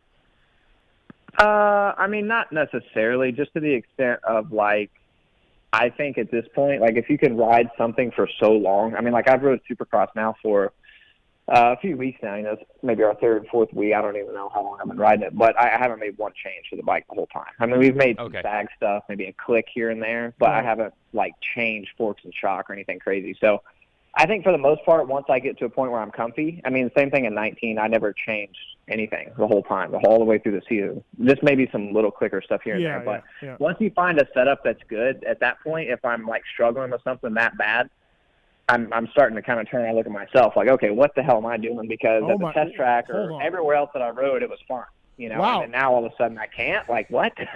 So more than likely, it's probably me doing something stupid and not necessarily the bike. Lines are blown right now. Colt Nichols is now my favorite rider ever. So wait, you wouldn't get off the bike and tell the team like, oh, the bike's the problem and we got to fix the bike and it's the bike's an issue and all that. Wow. You'd actually look in the mirror and be like, hey, what do I got to do? Like, yeah, wow. Yeah, I mean, sometimes I do think that it's a little underrated at times. Like, but I think it's mainly like a more of a base set. Yeah. Like if people can't test and they struggle to get a base set down of what they know they like, that's where I think you run into serious problems. But whenever you have a base setting, and then you can do that, like I can go back and forth with the team, like, okay, I'm struggling a little bit here. Okay, maybe we'll change this or that or whatever. Maybe it's sag, maybe it's a C clicks, whatever. Yep. Then that's fine. But if I'm like going back and I'm like searching for a whole other fork or a whole other shock or whatever, then that's more than likely at that point it's probably on me. Like I'd be like, oh shit, like I'm probably doing something not right in order for me to feel that off. Chad Reed is whatever, smashing his phone right now if he's listening to the show. Oh yeah. Well, for someone like him, he's very sensitive to that kind of stuff. You know, like he knows everything.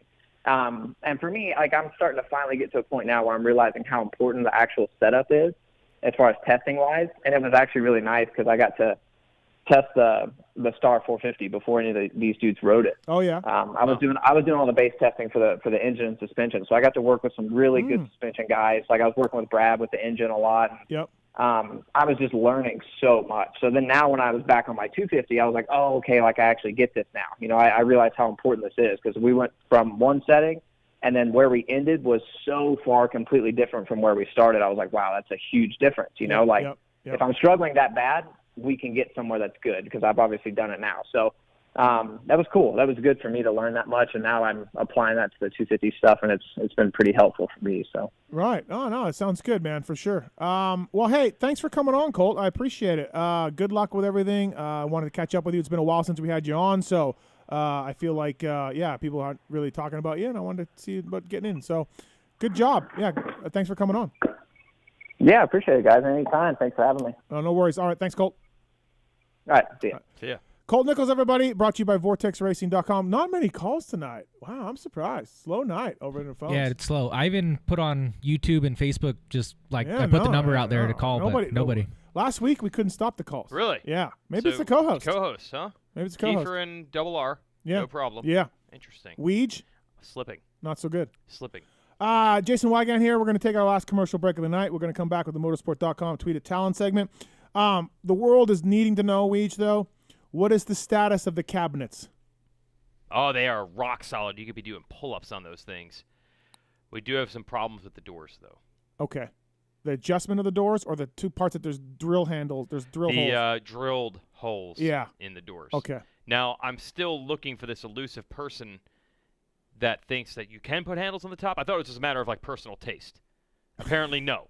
There's no one on earth that thinks you put handles on the top. No. I'm still looking for this person. Maybe Manute Bowl or Rick Smits. Is Rick Smits? Yeah, somebody said you could sell it to an NBA player. Right. Yeah. I on the instructions. Did you see his Instagram with this? Did you see his Instagram? Both of you guys? On the instructions, they showed drill holes, 4 drill holes. So I followed the instructions. I drilled 4 holes. I didn't know it meant pick which one will be the bottom and pick 2 of the 4. It showed 4 drill holes. I had not done this type of carpentry work before, so I'm like, I am following the instructions to the letter of the law, and it showed 4 holes, and I drilled all 4. The look on your face when you finally dawned on you. Oh, it wasn't look on my face. It was look on my wife's face when she came in, because she didn't want me to do it. Yeah. She wanted me to pay. I can't imagine why. Yes. She wanted me to pay somebody, and I was formulating a plan all along of how I could get this done. And I even went to Lowe's. I saw these cabinets. I downloaded the instructions on my phone and studied it in the store can I do this? And I was like, this seems doable. So there's 3 cabinets. Each one had a tremendous flaw each time that I did it.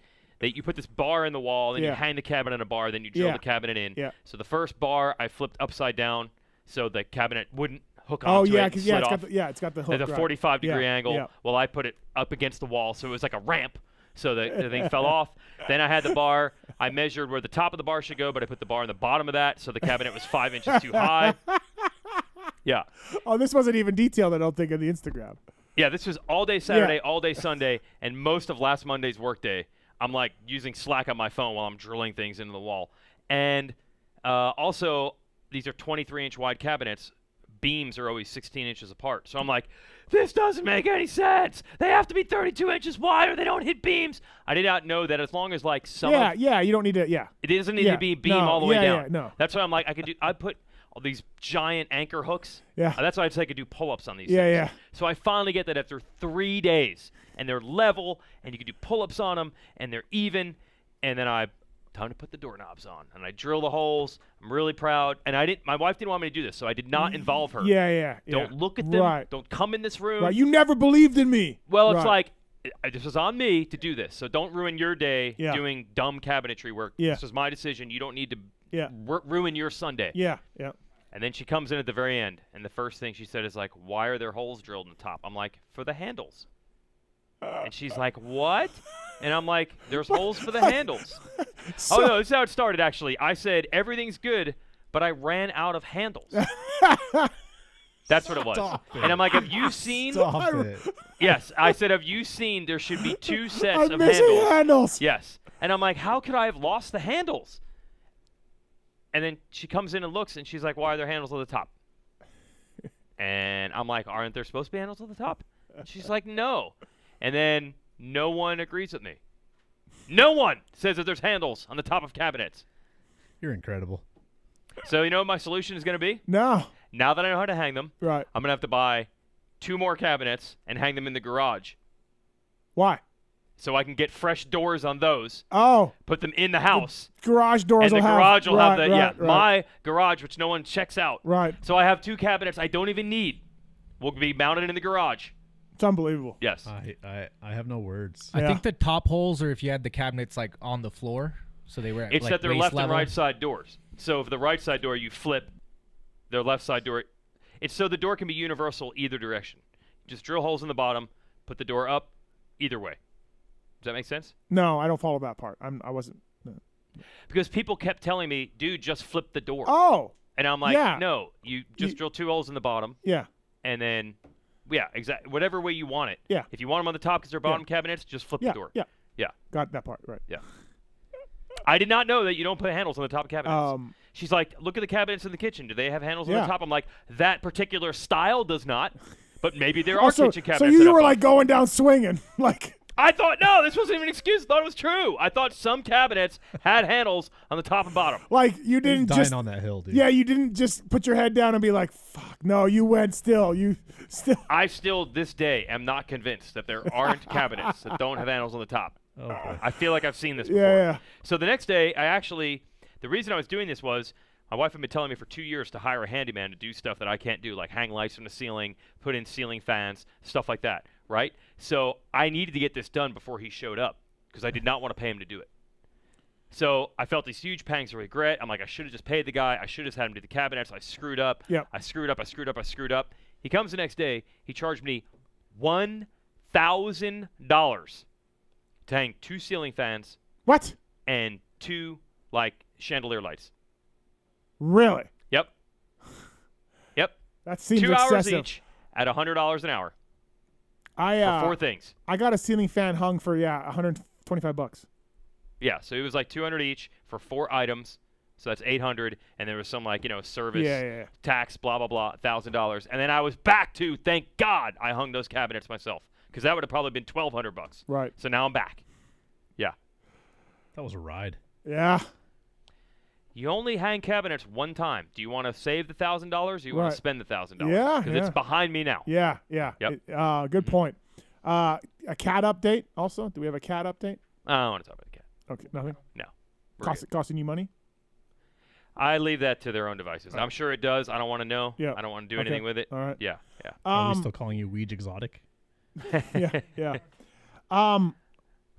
Okay, so I wanted to ask you how you feel about my latest expenditure. So okay, in opposite of me trying to save money on this stuff. So I pay someone every month to come here and pick up the dog poop, which you know about. You're not happy with that at all, That's right? terrible. Yeah, it's terrible. I got the floors. You work from home, Steve. I know. I got the floors done upstairs. You're not happy about that either. Yeah, that's a used car. Yeah. So I wanted to. So okay. So Pookie and I love to go to movies. We love movies, theaters. She has not enjoyed pre-COVID. Yeah. She has kind of quit going to movies because honestly, and this was a Race Tech rant one night. Theater etiquette has gone completely down the fucking shitter. Really? Oh, it is. And I was backed up on Twitter on this too. I asked people and they agreed with me. Like talking, laughing on the phones during the phone. I mean, this theater etiquette as just an example of this country going to the fucking shitter. Okay. So this drives her nuts. I can look past it. I can focus on the movie and be like the fucking idiot. You know what I mean? I have told people to be quiet before, whatever, the phones, but it drives her nuts. And so she can't focus on the movie, so she hasn't enjoyed the experience. Okay. And her and I would go to movies together a lot. We enjoyed this. You probably don't go, you have children or whatever. So yeah, I've not been to a movie in years. Right. It's also a very expensive way to see a movie. Yeah. And then add COVID, and Pookie is not even going. More time, yeah. So I went a little while ago to go see Jaws and Empire Strikes Back by myself.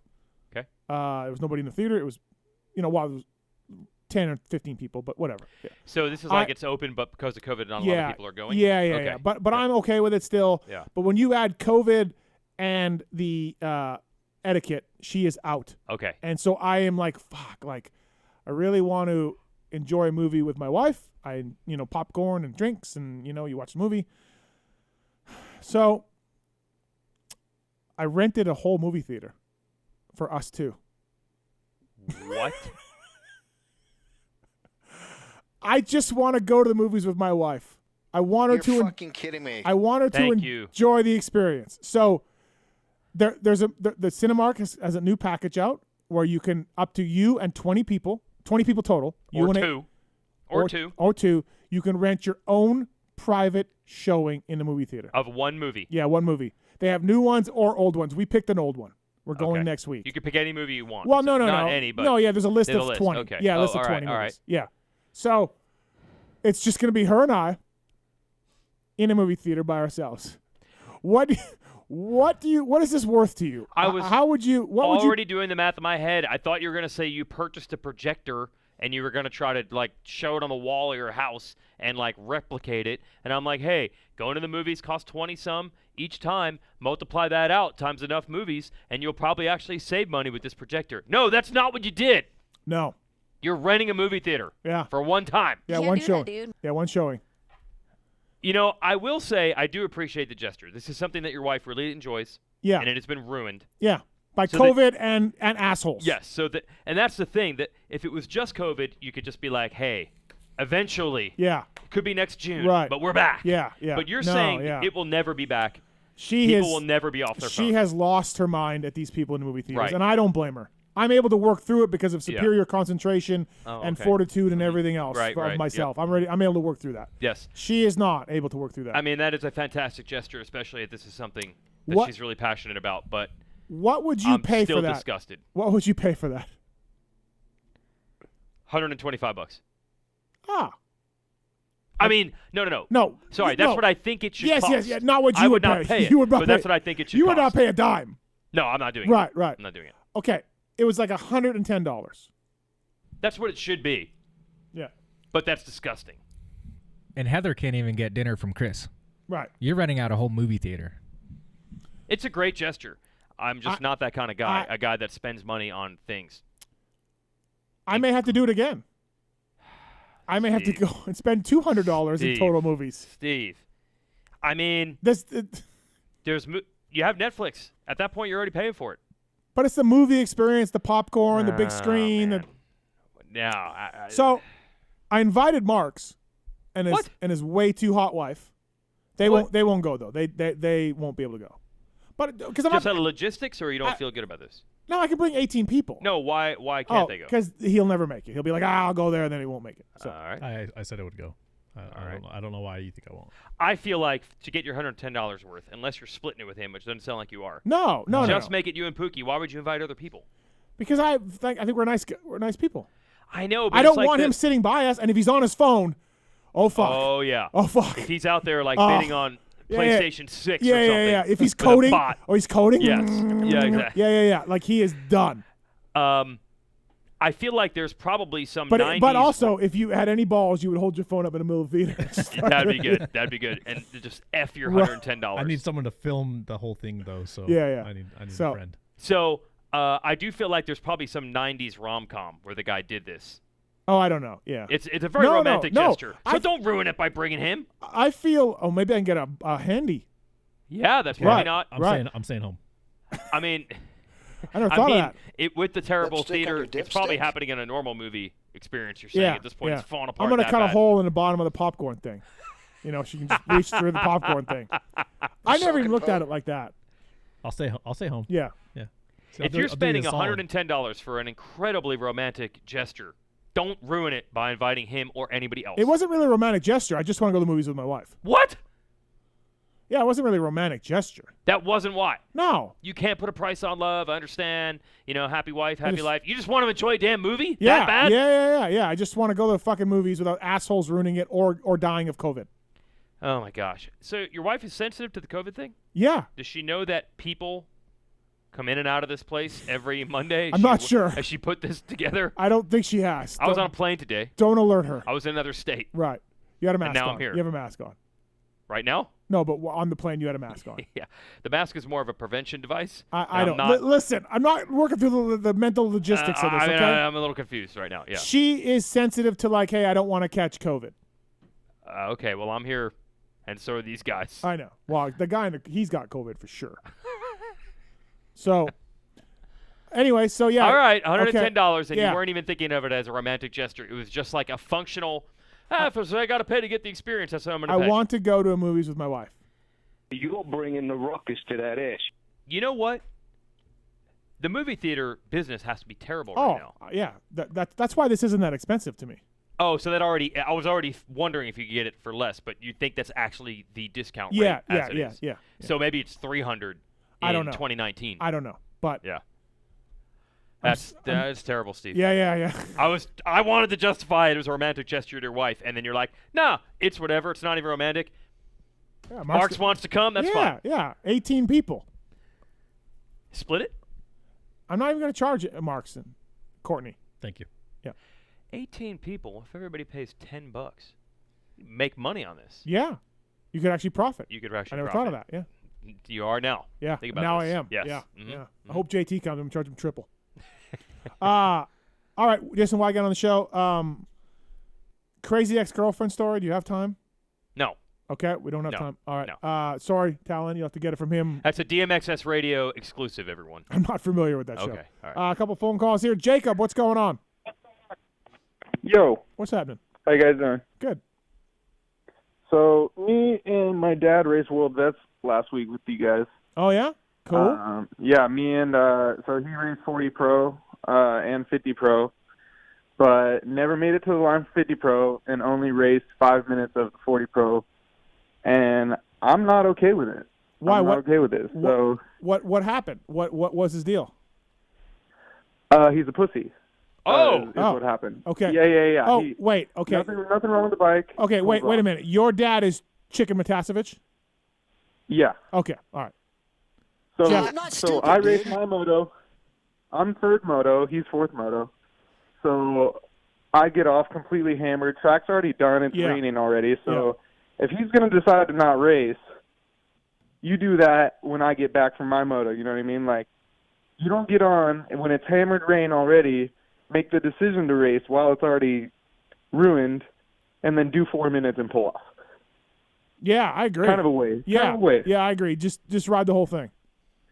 Plus, being as he don't do any other races throughout the year with me. Like, your dad's any not of an the swap outdoor races. warrior. He's not an outdoor warrior. This is chicken I soup. mean, Wow. let's go 6-7 laps. Give it to me. I mean, and then 6-7 so laps. did he ride 50 plus? Oh no. He not even telling. Like, I finished watching the moto. Yeah. His van was gone when I got back. I'm not even joking. I was like, oh, let's go see let's go see what happened. And I turned around, his van's gone. I was like, wait, what the hell? Chicken. I was like, where'd he go? My chick's like, oh, he I think he left. I'm like, no, he's gone. I'm like, you don't think he left? He left. Yeah. It's the original no fear shirt. I'm pretty chicken pissed off pussy. because I ended up doing what you did. I got knocked out off the start, the second moto, but a little bit farther down the straightaway, and then I ended up taking a nap for a couple seconds. So Oh, really? I should have went home with him. Oh, damn. Yeah. But I didn't. So a lot of fun, but I kind of wanted to give him some shit, and because he doesn't do any other races, and I think once a year, I mean, at least hammer that one out. Yeah, right. He can do that, and plus, he's a good enough rider. Still, he still hauls ass. Like he's fine. He's not struggling out Dude, there. You know what I mean? we did a amateur day at Paula, and he actually rode pretty good. Yeah. But I ended up giving him shit there too, because Deegan actually rode really good. He ended up winning the class, and their gate drop was after mine. Deegan caught me and he didn't, so I was pretty stoked on that one. Yeah. He said, "Oh, I caught you." I'm like, "Yeah, well, you won championships," and I was like, "So it doesn't count." Listen, you put Chicken under a stadium though, and there's a different like he's an indoor guy. He's a Supercross guy. We did Supercross Futures, and he shined there. He didn't hesitate to stay all day there. Right. I was pissed off. Yeah, no, I can see that for sure.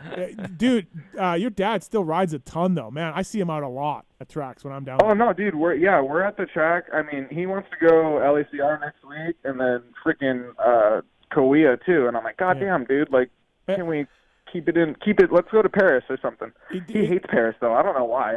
Well, he took down Damon.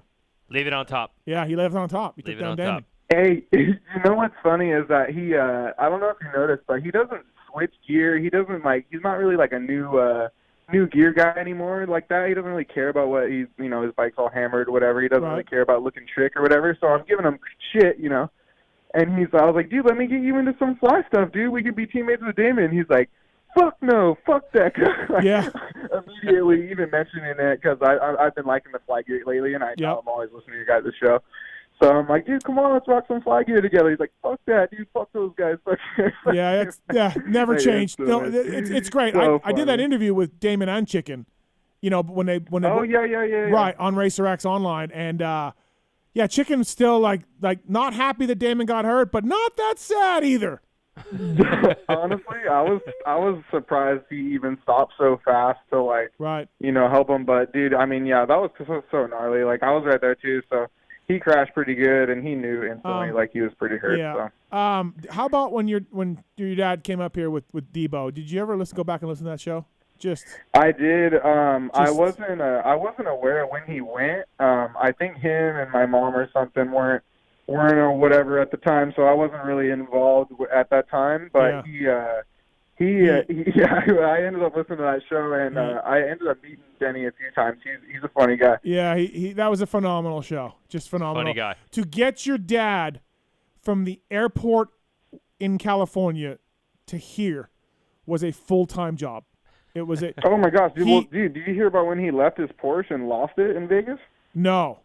Oh no. Oh yeah, you got to ask him about that. It's pretty. Honestly, he might have even not told me exactly what happened, but he ended up losing his car. Yeah. And then flying back home and somehow finding it. I don't even know. I think 2 hours before his flight here, after doing everything to arrange it, 2 hours before his flight, he's like, "Hey, am I flying out today?" And I'm like, "Yeah, Jeff. Oh, yeah. There's a ticket here, Jeff. You got to go to the airport now." Oh, you literally got to do is show up. God. Check out my boat, dude. And then show him your spray painted skull light switches that he makes for the house and shit. Yeah, and he told me an off-air story about a exotic animal that was hardly. I could not believe it. I couldn't believe it was a real story. Yeah. My wife and my wife had her jaw down to the floor. My wife's jaw was down to the floor, and then he left. And she's like, "Do you think that really happened?" I said, "Yeah, I do. I really do think that happened." Dude, yeah. If you're ever around Paris, whatever, riding, you got to come by the house, dude, and just check out what he's got going on. It's so funny. I need to do that. We built a 5x5 outside outdoor lizard cage so we can have these monitors that have little pond. Dude, it's so bitchin'. It's so funny. Put so much work into it just to have these stupid things. But yeah, phenomenal. I don't want to take up too much of your time, but dude. Always listening to you guys. You guys rock. Thank you. Thanks very much, man. I appreciate it. Yeah, thanks. Peace. All right, That's why I do this goddamn show. Chicken's son. Yeah. That was incredible. Yeah. That was incredible. Every time I come on here, my mind is blown by Yeah, something. The yeah, time you Betts called, and I was like, what is it? I didn't know the Betts thing. Oh, yeah, you did. Yeah. Fuck my ass. Yeah. Chicken's son? Right. Oh, Yeah, I'm just thinking some guy's ranting on his dad. No, his dad is Chicken. His dad's Chicken. Motorsport.com tweet at Talon segment. Let's do it. We interrupt this broadcast to bring you this important bulletin from Motorsport.com. It's the Tweets at Tits Q&A segment where your twatted questions find answers. Motorsport.com, Ryan Villapoto and myself, teammates at Motorsport.com, of course. Those who ride dirt bikes, motorcycles, ATVs, or UTVs know Motorsport is the best place for OEM and aftermarket parts, riding gear, and accessories. Motorsport.com, dedicated team of gearheads, have the knowledge and expertise to help get your ride working at peak performance and have you looking good too. Motorsport.com banner on PulpMX.com, on PulpMXShow.com. Go there. It takes you to a section on their website that has all PulpMX sponsors. And yeah, we are. And you can get a discount, get a deal, all that kind of stuff at Motorsport.com. And we get a small slice of that. We're an affiliate program with those guys. It's going really well. Thank you for the support. Great customer service, great prices, great products, all of that stuff. So Motorsport.com. These questions are submitted at PulpMX Show on Twitter for Talon. Let's do this, Talon. All right, first one from Too Clingy. With the amount of 250 riders moving up, if you include Clout and Heart Ramped, do you see any 450 privateers moving down as the 450s will be stacked? I did not know the Clout is a 450 situation. I did not know that either. Okay. Okay. All right, so we're breaking news on this show. Heart Raft, fans. though. Yeah. Heart Raft, that is big. 450 privateers moving down? Yeah.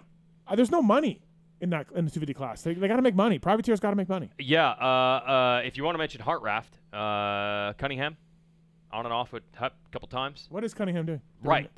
That would be like a guy that we'd be saying would Is potentially Cunningham have to do not that. racing? Does somebody tell Hansel? He always races. Okay, all right. Cunningham will Right. race. Chiz, Don't worry. Chiz? The Kyles, Yeah. Chiz and Cunningham Yeah. always find a way to race. Yeah, okay. Right. I'm not going to say Chiz is moving down in the 250s. We've already been there, done Yeah, that. yeah. Chiz will Chiz. Chiz Yep. will be fine. But I could see someone else. I don't know. Maybe Cunningham would be the guy. Right. Yeah. From Steve's Hot Tub. Weege, what is harder, hanging cabinets or paying for cat food? Like I said, I've got to my own sanity. I do not want to know. I do not want to know anything about any items purchased for any of the animals. Okay. So I don't even know. As far as I know, we haven't spent any money. It's great. Right. No idea. Does Elisa, your wife? Yeah. Do you guys have one checking account? Does she have her own money? No, of course not. Yeah. So you see every expenditure on the bank account. Oh yeah, dude. Yeah. Yeah, I can check the credit cards tomorrow and know what's going on. Yeah. It was hilarious.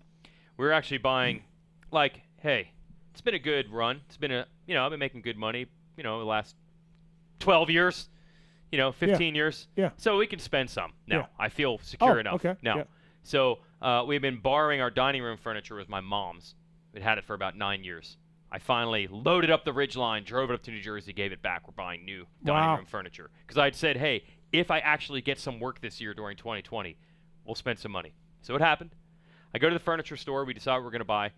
Wife leaves, pick up the kids at school. I do the purchase. And the dumb guy at the furniture store is like, hey, now that she's gone, why don't we go check out, recliners, anything else you're interested in? And I'm like, wait.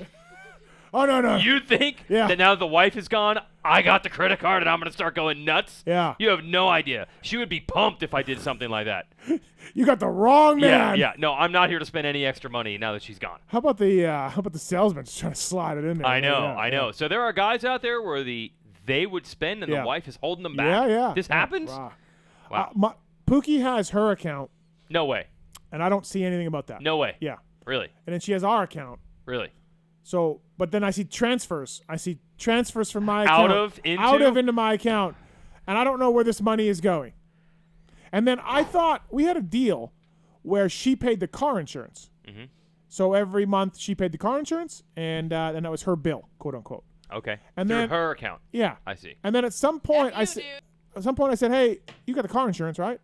She's like, "No." She's like, "You put that whole thing on the credit card, like to save money. You're paying all that." But you weren't? No, I was. I forgot. Oh, but it's not coming out of her account anymore. No. Yeah. No, there's none of that going on. She's got no bills. There's none of that going on. Yeah. Okay. No. There's none of that going on. He's very like I got ego. Yeah. Okay. No, by the end of the month, I will be going through everything. Yeah. I will be paying everything. Right. I'm in charge. Okay. Yeah. Okay. Yeah. Insert that Captain Phillips meme. I am the captain. I am the captain now. A lot of it is, I have a variety of different accounts because it's always you got to use this credit card for this type of purchase because that's where you get the most rewards. Yeah. And then you got to use this for this, and I got to keep this in. This is the highest yielding checking account, which is pennies on the dollar, but I'd rather have more pennies than less. A lot of finagling. Yeah, a lot of that. ins and outs. Yeah, right. Yeah. All right. From Nixky 151. Think there was any talk to JGR from Honda as a replacement for Geico if there was a title sponsor available? Yeah, I never even heard anything about that. No, I never heard that they were interested either way. No, I don't think so. I mean, look, the results aren't a great advertisement for any team to be like, hey, let's go check those guys out. And I really think that the North Carolina thing, if it was working awesome, yes. But you're signing up for a more difficult situation for a team that hasn't won a lot. Right. So I just don't see it happening. From the Carney. Steve, you tested 2 team bikes who no longer exist and supposed to test a JGR Suzuki. Are you the reason JGR is no more? Nope, Phil is. Right from Coy Gibbs' mouth. Okay. From Just Josh 81. Can you believe that I tested a factory Yamaha? Like they... No, I cannot. Yeah. And then they're sending you forks or something. Yeah. I don't even know. Yeah. I was going to say there is only one way that JGR can make it work. Mm. If their ability to make parts could somehow be cheaper or easier than the factories getting their own stuff from Japan or Austria doing it themselves. They'd have to flip that paradigm where they become like a cheaper supplier. Yeah. From Just Josh 81. Will the Suzuki offer rejected by JGR be allocated to any existing Suzuki teams? I would think Hep would get it. I don't think the whole thing, but I think Hep would get some money, right? I mean, $300,000 compared to nothing would be great. Yeah. So, that would make sense. From Nick Summerlot. How close is a factory practice bike to a factory race bike? They're really close. They're identical for the most part. Now, they weren't when I was at Yamaha, but they are now. Even then? Yeah, when I was at Yamaha, the guys didn't get the factory wheels. Oh, okay. Yeah, they just had stock wheels. So, there is that. I didn't know there's any difference. Yeah, I think now there's not much difference now. From Brock Moran. What is the concern level for Ferrandis' starts in Supercross? He was an average starter at best on a Star Yamaha 250. I assume the power advantage over the field will be gone. You never know. Maybe a guy starts better on a 450. You know what I mean? Like maybe his style suits a 450 off the start better. I don't think you can just say, oh, hey, he's going to be a bad starter. I'm worried about it. Okay. I am, yeah. I need to see. Okay. From Steve's Anal Beads.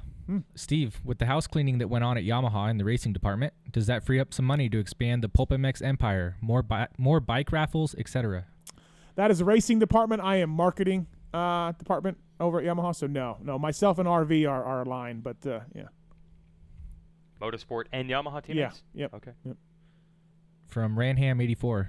In regards to A-Mart, will his Rock River Blue Crew be a better bike than his JGR Suzuki? # no RM Army hate comms.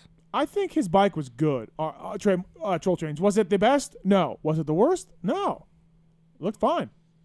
Yeah, really. They weren't that bad. I saw him jump stuff out of corners in Soupy where I was like, oh, shit, look at that. That's hard to get over. And he's doing it. You know what I mean? And he's 80 years old. So starts were good. Yeah. Mm-hmm. Yep. From Sean Yeager 218. To both of you guys. Name one rider, preferably currently racing but can be non-current. Who do you genuinely not like at all and why? If you can get into it. Oh, stop it. What are you doing to me? That's him. Just go past rider. Don't do current. Don't get yourself in trouble. Past rider that I don't get along with? That you didn't like. I didn't like Purcell. He was an asshole to me many times. Yeah, I don't know that I didn't like. Yeah. I got nothing. I'm passing. Right. I didn't like Purcell. Okay. You've already owned that one, so why not? Yeah. No. I gave him like 3 chances, and I'm like, okay, you're a dick. Oh, I didn't know this. Yeah. Multiple opportunities. Yeah. Okay. From D Tremblay 889. Steve, if you could pick one person in the world to go on an e-bike ride with, who would it be? Well, sitting here on the desk is Damon Bradshaw's 3/4 full water that he drank here at the house after he went e-biking with me. I mean, is there anybody else? Yeah, I mean, the only reason I'm not going to pick Bradshaw is because you already picked him. And I could probably do this one. Justin Brayton. You haven't done it? No. Oh. No. Actually, a little bummed. I heard, who was telling me the other day they went on like 4 guys. It was like Kyle Peters and somebody else. Like, yeah, we hooked up with JB and went for a mountain bike ride. I'm like, man, I got to get in on this. Yeah. Yeah. Yeah, Bradshaw. I mean, Bradshaw. So, JB.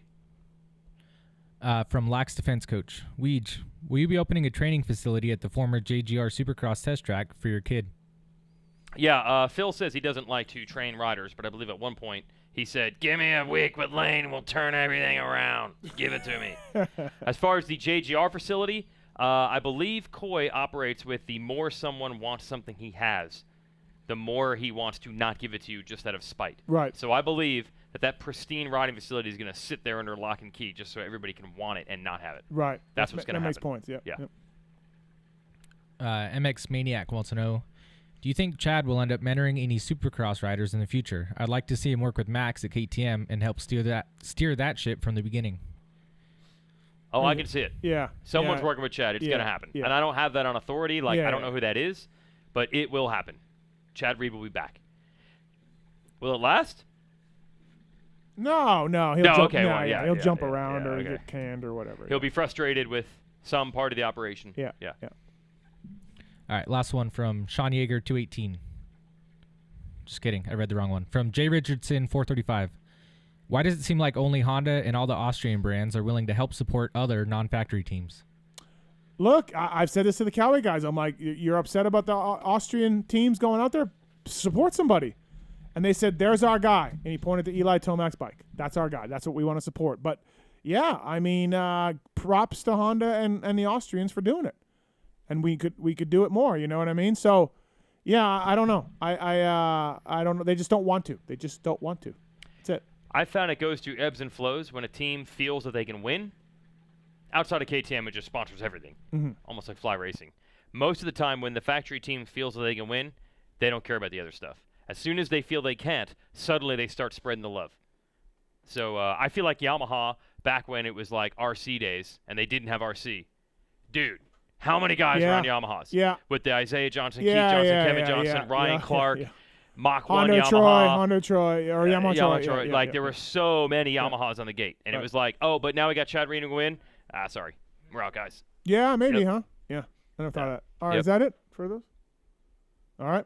Motorsport.com, please check it out. That's old news, right? Ride Engineering. Check out what Chris Kiefer has to say about riding the stock clamps versus the WP factory clamps versus the new Ride Engineering triple clamps.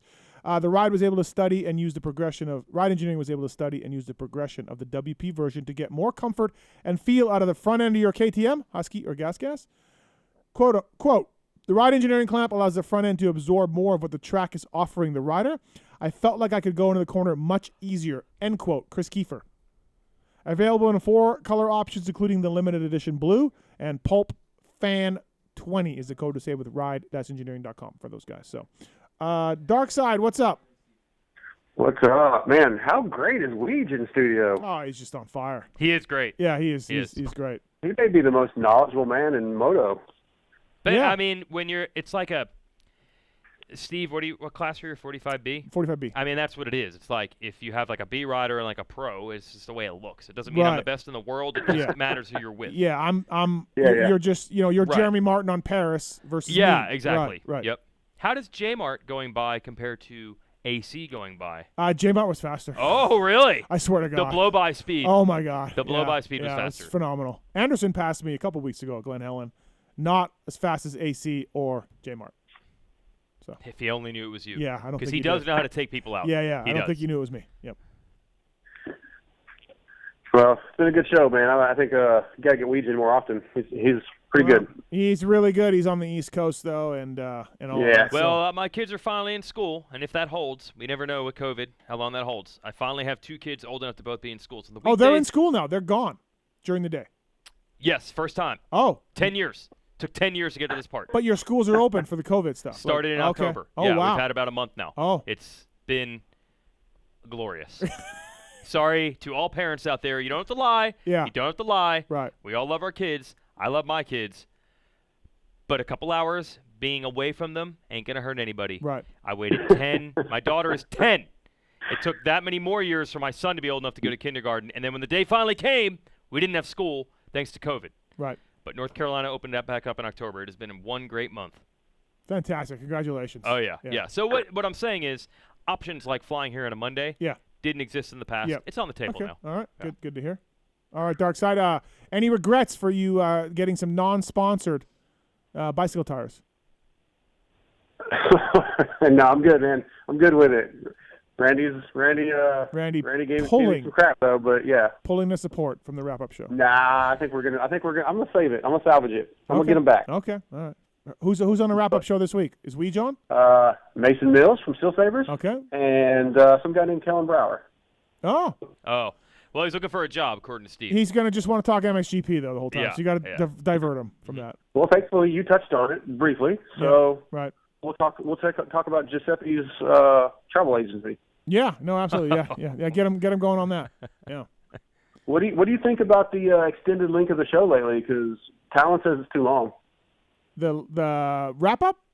Yeah, it went to almost 2 hours last week. Yeah, that's fine. There's lots to talk about. I mean, it's a great show. Break it down. Yeah, don't worry about I Talon. I feel like every couple months I'll add like an hour until I'm longer than your show, and then I'll just take over. The show about the show is longer than the show. Yeah. No, I like that. So, no, I thought it was good last week. Who'd you have on? Oh, Galdi and Checkers. Yeah.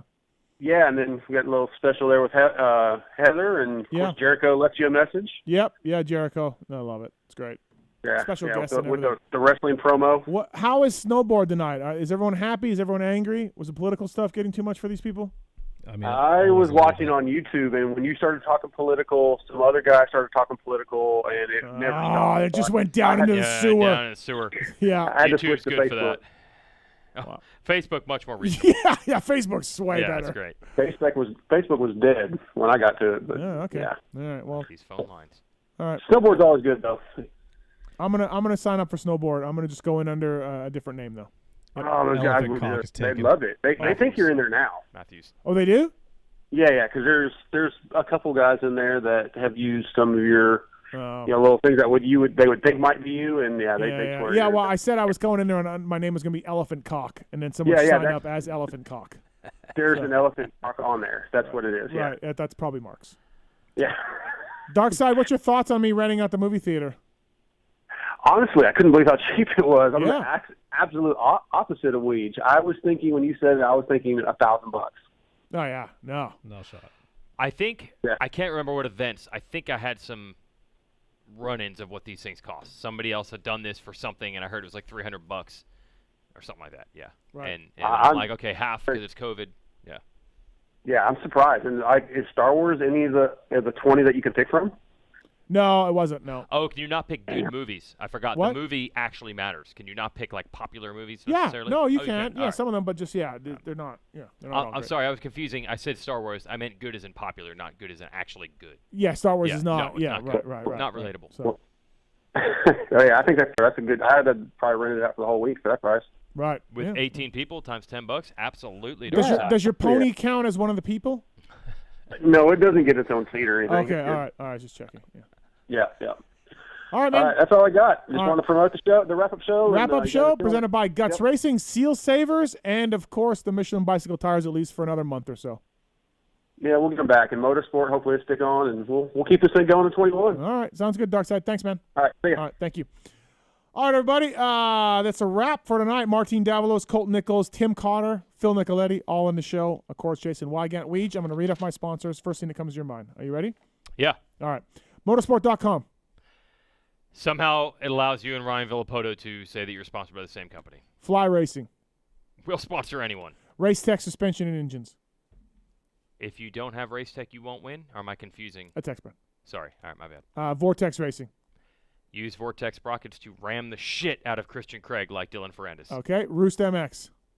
Apparently they have the technology to make numbers you could put in a motorcycle. I will look into this. Vertex Pistons. It sounds kind of like a Vortex sprocket. Vertex to ram the shit out of Christian Craig. Okay. X-Brand Goggles. If you don't have X-Brand, you won't win? Yep. Okay. Perfect. All right. Michelin Starcross 5. Randy Richardson gave me some bicycle tires from Michelin 3 years ago. They're still in a box. Who really wants to mount new tires? Maxima USA. Easier mounting, always a good feature. When you think Maxima, you think Dogger. Yep. Scosh. Used at Dean Wilson's wedding, apparently. Mm-hmm. Pro Filter. They're not amateur filters. Firepower batteries and chains. Apparently the battery is not the problem with the battery that I have. FMF. I also have an FMF exhaust system sitting in a box that I haven't put on my bike because Jesus. who really can mount an exhaust system? Atlas neck brace. My son wears it. Yeah. And his neck is fine, so we're doing good. Works connection. It's a connection to having Works stuff. That's actually not a bad one. No one's ever used that. No one's ever used that? Noted. That's kind of what it is. Yeah. That's kind of what it is, yeah. OGO Power Sports. The bag's so good they designed a pickup truck around the size of the 9800. Get Data. Get it. Guts Racing. You need to have guts. Art of Sport. Free stuff to get me through the year without buying shampoo. WUSA. My last initial. W, bro. Ride Engineering. I mean, if you're going to ride, you probably want some ride engineering. MotorcycleIndustryJobs.com. Kellen Brower, RIP. Works Chassis Lab. What's the difference between Works Chassis Lab and Works Connection? Well, they make different parts. So Works is a connection to Works, but the Chassis Lab also is Works. Yeah. All right, lots of Works going on there. Intense Cycles. Oh, dude, it's so intense. Taser. Yeah, I can't keep track with all of your different. I mean, how many of these things you got in there? 9? Tasers? How many just bicycles? How many? 4. 4. Okay, Yeah. I thought it was 9. No. All right, 4. Okay. All right. All right. Well, hey, good job at the tonight on the show. Good We're luck. done, huh? Yeah. Good luck on the intro. Shortest ever? No, but Really? Yeah. Who was shorter? What's wrong? Oh, you know it's not shortest ever. We started an hour earlier. Yeah, see? Okay, so we're doing okay. Good I luck got on a text from someone at KTM at 8:30 saying, "Can you talk?" And I had to say like, "No, not yet." So now, what Oh, boy. what am I gonna say I was doing for the last hour and 20 minutes? Hanging cabinets. Yes. Yes. I'm not in. In Vegas. I'm here. Yeah. You're here for a cabinet install class. Yeah, I needed it bad. Yes, exactly. Thanks to what's the best guest tonight? Phil, Colt, Marty, Tim Cotter. Phil. Yeah. No doubt. Yeah. Yeah. All right, and we're announcing a joint venture between myself and you. Are we? We're gonna do a podcast, you and me. Okay. It's coming out. We don't know when. It's not secret? Not yet. I'd say for the off season. Yeah. It's off season content. Yeah. Yes. Stay tuned for that. Yes. I'll be back here. Yep. Tuesday, Wednesday. Yeah. Not live. We're just stay tuned. Yeah. Yeah. It's coming up, and right. You should probably like it. And I think people will like it. We might even look into doing some live shows in 2021. Yeah. Thinking about it. Yeah. Maybe Thinking about bringing them back. We could be back with the Could be back with a live show. the COVID enforcement live shows of some sort. You've come up with a beautiful workaround. I have. Yeah, it's really good actually. yeah. It might actually be better than doing it the way we used to. Yeah, I'm just trying to be show Steve again because those are fun. I think now there's pent up. Yeah, and look, we make money from them, but not much. They're more fun than anything. Like that's why we do them. Yeah, they're really fun. By the time Show Steve rolls around on Friday before the race to get this together, remember that time at Washougal I was trying to make it there? Yeah. And it was like 5:30 and the show was starting at 6 and I was 35 minutes away. At that point, the money starts to really not even be worth the stress, but it is fun. Yeah. But JT, if we do another live show, we'll have to settle this. JT's still upset because he will go to his grave saying we should have done the one in Indy. Yeah. Indy Supercross is Right, canceled, right. but JT still wanted to do it. Yeah, and everyone was freaking out, but yeah, he's like, we're a bunch of pussies. Yeah, because I think that was Thursday of that week, and the show was Friday. Yeah. That Thursday was maybe the most confusing day, maybe in U.S. history or world history. Right. No one knew what the hell life was going to look like, but JT knew one thing. We're doing this live show in Do Indy. the live show. He's We're still doing it mad live. about it. We're doing it Yes, live. He's still mad that we didn't do it. Absolutely. So, well, thanks for coming. I appreciate it. Stay tuned for that kind of news coming in. Thanks to Swisscore and Marks. Thanks to Pookie. Marks, thank you. Thank you. Thanks, Talon. Thanks. What's wrong with Talon? I'm just thinking about doing your fork tomorrow. Well, yeah. Thinking about how busy I'm going to have to Get be. the fork done so I can go riding, all right? Yeah. Wait, To he Western. works on your stuff too? Yeah, he does suspension work. His Oh my pool, he's got a guy for everything. Yeah. Tits is Got the a mountain tech bike. guy. Tits is the mountain bike guy. Tits works on the mountain bikes. Yeah. So you don't scoop your own dog poop. You used to be a mechanic. You don't work on your stuff. Yeah. And you work from home. Yeah. Jeez. Yeah. He's pretty smart with his employees. Yeah. He's not smart with his money, clearly, my gosh. Talon won't charge me a dime. Oh, well, all right. Yeah, well, I'm down with that. Change that lower tube. I've had some people do free stuff, and I still screwed that up. Right. No, Yeah. we don't. So thanks, everybody, for listening. Appreciate it. We're off for 2 weeks. So just You were supposed to be off tonight. but you came on for me. We came all over on. Yeah. You came on. We came on for you. You came on the air. And so thanks, everybody, for listening. Appreciate it. And as usual, thanks to Jason Weigandt. Thanks to you people. See you in a couple weeks, everybody. I had two things on my mind: winning races and smashing pussy. There's something I want to get off my chest, and it's about that summer when you went away to community college. I got an offer to do Playgirl magazine.